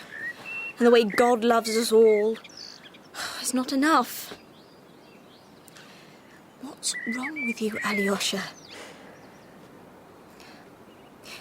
Change the subject. Have the decency to change the subject. Tell me something shocking. I will, if you like. Yes. What? Yes? Smerdyakov killed my father. How very convenient. Is that what you're going to say in court? It's the truth. It may be, but it's awfully convenient as well. Did he leave a letter confessing? Oh, he did. Show me, I must read it. Not a note, an envelope. An envelope with 3,000 rubles in it. I see. It's the money my father had in his room ready for Grushenka. Yes, I know. Do you really like that Grushenka? Would you like her to wash your feet with her perfumed hair, like Mary Magdalene? He left the money so that we would know he did it. We would know, but no one would believe us. We can't use it in court to save Mitya. No, I see that. Why did he kill your father? Is that the question? No. The real question is, why did he kill himself? Some people might suspect him, but Dmitry is the one standing trial. He'd got away with it. He committed a terrible crime. Better to be condemned as Mitya will be, by the world than by one's own conscience. Is it? If one had got away with it? It was the worst crime in the world. Unendurable. Read this. Read what? You said there wasn't a note, only this money. Read the envelope. To my brother Ivan. Do you see? To my brother Ivan.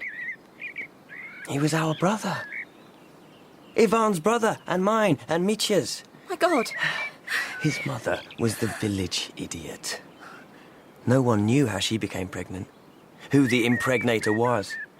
Grigory took his master's bastard and raised him. Your father slept with the village idiot? With relish, I should imagine. It was the kind of thing he liked to do, to outrage his own sensibilities. I shouldn't talk of that to you. The innocent virgin. Alyosha, are you sure of this? One of the monks in the monastery hinted it to me, months ago. One of those that hated the elder. Now, I thought it was just malice. I wanted to think that. But it was true. He is our brother. Was. I've told no one of this. You expect me to be discreet? For a while. But the trial, Dmitry... How do I prove any of this? The world wants Dmitry found guilty. Dmitry does himself. And poor Ivan, he's half mad with shame. I'm a boy who will listen to a boy willing to say anything to save his brothers. And the fact is, I am willing to say anything. I'd say all of this even if it wasn't true. God wants both the guilty and the innocent to suffer in order to be redeemed. Oh. There are times, frankly, when I get sick and tired of people talking about God, redemption, and all that stuff. Let's listen to the birds sing, then. Let us be quiet a moment.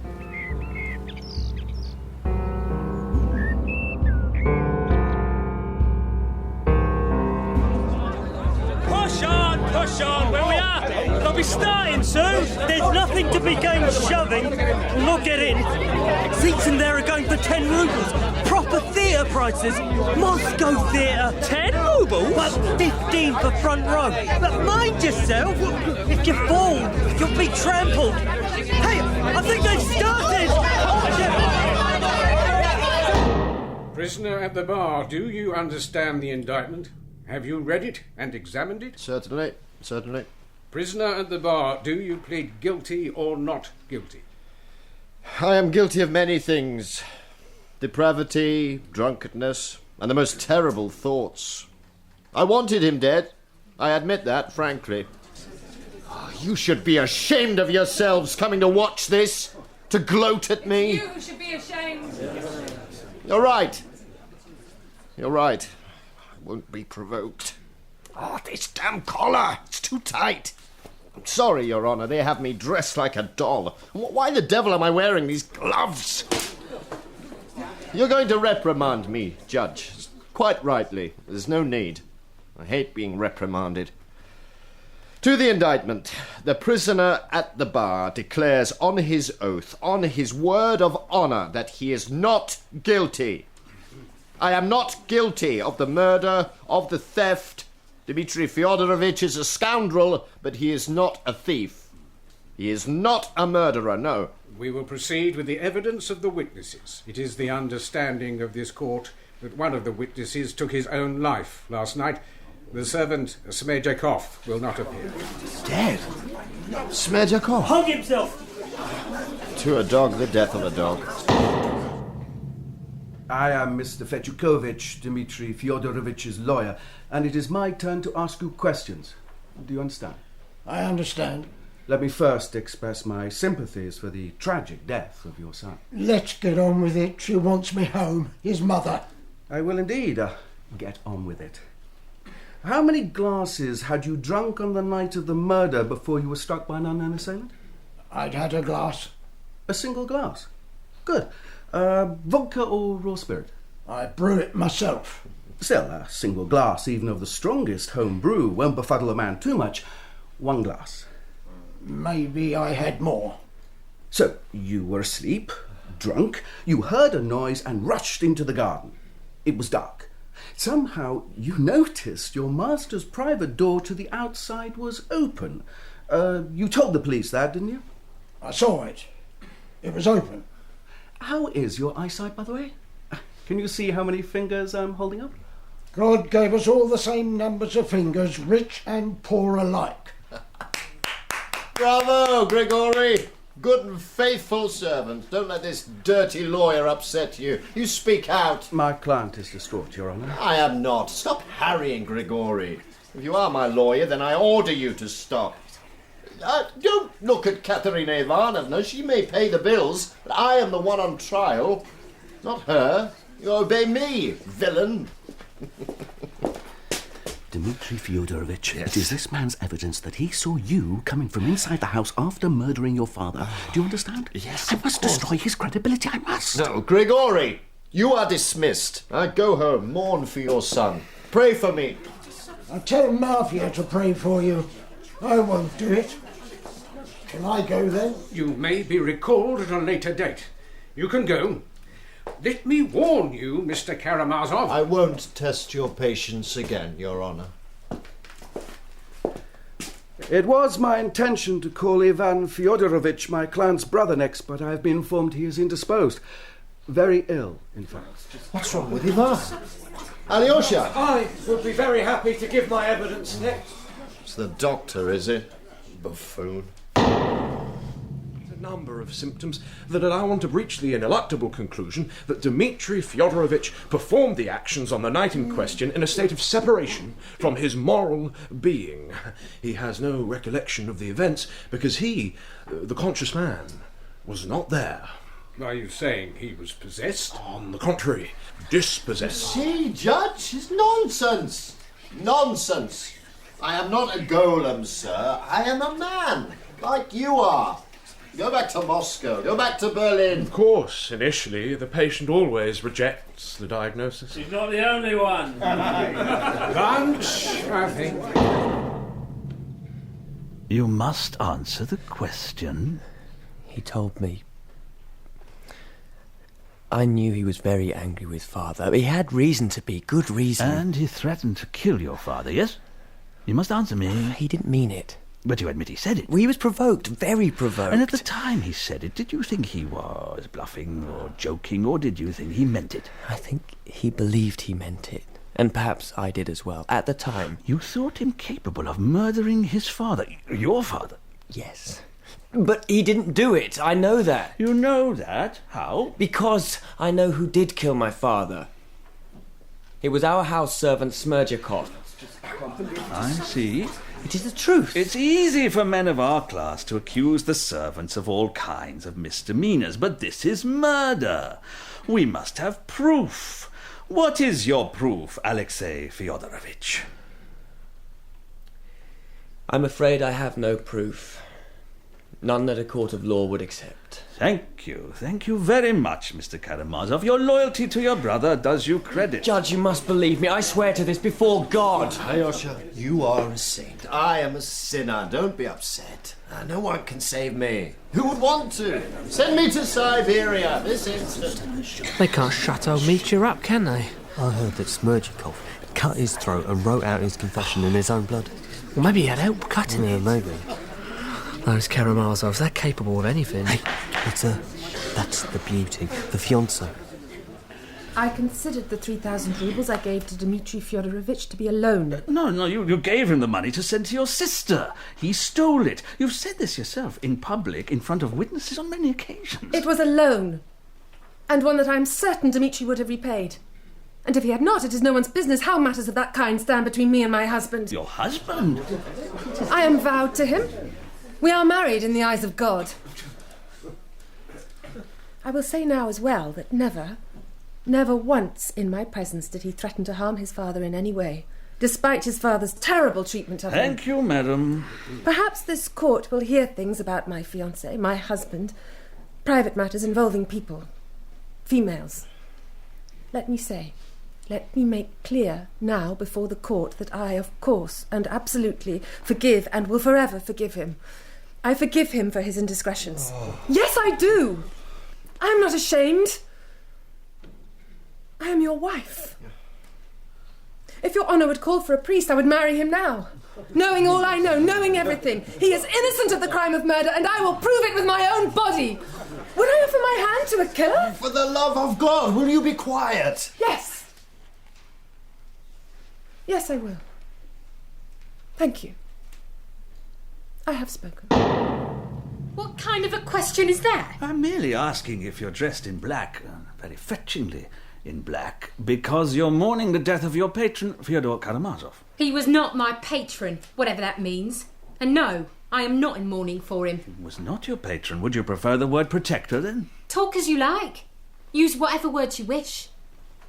If you mean, did I have relations with him? No, I did not. He pestered me. He wanted me. But I don't sleep with every man who asks me. I don't wish to embarrass you. Oh, you do. That is your dearest wish. And tonight you will smoke your cigar with a smirk on your face, thinking of how you humiliated me. God protect me. It's a pig. It's a complete pig. I am to blame. I am to blame for it all. I drove them mad. Both of them. You would understand that.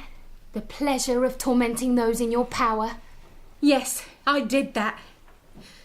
I am ashamed of that. Those are matters for your conscience, not this court. If the court is not interested in these matters, in justice, in honour and truth, then the court should be ashamed of itself. Bravo, my darling. Oh, I love you. Did you hear that, Miss Katya? I see you've got yourself a ringside seat and a nice lace hanky. Weep away. No one is paying any attention to you. You must not insult the other witnesses, madam. Oh, she's my sister. Yes, she is. Aren't you, dear one? She begged me to give her her man back, but he was not hers. He pitied her. I pity her. Do you hear? I pity you. To move on, I have two questions. Can you repeat to the judge, to us all, what you said when Dmitry Fyodorovich was arrested? No, I can't. I can't remember. Ah. You shouted out, "Send us both to Siberia. We're both guilty of this crime." Did you say that? It certainly sounds like an outburst I might make. Yes, I will admit to it if you like. Clearly then, at that moment, you believed him guilty of the murder. You felt some sense of responsibility, quite rightly, given your behaviour, and you cried out that you too wished to suffer the consequence of your sins. Are you enjoying yourself, saying that to me? You believed at that moment that he was guilty. You believed it then, and I venture to suggest that you believe it now. No, I don't. I will not be crushed by you, Mr. Prosecutor.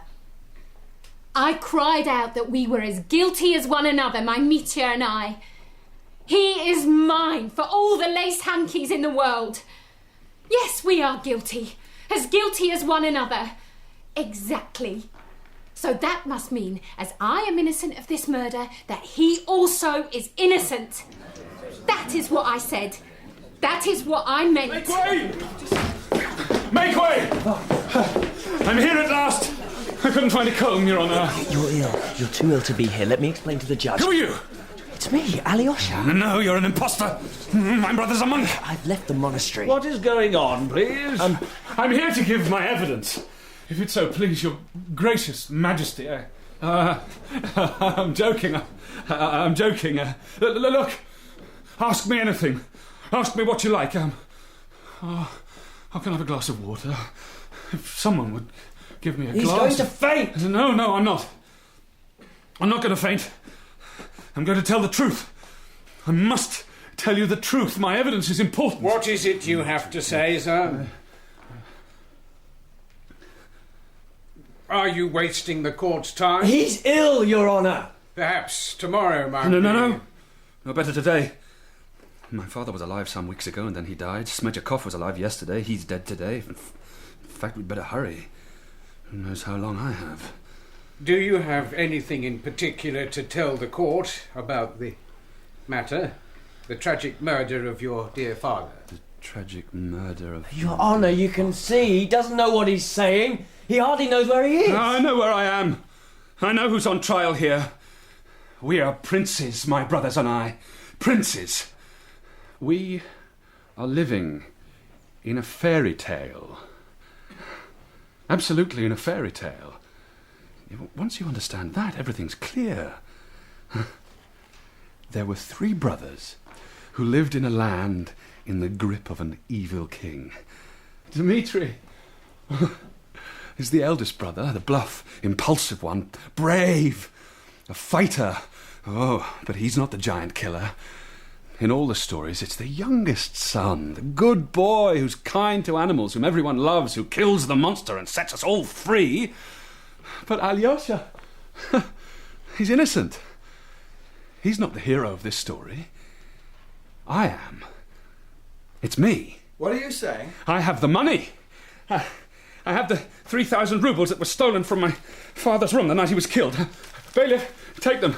You are saying this is the money? How did you come by it? It was left to me by Smerdyakov. He killed my father, and last night he killed himself. We have heard this story before. Did he leave a note? A confession? He left the money. It was a message to me. The envelope was addressed to me. Strange thing is, I can't find it. Alyosha, do you have the envelope? He was with me, Your Honour. He will verify every word I say, but all this is beside the point. It's nonsense. Yeah, I agree with you. It's nonsense. Because, of course, it wasn't Smerdyakov who killed my father. It was me. It was me! The middle prince, the clever one, the sly one, who's in love with a beautiful witch and has no honour. No honour, that's me. Smerdyakov was an instrument, that's all. An instrument in my hands. I put him to work.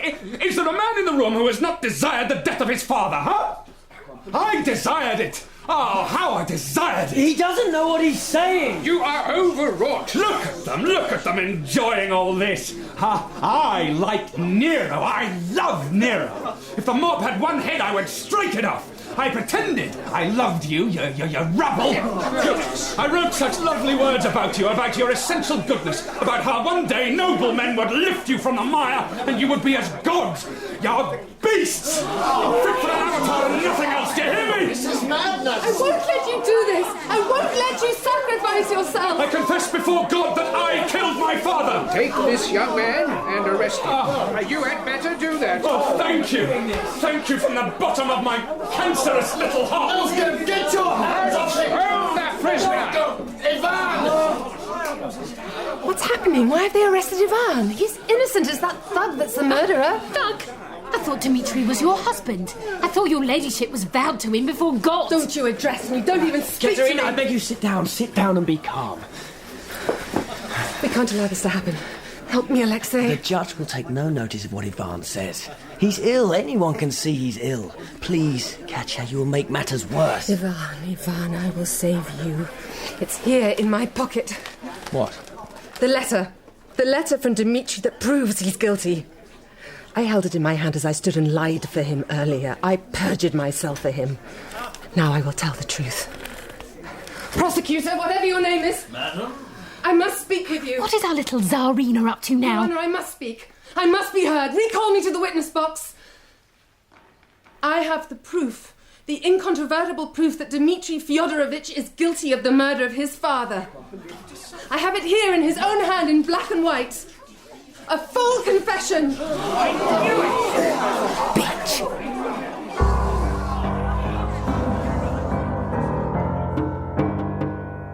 In episode 4 of The Brothers Karamazov by Fyodor Dostoevsky, Dmitry Karamazov was played by Paul Hilton, Ivan, Nicholas Boulton, Alyosha, Karl Prekopp, Katerina, Juliet Aubrey, Grushenka, Katy Cavanagh, and The Devil by Sam Dale.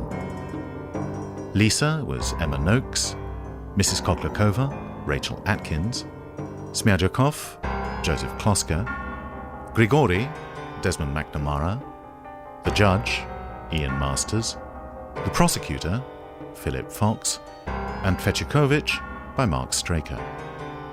The bystanders were Paul Richard Biggin and Psychet Ahmed, and the spectators Bethan Walker and Miranda Keeling. The Brothers Karamazov was dramatised for radio by Melissa Murray, original music by David Pickvance, and the directors were Mark Beebe and Colin Guthrie.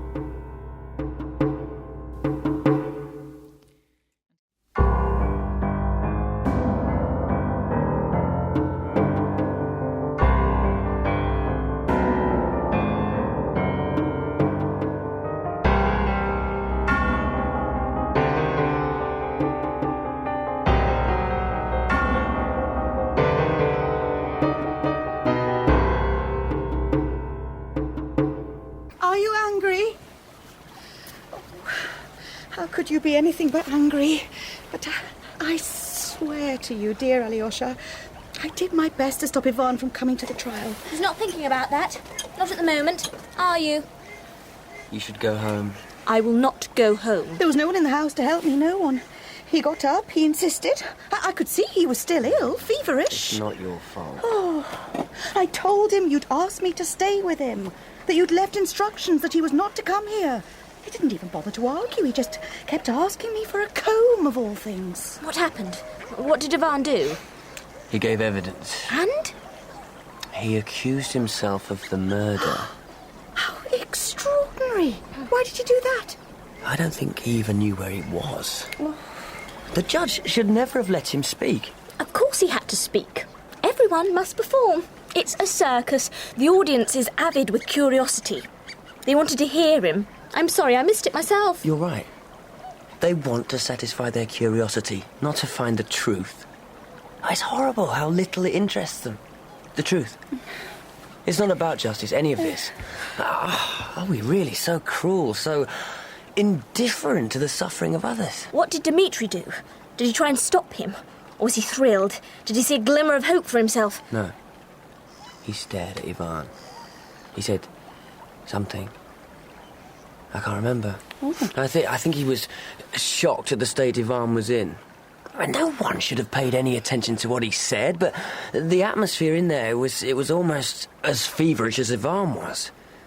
When he accused himself of the murder, there was a sensation in court, people shouting, and then... And then?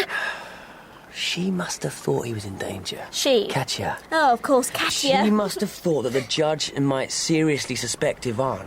She felt she had to intervene. So Katya stood up. I can imagine the moment. She stood to her full height. Her face paled. Did those beautiful eyes flash? I'm afraid I can't joke about this. But I'm not joking. Lisa. What a moment. Torn between her faithless fiancé Dmitry and the man she truly loves, his brother, Ivan. What is a poor girl to do? What did she do? Don't quarrel. We three at least must remain friends. The world is full of sorrows. How true. She had a letter in her hand. It was from Dmitry. It proved, she said, once and for all, that he was the murderer. She did it to save Ivan. That's what she said. She's going to read the letter to the court this afternoon. Oh, is she? Thank God we're in time for something good. Oh, Alyosha, I'm sorry. It's all working out very nicely. For Katia, at least. I take it she has broken it off with Dmitry now. We won't have to listen to her talking about trudging off to Siberia with him anymore. What a relief. I must find Miss Grushenka. Excuse me. Of course. Off you go. I dare say she needs comforting. Yes, she does. She loves Dmitry. Katya's evidence will be enough to see him convicted. It's all over for him now. Will they let her go to Siberia with him? Somehow it's easier to imagine Miss Grushenka trudging away behind the prisoner transport than the other one. If it was you, my darling, I'd have to wave goodbye at the station. I couldn't follow you.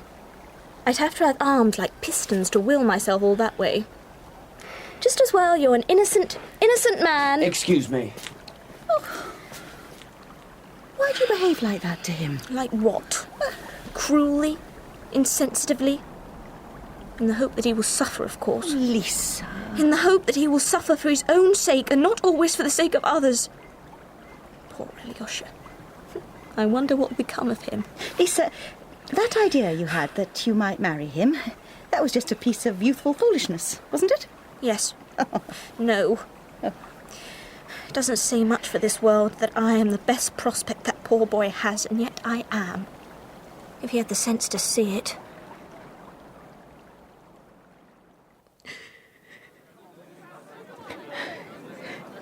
Grushenka! What are you doing shouting after me like a schoolboy? I'm sorry. Go away. Can't I have a minute to myself? Look at them staring at me. I won't cry. Have they arrested Ivan? Have they taken him down to the cells? Yes. Good. I'm glad. It won't be for long. They're bound to release him, you understand that? And there is nothing I don't understand. All hope is gone for my Mitya. I know that. But I wish it was Ivan or you in the cells rather than him. Is that a sin? All hope is gone. Now we will see what kind of a man Mitya is. Better than either of you. Yeah, I think he is as well. I'm sick of understanding things. It was Smerdyakov who killed our father. Ivan was right about that. Was he? Does it matter? I wonder what will happen. Not the verdict, I'm sure of that. I wonder if I will go to Siberia with him. I know I've made the most violent protestations that I would, but now it actually comes to it. I have the greatest curiosity to see what I'll actually do. What do you think I'll do? Do you want to know why Smerdyakov killed my father? What do people do in Siberia apart from freeze and starve? No one knows who Smerdyakov really was. I know he was a nasty young man who looked at me in a way I didn't like. I know that. One day you must explain all of this to Mitya. Listen to me. Smerdyakov was my brother. Our brother. In the flesh. And in the spirit. Oh, are you being religious again, Alyosha? My father was his father. I mean that literally. Literally. I see. Well, it often happens. Masters sleep with their servants. Oh, his mother wasn't a servant. She was a poor idiot who lived roughly and died of cold the night she gave birth to Smerdyakov in some dirty shed. Grigory took him in. Perhaps on my father's orders, perhaps against them. So? He killed his master in revenge, then? Is that what you're saying? Yes, partly for that, I suppose.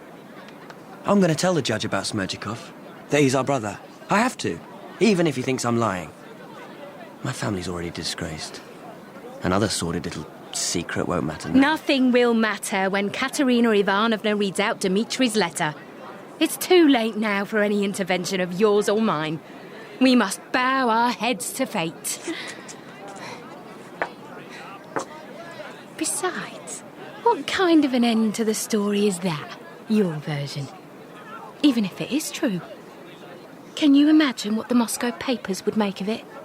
They wouldn't believe it. A serf killing his master. His master, and perhaps his father as well. It's not acceptable.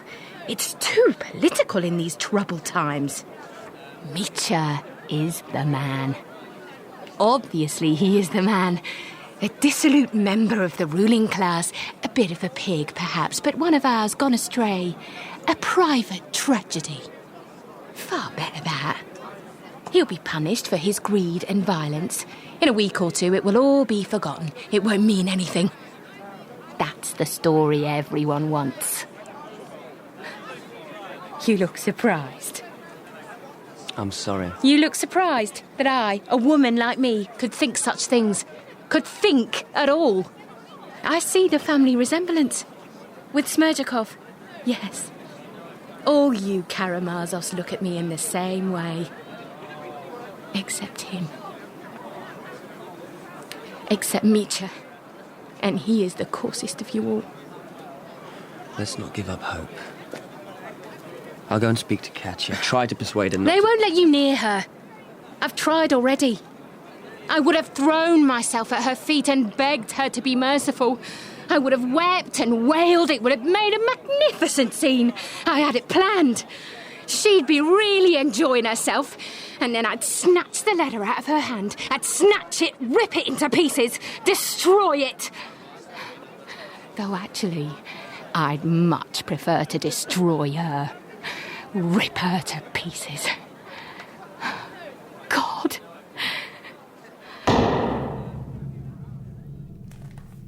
I received this letter the day before the crime was committed. I received the letter from Dmitry Fyodorovich, my fiancé. In it... You are the fiancé of the prisoner, Dmitry Fyodorovich Karamazov, and you've done everything possible to assist him. You paid for a learned doctor to come and give evidence on his behalf, but now, at the prompting of your conscience, you've decided to speak out, to tell a terrible truth. You're determined to entirely contradict the evidence of your own expert. Yes, I must. It is inexpressibly... You're going to prove to the complete satisfaction of the court that the murder was planned, prepared and anticipated by the prisoner with a considerable degree of relish.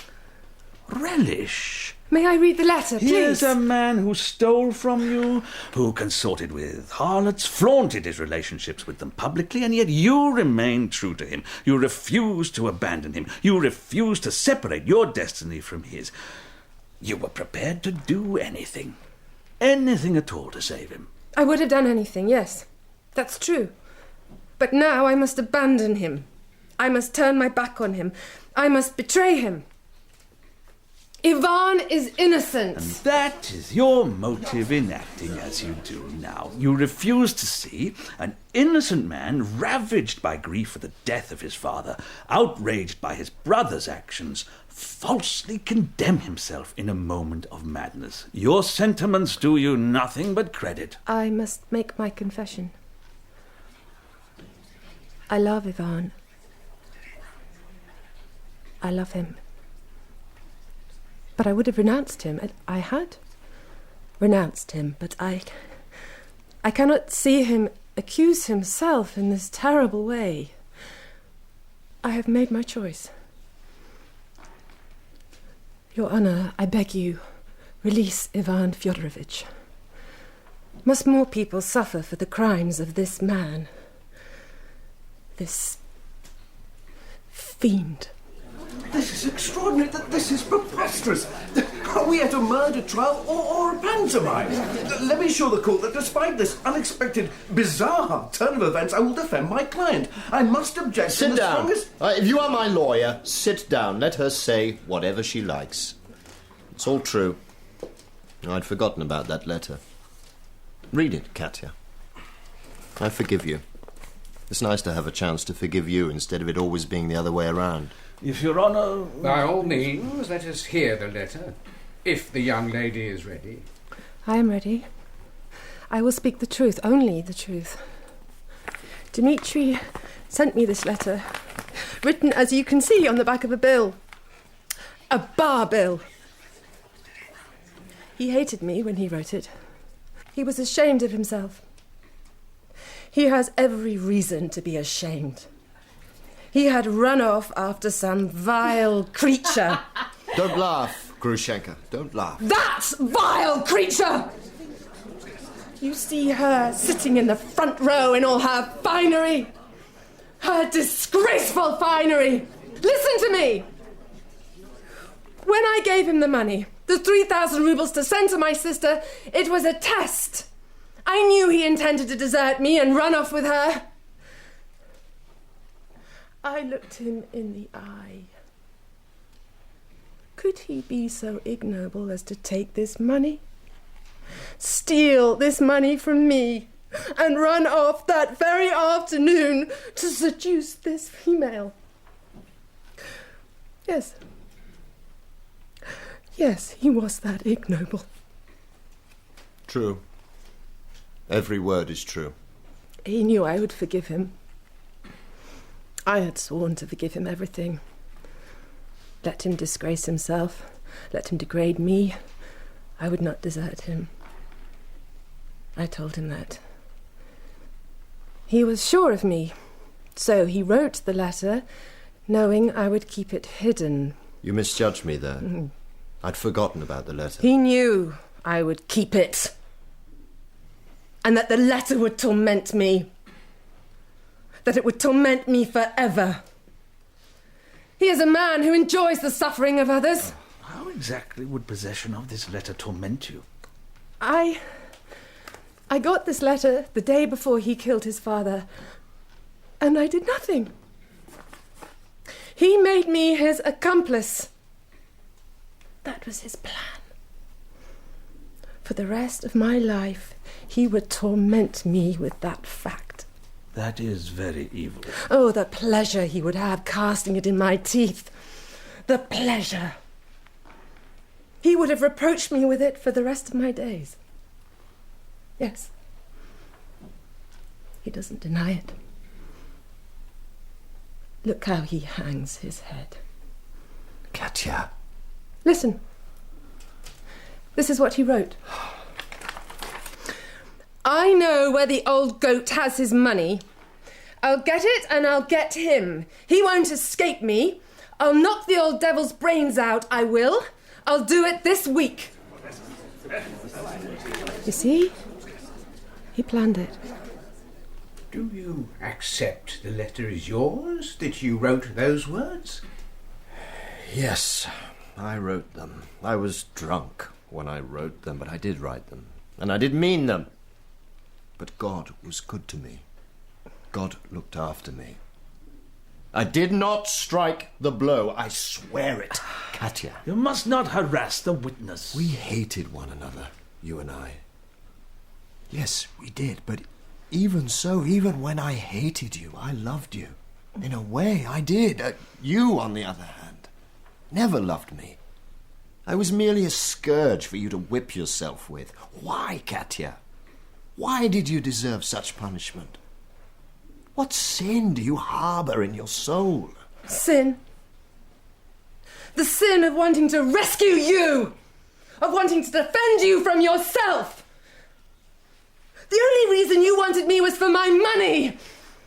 Oh, the baseness of it, the vulgarity! You agreed to marry this gentleman as an act of spiritual generosity. He turned her down when she offered herself to him. Offered herself! Tell the court about that missing! Sit down, I beg you, please, Grushka. No, you needn't fear, Alyosha. I won't be provoked. An animal of some kind grunts in the undergrowth. Well, let it! I only have this more to say. Ivan Fyodorovich is a gentle soul, a misunderstood soul. People gossip about him, his politics. Politics. He is a man longing above all else for the betterment of his fellow human beings, as I do. He is bitter sometimes. He speaks bitterly, but his soul shines like a furnace, a burning furnace. His brother's actions have tortured him as they have tortured me. Thank you so much. You have been of the greatest assistance. One more word. I have one more thing to say. It is of the greatest significance. This nonsense about Smerdyakov, it is nonsense. Absolute nonsense. Ivan spoke of him, others have spoken of him. I know why. There is a rumour, true, false, that Smerdyakov was the son, the product of a liaison of his father's. Are you saying? Yes, and I think it is probably true. He was his son. Ivan was ill when the news of this poor man's suicide became known. He saw the body, and so in his fever, raving, this strange notion about Smerdyakov being the murderer came to him. He was driven mad by his desire to save this monster. You call me a monster? I do. Yes, I do. She has brought ruin upon you, my Michenka. She has brought ruin upon us both. Smerdyakov? Is that true? Yes. And that was the ace I had hidden. Now she's played it against us and we are lost.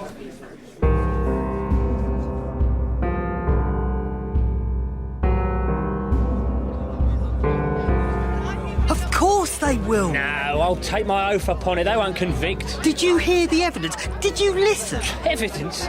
Who's interested in evidence? Everyone knew old Karamazov was a vile old reprobate, an unpleasant old sinner. I know it's murder. I know it's the murder of a parent, a father. But seriously, there are fathers and fathers. Perhaps Dmitry did give him a bit of a tap on the head, but who can blame him? I saw how well the prosecution's closing speech went down, even if you didn't. He spoke well, I suppose. I grant you that. But in the end, it's all words. Well, I think they'll convict.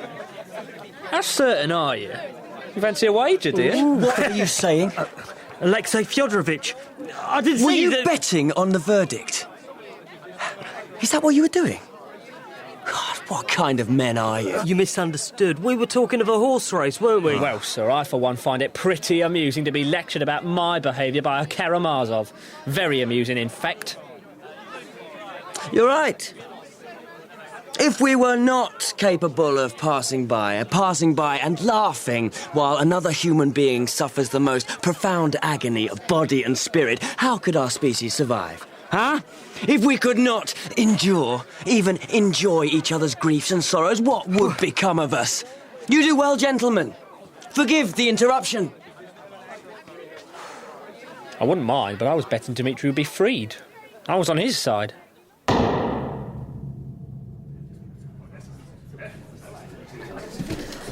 Look at the jury's faces. What do you think, Alyosha? Is it good or bad they only took an hour?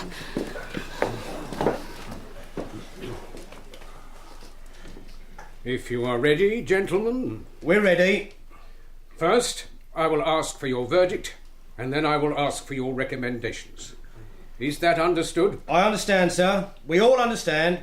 First, on the charge of murder, did you reach a unanimous verdict? We reached a unanimous verdict about all of it. Good. That's very good. He's guilty. He's guilty of the murder, the robbery, everything. You're supposed to wait until I ask you. I thought you had. The charges are supposed to be taken separately. Sorry.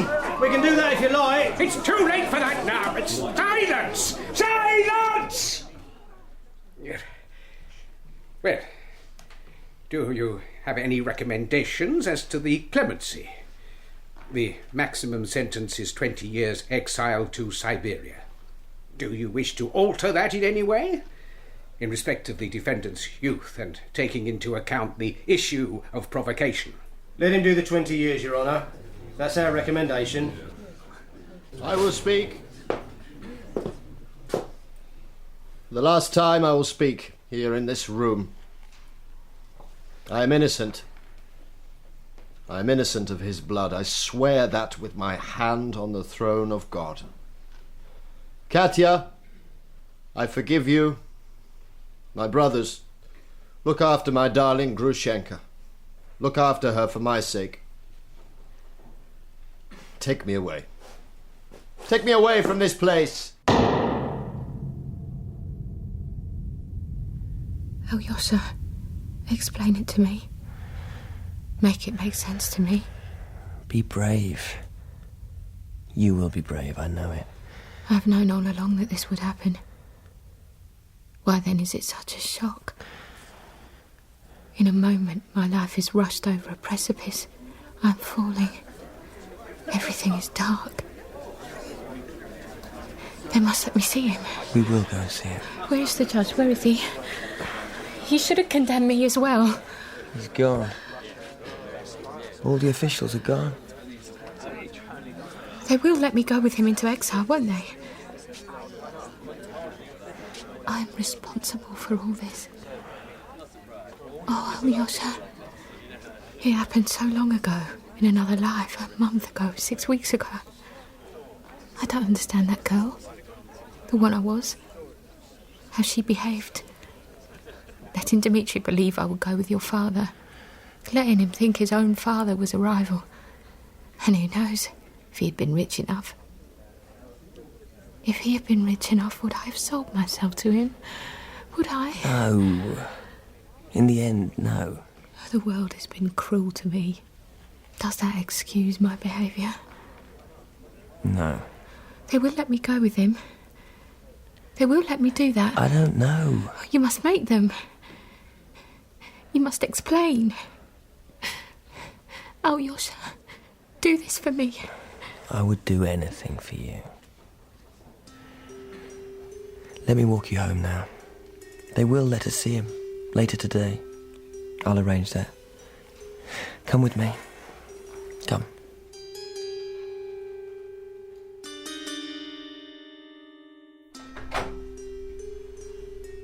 There you are. I was looking for you. Where else would I be but sitting in this room? Sitting, sitting, sitting. I have some news. Yes? Wait until you hear this. It is extraordinary. You listening, Lisa? It's about Katerina Ivanovna. She has had Ivan taken from the hospital and brought round to her house. Imagine that. Apparently she's determined to nurse him herself. I bet she has bought a lovely long apron and has her hair very plainly but exquisitely dressed. Wouldn't suit her. But that is not the point, is it? Apart from the servants, there's no one else in the house. It's another scandal. But of course she has done it from the best of motives. What do you think? I try not to. Everyone is talking about it. We should have a dinner party to cheer you up. Are you absolutely certain of that? I have an awful feeling I would be horribly rude to our guests. I am very annoyed with that boy. Which boy? Alyosha has better things to do than come and sit in our drawing room and gossip. I only wish I had better things to do myself. We must go to Moscow. Moscow? Or St. Petersburg. Why not? Why not, indeed? You're walking better than ever, most days. You will get over it, my love. I will get over it. What a terrible thought. How cynical. I'm not really, cynical. I thought he would come. Oh, I am so angry with him. I would never have permitted him to present himself as a suitor. Never. But he should have tried. He certainly should have tried. Let us talk of something else. Tell me about Dmitry. Can we talk of nothing but these Karamazovs? Is he well? Will he marry Grushenka and take her to Siberia with him? How romantic that sounds. How unbearably squalid it would be in reality. You would think a woman like her would have the sense to cut her losses. Perhaps she loves him. There is only one conclusion to be drawn from all this. And what is that? He has forgotten all about me. That's why he hasn't come. He will never come. I'm a fool to sit here by the window, aren't I? Don't say anything comforting to me. I won't.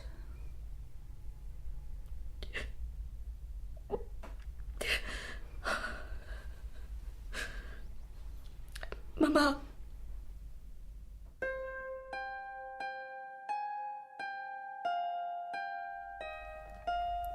see you. There's no point sitting there looking like Alyosha. I know who you are. It is me, Ivan. It's me, Alyosha, really. Is it? Oh, of course it is. Do you know what I hate about him? Who? The devil. You must concentrate on what I'm saying. We were talking about the devil. Listen. He's an atheist. A dyed-in-the-wool non-believer. He's proved to me that God doesn't exist. That all things are permissible. He uses the words I used to Smerdyakov. You don't believe that all things are permissible? No? Are you sure? You must rest and get well.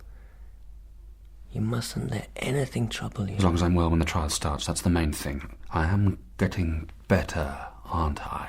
Yes. I'm going to confess. Confess to everything. The murder. Everything.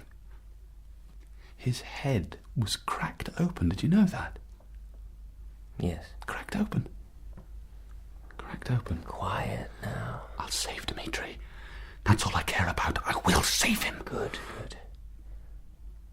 Sometimes Katya comes to visit me. It isn't really Katya, I know that. What would Katya be doing in my dirty lodgings? But she puts her hand on my forehead. She cries, kisses my mouth, and tells me she loves me. How simple it might have been.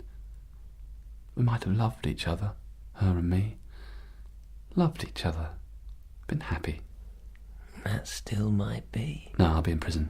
Or the madhouse. Not the madhouse. Please. In the madhouse I'd be alone with him. The devil. There's a cure for it all, you know. He'd talk to me all the time. My patent medicine. A nice little knife. A tight little rope. A lead bullet buried deep into the brain. And then silence. Perfect. Did you hear him? Did you hear him then? I know what he says. You've told me what he says. Lie still. You think suicide is a sin? It is a sin. The irresistible sin. At that moment when he had Jesus on top of the mountain, they say in the Gospel he offered him the world and everything in it. That's a lie. I know what the devil offered. He offered death. He tempted him with the cross, and Christ took it. That's what happened. Is it nearly morning yet?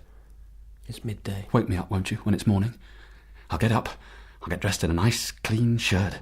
You can help me. I don't mind if you help me. Just you. My brother. And we'll go to the court together. We'll save Dmitry. Won't we?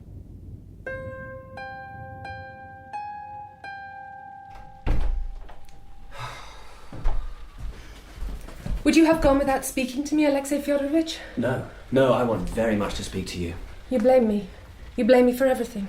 No, I don't. I've sent one brother to Siberia, and it looks as though I will send another to the grave. I shouldn't say that. It can't be true. He looks so ill. But the doctors are confident. They are very confident. Ivan would say, well, they're paid to be confident. There's no point in them coming in saying hopeless and turning on their heels. There's no money in that. Best to keep the hopes up and the rubles flowing. You can make jokes. You are braver than I. He will be well again. Will you swear to it? I will. I swear before God he will get better. I love him. For his pride, for his faults, for his arrogance and his self-contempt. I understand that.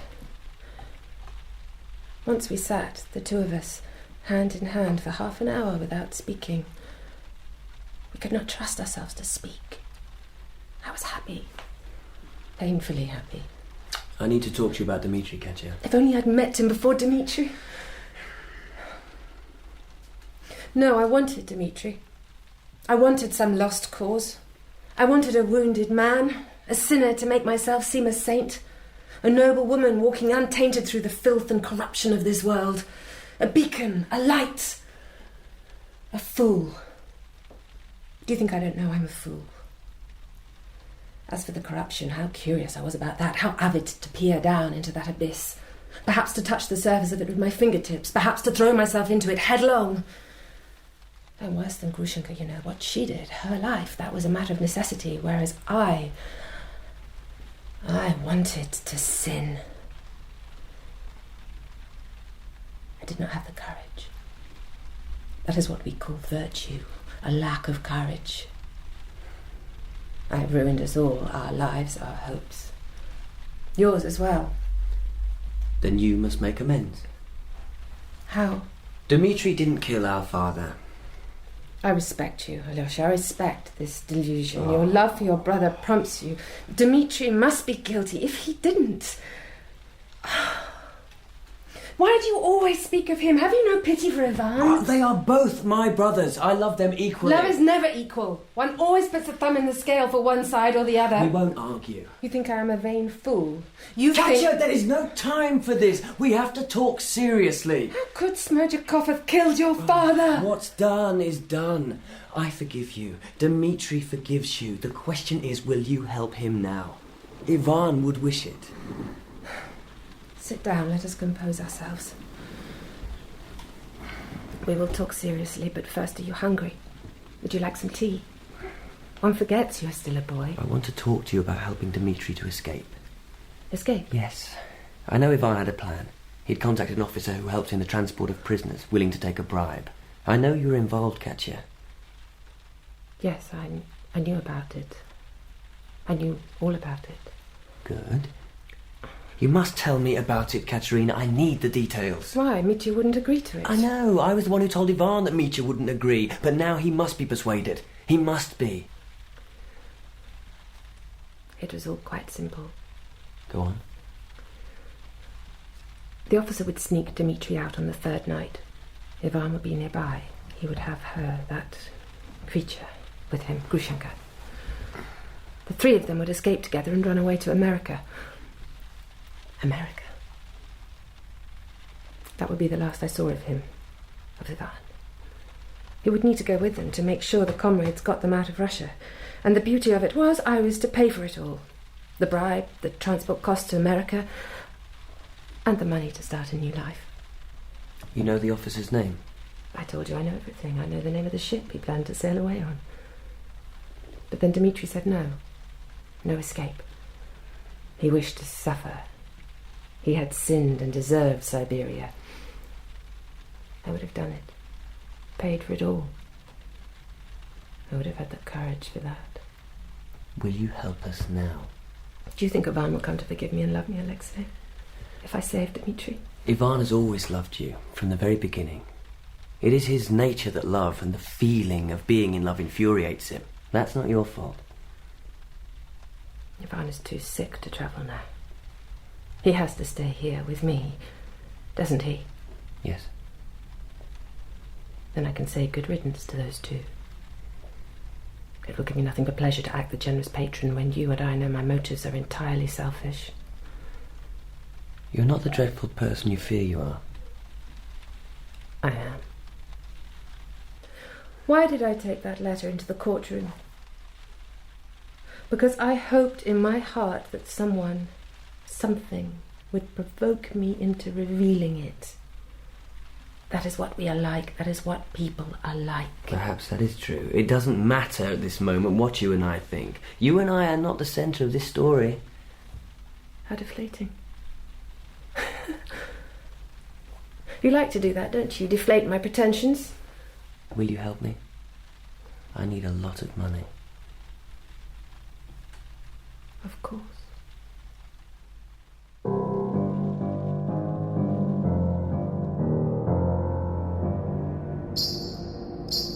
You see how he sits in that dirty dressing gown? He's been sitting like that since 27 minutes past 1. I know that because I have a very expensive watch given to me by one of my former patrons. Will nothing I say provoke him? I'll be reduced to kissing the prison guard before long. How is he, the other one? Have you seen him today? He's getting better. I think he is. And the witch? What did she have to say for herself? I talked to her of Dmitry's escape. She's agreed to help. She may have, but Mitya will never do it. I have the name of the officer who's willing to be bribed. What do you suppose America is like? I don't know. They have cities the size of Moscow. It's all quite civilised. I always wanted to go to Italy. Well, go then. Go wherever you wish. Do you hear what I was saying, Mitya? We're discussing your future, your escape. They won't allow her to come to Siberia with me, even if I marry her. Good. Good. 'Tis better so. But you must swear always to look after my Grushka. Swear it, Alexei Fyodorovich. Swear it, in the name of all the saints and angels. You will look after her, not me.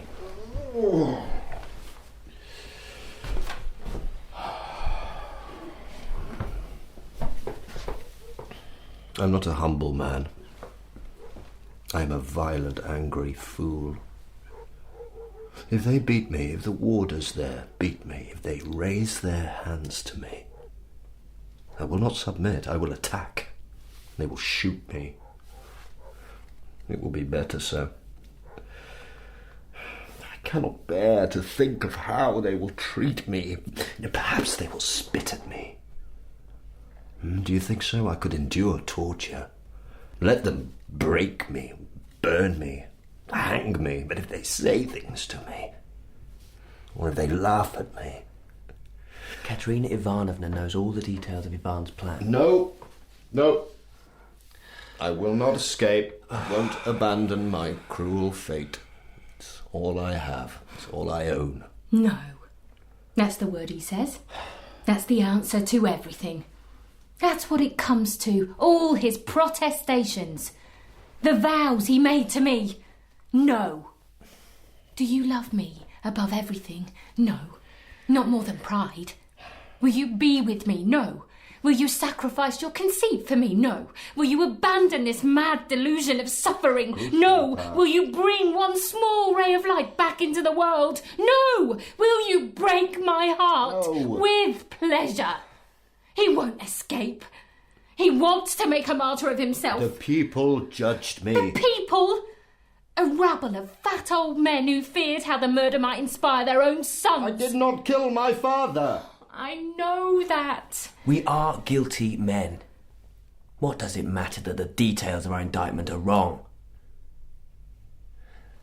But it is not you alone, Mitya, who will suffer the blow.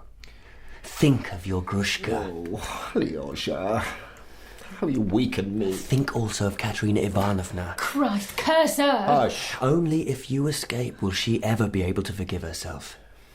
Otherwise she will carry that burden to the grave. Her happiness depends on you. Ivan's happiness. Mine. You. Katya. Well, I suppose even the prison warder would have had the manners to wait to be invited in, but not you. I will kneel here, Dmitry Fyodorovich, on this ground, until you say you have forgiven me. You are here. I knew you would come. Did you? Did you ask her to come? Tell her, Alyosha, tell her how I feel. I can't speak. At the beginning of this story, the elder knelt before Dmitry in token that his time of suffering was about to begin. Do you remember that, Mitya? And now this woman is kneeling before you to say that your time of suffering is over. You forgive me, and I forgive you. All my life you will be a wound in my soul, and I will be a wound in yours. Oh, God, now, if you are listening, restrain You me. must be quiet, Grushenka. Must I? Why? Because I ask you to. This woman and I must speak to one another. Were they all lies, then, the words we spoke? I worshipped you. I wanted you. I told you again and again I loved you. What did those words mean, Dmitry? I am the one who betrayed you in the end. Yes, you are. The betrayal... Well, let's not talk of that. What is worse, I think, is how much we disappointed one another. I disappointed you, of course, but beautiful Katya, you disappointed me as well. Disappointed you? How? How dare you say I disappointed you? It's not the time for this conversation. You forgive one another. That is enough. Dmitry Fyodorovich, when I spoke in the court, when I gave evidence against you, I believed you guilty. As long as I kept speaking, I was convinced. But the minute I stopped, I knew. What did you know? I am innocent. Do you believe me? Everything hangs on that. I don't care what you said before, what you believed before. Now, at this moment, you must answer me. Katerina Ivanovna, do you believe me innocent of the murder of my father? I believe you. Before God, on your hopes of salvation. Yes. Thank you. I agree to America. Do you? Because Missy here throws you a few kind words? Grushka. That's absolution. All right, Grushka. Show your mettle. Biting and fighting forbidden. We have to be practical. We need money for the escape. We need it today or tomorrow. Will you give it to us? I am to rescue you as well, am I? That is part of the price I must pay, it seems. Speak gently, Katerina. She can speak as she likes as long as she gives us the money. Don't talk to her in that way. Grushenka's borne much. And I have not? Very well. You sent Alyosha to beg for help, and I will give it. I didn't send Alyosha. I didn't beg for help. I went of my own accord, Katya. Of course, before you swore you would go to Siberia to suffer for your sins, but everyone changes their mind. We are all human. He's thinking of us, of me, of Grushenka, of you, Katya, and your conscience. And he's thinking of Ivan, of how he will feel if he were to hear that his brother was in Siberia. He's wondering if he could survive that blow. I have decided in his name, in that lofty soul's name, and for his sake, I will assist you. What are you trying to do? You want to make me angry. You wish to provoke me into casting this gift in your teeth. Would that be a last and most pleasurable twist of the knife? Yes, that is what I am trying to do. Why? Alyosha, what demon is in my heart? I should be ashamed of myself. Well, Katya, you don't mind if I call you Katya? We are almost family. Speak. If you want my opinion, I blame us both about equally for the sorry pass we brought our men to. Me more than you, probably. I admit that. No. No. And yet, it's true. One day, one night, when we are in America and I am drunk, I will say all that to you. I will remember your words and repeat them to you. I will tell you that lie, that exact lie, that you are to blame for it all. And I will rejoice to see you cry. Yes. Yes, I will never cease to be what I am.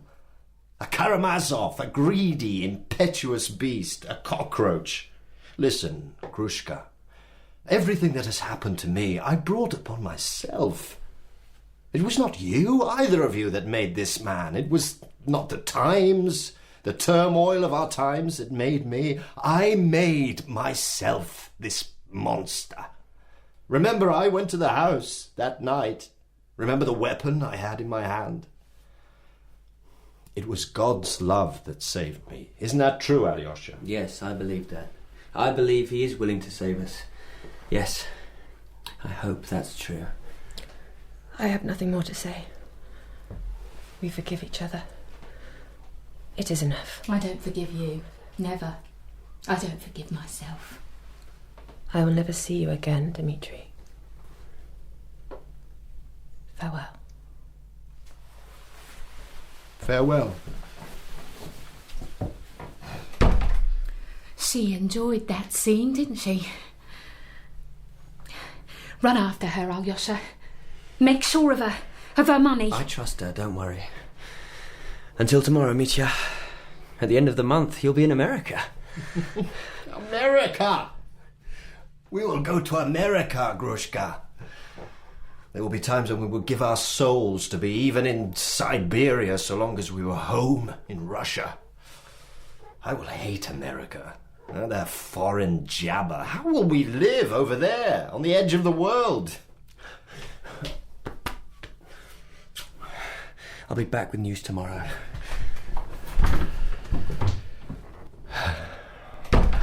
Why did I talk of Russia? It's not losing Russia that will break my heart. Very soon I will say goodbye to him. I will say goodbye to Alyosha and never see him again. I will never see the man he will become. How is that possible, Grushka?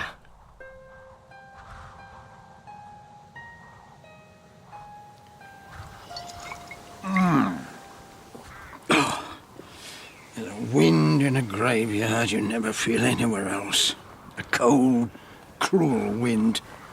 Makes your poor shivering body know how mortal it is. Is that Smerdyakov's grave? It's his grave. It's where I buried him. I dug it myself, him being a suicide.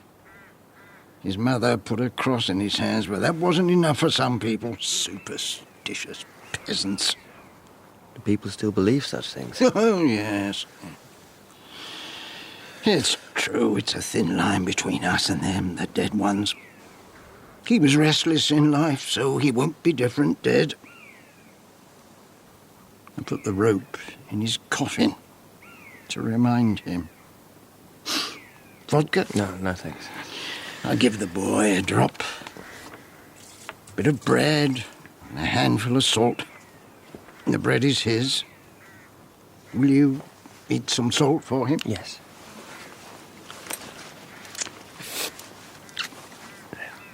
Smerdyakov.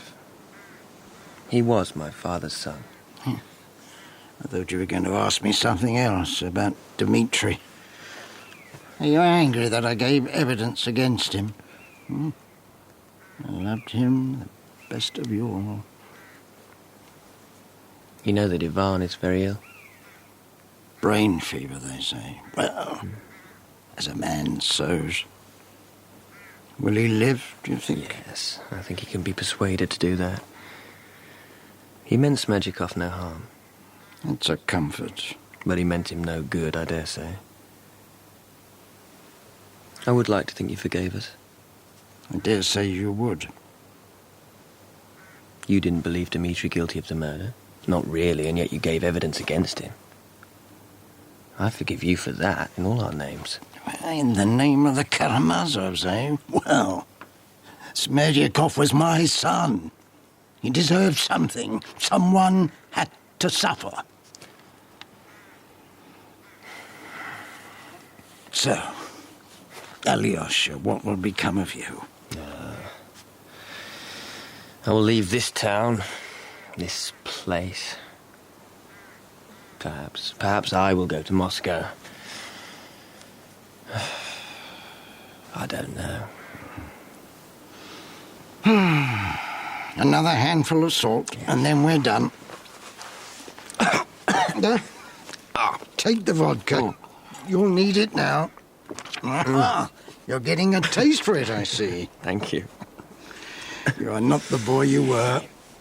No. Have you been to speak with your mother? I wish I could remember her. Sometimes when I go to sleep... to be my mafia, you remember then. She was the one tucked you up and kissed you. Give your mother my respects. I will. Come and see my woman before you go.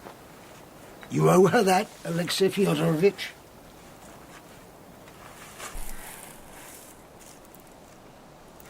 I don't know what flowers you like, Mother. If you liked any. I think you may have had hay fever. Someone told me that. So, I'll take a little of Smerdyakov's bread and scatter it on your grave. The birds will come, and I'll imagine that somewhere you hear them singing.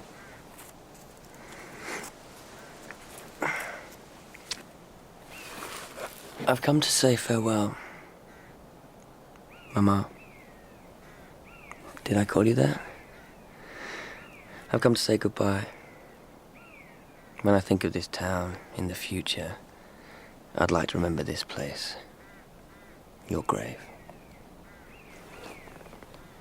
Ivan will be well. He'll regain his health and, most importantly, his courage. He'll need courage if he's to marry Katya. And yet, her heart is good. I hope. As for Mitya, he's not your son, but I think you must have loved him. He too has a woman. A good woman. I assure you she is a good woman, despite certain things in her past. Things I can't say to you. You smile. You think I'm such a boy still. I have no one. And that's curious, because I would like to love and be loved, but somehow I'm not fit for it. Mama, if you were here to counsel me, what would you say? I can't imagine. You're crying. Don't cry. The blessed dead are not supposed to cry, and yet even in heaven I imagine you weeping.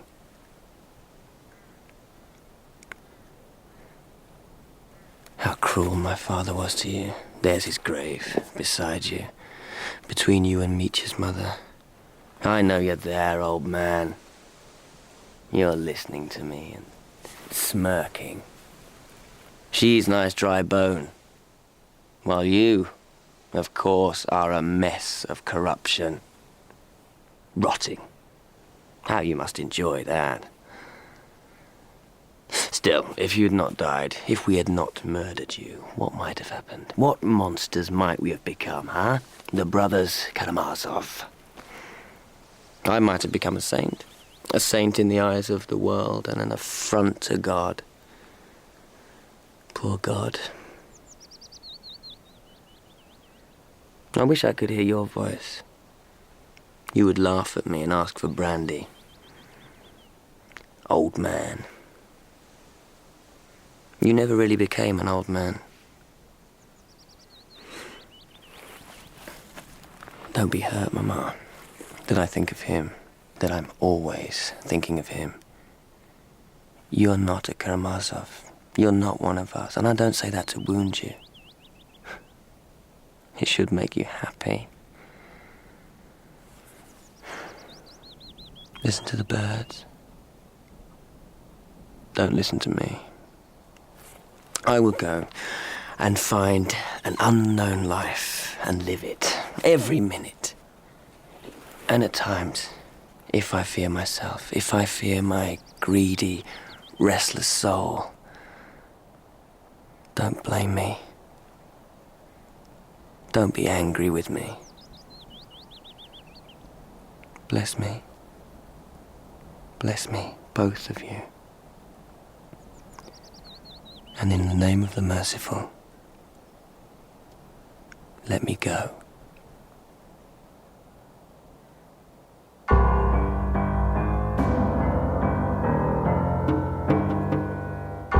In the final episode of The Brothers Karamazov by Fyodor Dostoevsky, Dmitry Karamazov was played by Paul Hilton, Ivan, Nicholas Boulton, Alyosha, Karl Prekopp, Katerina, Juliet Aubrey, Grushenka, Katy Cavanagh, and Grigory by Desmond McNamara.